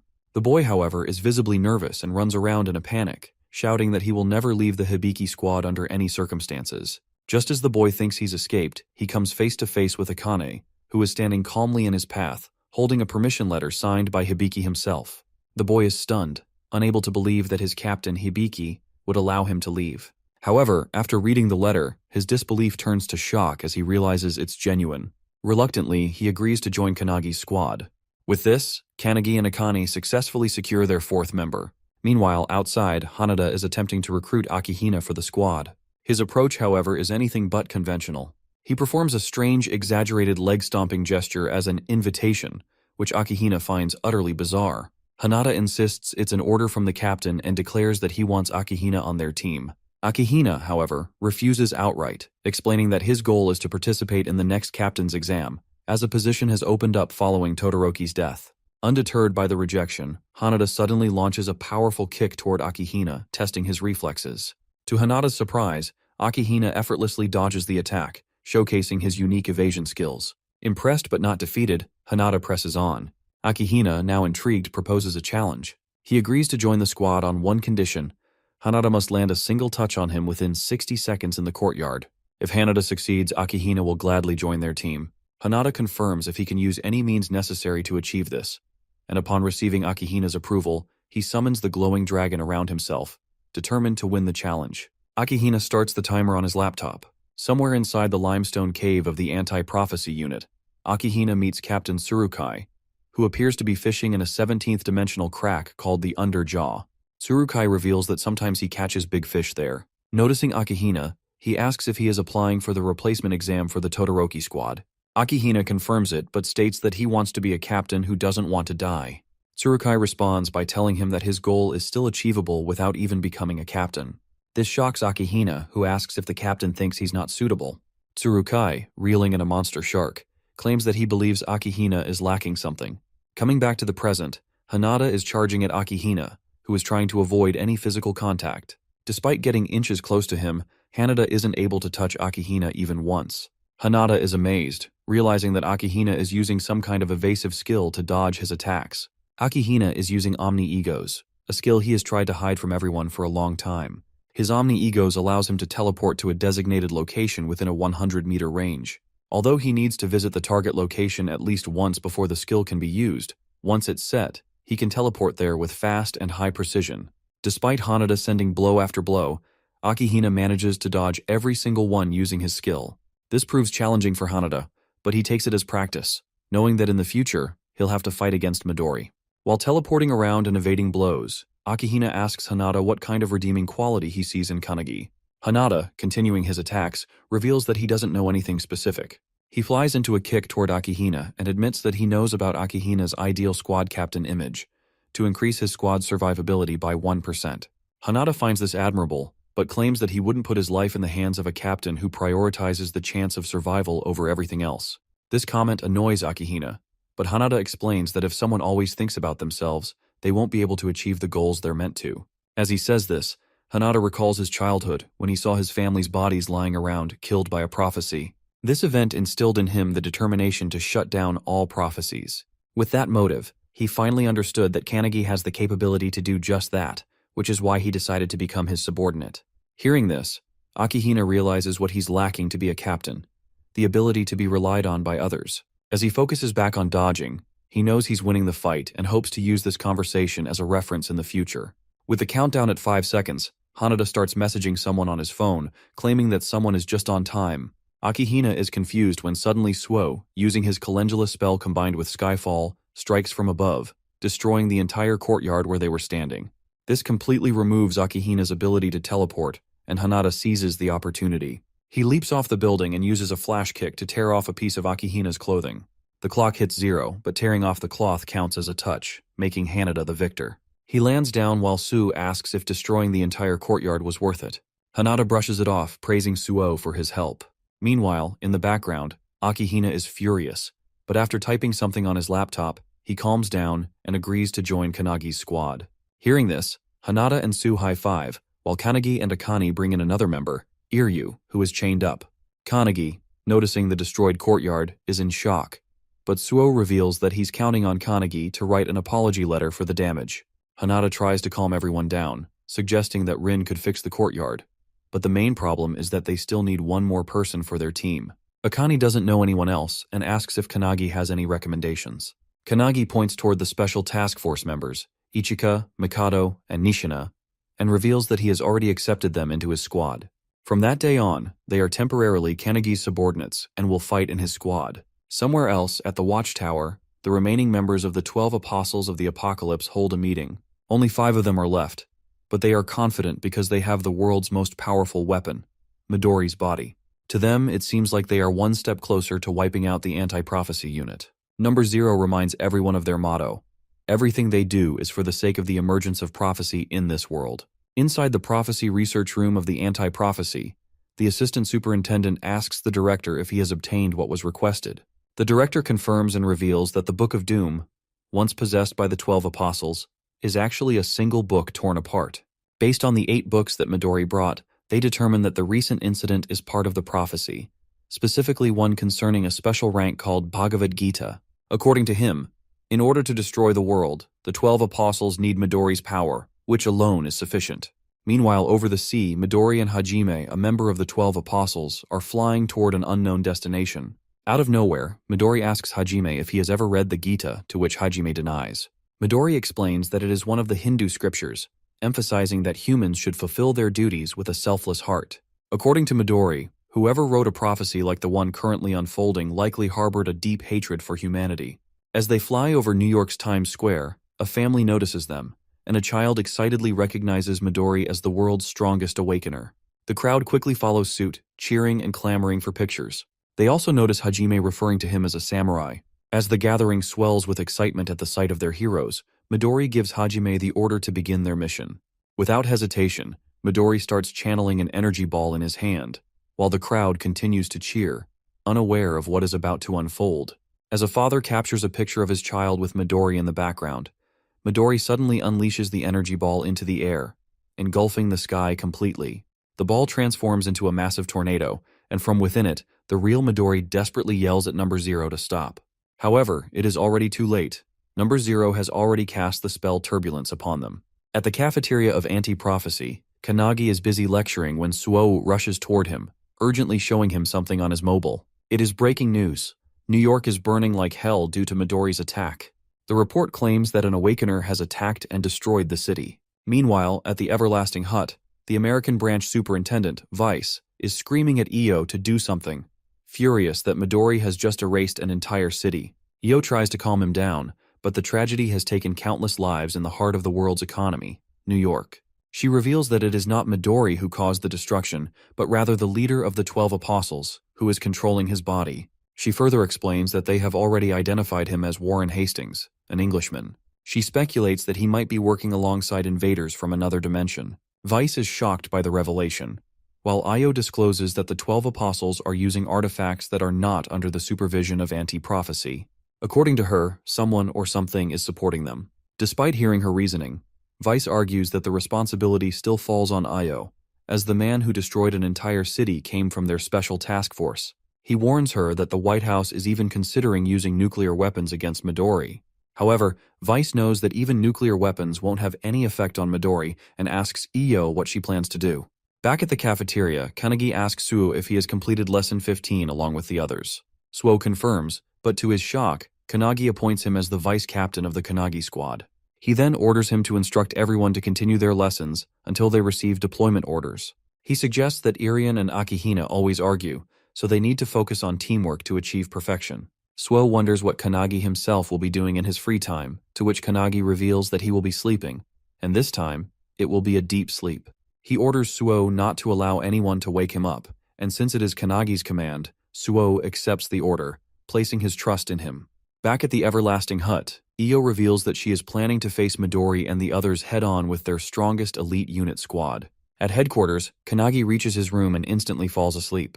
In his dreams, he takes out his sword and begins practicing with Hinoki, while all the other founders stand ready to teach him. However, to Kanagi's shock, Hinoki instantly slashes him into pieces in a flash. He regenerates immediately, only for Hinoki to cut him apart again. Hinoki reminds Kanagi that it was he who insisted on not holding back in training, so now he will devour him. Saying this, he charges at Kanagi with full force. Another founder tries to intervene, but Wantak and Mage stop him. Other founders argue that while short-term training might require such extreme measures, Kanagi is dying too frequently, and his soul may soon be dispersed. However, they all understand that Midori is the strongest awakener of this era, and the current Kanagi stands no chance against him. It may be a desperate training method, but it is the only path to victory. The founder from earlier warns that there may still be a limit to how much Kanagi can endure, but the alchemist reassures her, stating that there is no need to worry. Kanagi is not a delicate man. Mage, witnessing Kanagi being sliced apart again and again, still believes that he will overcome this. Kanagi apologizes to Hinoki, feeling immense pressure just standing in front of him. It feels as if he has been thrown into a blizzard atop a frozen mountain. Regaining his breath, Kanagi stands against Hinoki once more, only to be slashed in half instantly. However, to his surprise, he manages to cut a single strand of hair from Hinoki's head. Before, he couldn't even reach a single hair, but now he has managed to do so. Despite being killed countless times, Kanagi remains determined to grow stronger. He rises again and again. Meanwhile, in Mumbai, at the gateway of India, Aradib of the Indian branch of Anti-Prophecy's Special Task Force becomes excited upon seeing Midori there. He reminds Midori that without him, the special rank Prophecy Blazing Fire boss would have turned Mumbai into charcoal. With a smile, he asks if, despite them once protecting the city together, Midori is now here to destroy it. Midori dismisses his words as futile, stating that while it is his body, it is being controlled by Number Zero. Mocking Aradib, Number Zero sneers at the idea that Midori could regain control. To toy with him further, he delivers Midori's entrapped thoughts directly from his mind, Midori's voice, apologizing and urging Aradib to run. However, Aradib refuses to flee. This is his hometown, and he is prepared to fight until his last breath. At the Everlasting Hut, Io explains the century-old war between humankind and the beings from another dimension to the superintendent's assistants. During the era of the Founders, it was the Tower that first appeared, followed by the Crack and the Prophecies. Throughout the long history of war, there have always been humans who collaborated with these beings to destroy the world. As she explains, one of the assistants, watching the news of India's fall, becomes alarmed, realizing that the enemy now seems to be heading toward Europe. Io expected this, but remarks that it would have been preferable if they had gone straight to Japan instead. When the assistant asks why, she reveals that since Number Zero only recently took control of Midori's body, he shouldn't be able to fully harness its power yet. Furthermore, he is in a situation where the more he fights, the stronger he becomes. Saying this, she instructs the assistant to summon all the captains. She then turns to Tengen, the male assistant, and informs him that he will also be sent to the battlefield. Tengen responds with a joke about how they only use him for labor during peacetime. However, the real shock comes when Io announces that she will personally join the fight as well. Meanwhile, the Kanagi squad is in the final stages of preparation. They are the only real hope of defeating Midori, but until they are fully ready, Io orders the other squads to delay him. Hibiki and the other squad captains, visibly tense, ask how long the preparation will take. Io reveals that, according to Kanagi, he needs 2 days. She then declares their destination, the Pacific Ocean, where they will attempt to stop Midori. There, the entire Japanese branch of Anti-Prophecy gathers, preparing for battle. As Midori charges toward them, he casts his powerful turbulent spell directly at them. However, it is stopped in its tracks by Io's own defensive spell. Midori, visibly surprised, narrows his eyes, while Io smirks and mocks him not to underestimate them. A while back, as the captains were heading to the ocean to fight Midori, Hisagi and her squad members ran to their captain, pleading to be taken along to face the leader of the 12 apostles. The captain refuses, but Hisagi, tearing up, insists that even if they can't make a significant impact, they can at least serve as shields to protect the captains. The captain, along with the others, turns to face them and asks if they understand why the captains have chosen to participate in such an unreasonable battle. He explains that even though they know they won't return, as the power levels are vastly different, they still hold on to the hope that their subordinates will survive and carry on the fight. The captains place their trust in their subordinates, believing that they will take on the responsibility of protecting the world. Saying this, the captains leave, leaving their subordinates behind. While some break into tears, others steel their resolve, determined to protect the Kanagi squad until their preparation is complete. Even though their eyes are filled with sorrow, they know they must act instead of merely crying. And they must act quickly. The squad captains, along with the superintendents and assistants, teleport to the ocean, where they now stand face to face with Midori. As Io effortlessly blocks Midori's turbulent spell, the other captains watch in amazement at her immense power. Midori too is taken aback by this unknown ability.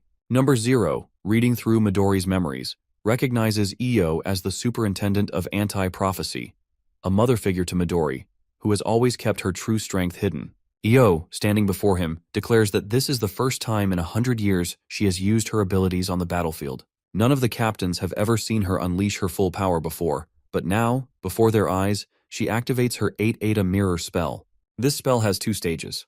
The first stage allows Io to completely nullify any ability as long as she understands its effects, granting her a 100% defense rate. The nature of this ability is a direct countermeasure, combining perfectly with a mage's advanced analytical skills. Wasting no time, Midori follows up with his blazing turbulent spell, unleashing a barrage of powerful tornadoes toward Io. Seeing them, the captains realize that this is the same skill that burned all of India to the ground. However, to their fortune, Io knows this ability and effortlessly deflects it. The second stage of her skill allows her to copy an ability once she has reflected it in the first stage. As she sends her own tornadoes, they collide with Midori's and completely destroy them. Midori, now focusing on the battle, understands how her skill works, but grows annoyed as he senses someone trying to attack him from the side. One of the captains launches his infinite fist attack, bombarding Midori with a barrage of punches. Each time a punch lands, Midori feels his body growing numb. However, despite delivering countless blows, the captain is shocked to see that Midori remains unfazed. Suddenly, the captain grabs Midori in midair and signals the others to attack while he restrains him. Hibiki instantly activates her sound visualization release, Phoenix, while the other captains follow up with their own powerful abilities, striking Midori all at once. However, Midori counters them with his Wall of Cutting Pearls spell, generating a massive blast of tornadoes that crash into all the captains. As the smoke clears, Midori emerges unscathed, mocking Io for bringing weaklings to fight him. But just as he speaks, he senses a powerful aura above him. Looking up, he sees the superintendent's assistant summoning a massive, sun-sized energy ball, preparing to unleash it upon him. Midori immediately realizes that this ability grows stronger the longer it is channeled. As he attempts to summon his own energy ball to counter it, The female assistant uses her slave maker spell, shackling his hand. Midori is stunned. He hadn't expected them to have an Warp Awakener. Now trapped in the shackles, he is unable to cast his spells. Meanwhile, the male assistant finishes channeling and hurls the massive fiery sphere toward the immobilized Midori. Seeing the attack closing in, Midori realizes he can't dodge it. However, if he unleashes his most powerful wind-based attack at the last moment, he might be able to lessen its impact. But just as he processes this plan, he notices another identical fireball coming from the opposite side, created by Iyo using her mirror spell. Both fireballs collide, erupting in a massive explosion, engulfing Midori in the fiery blast.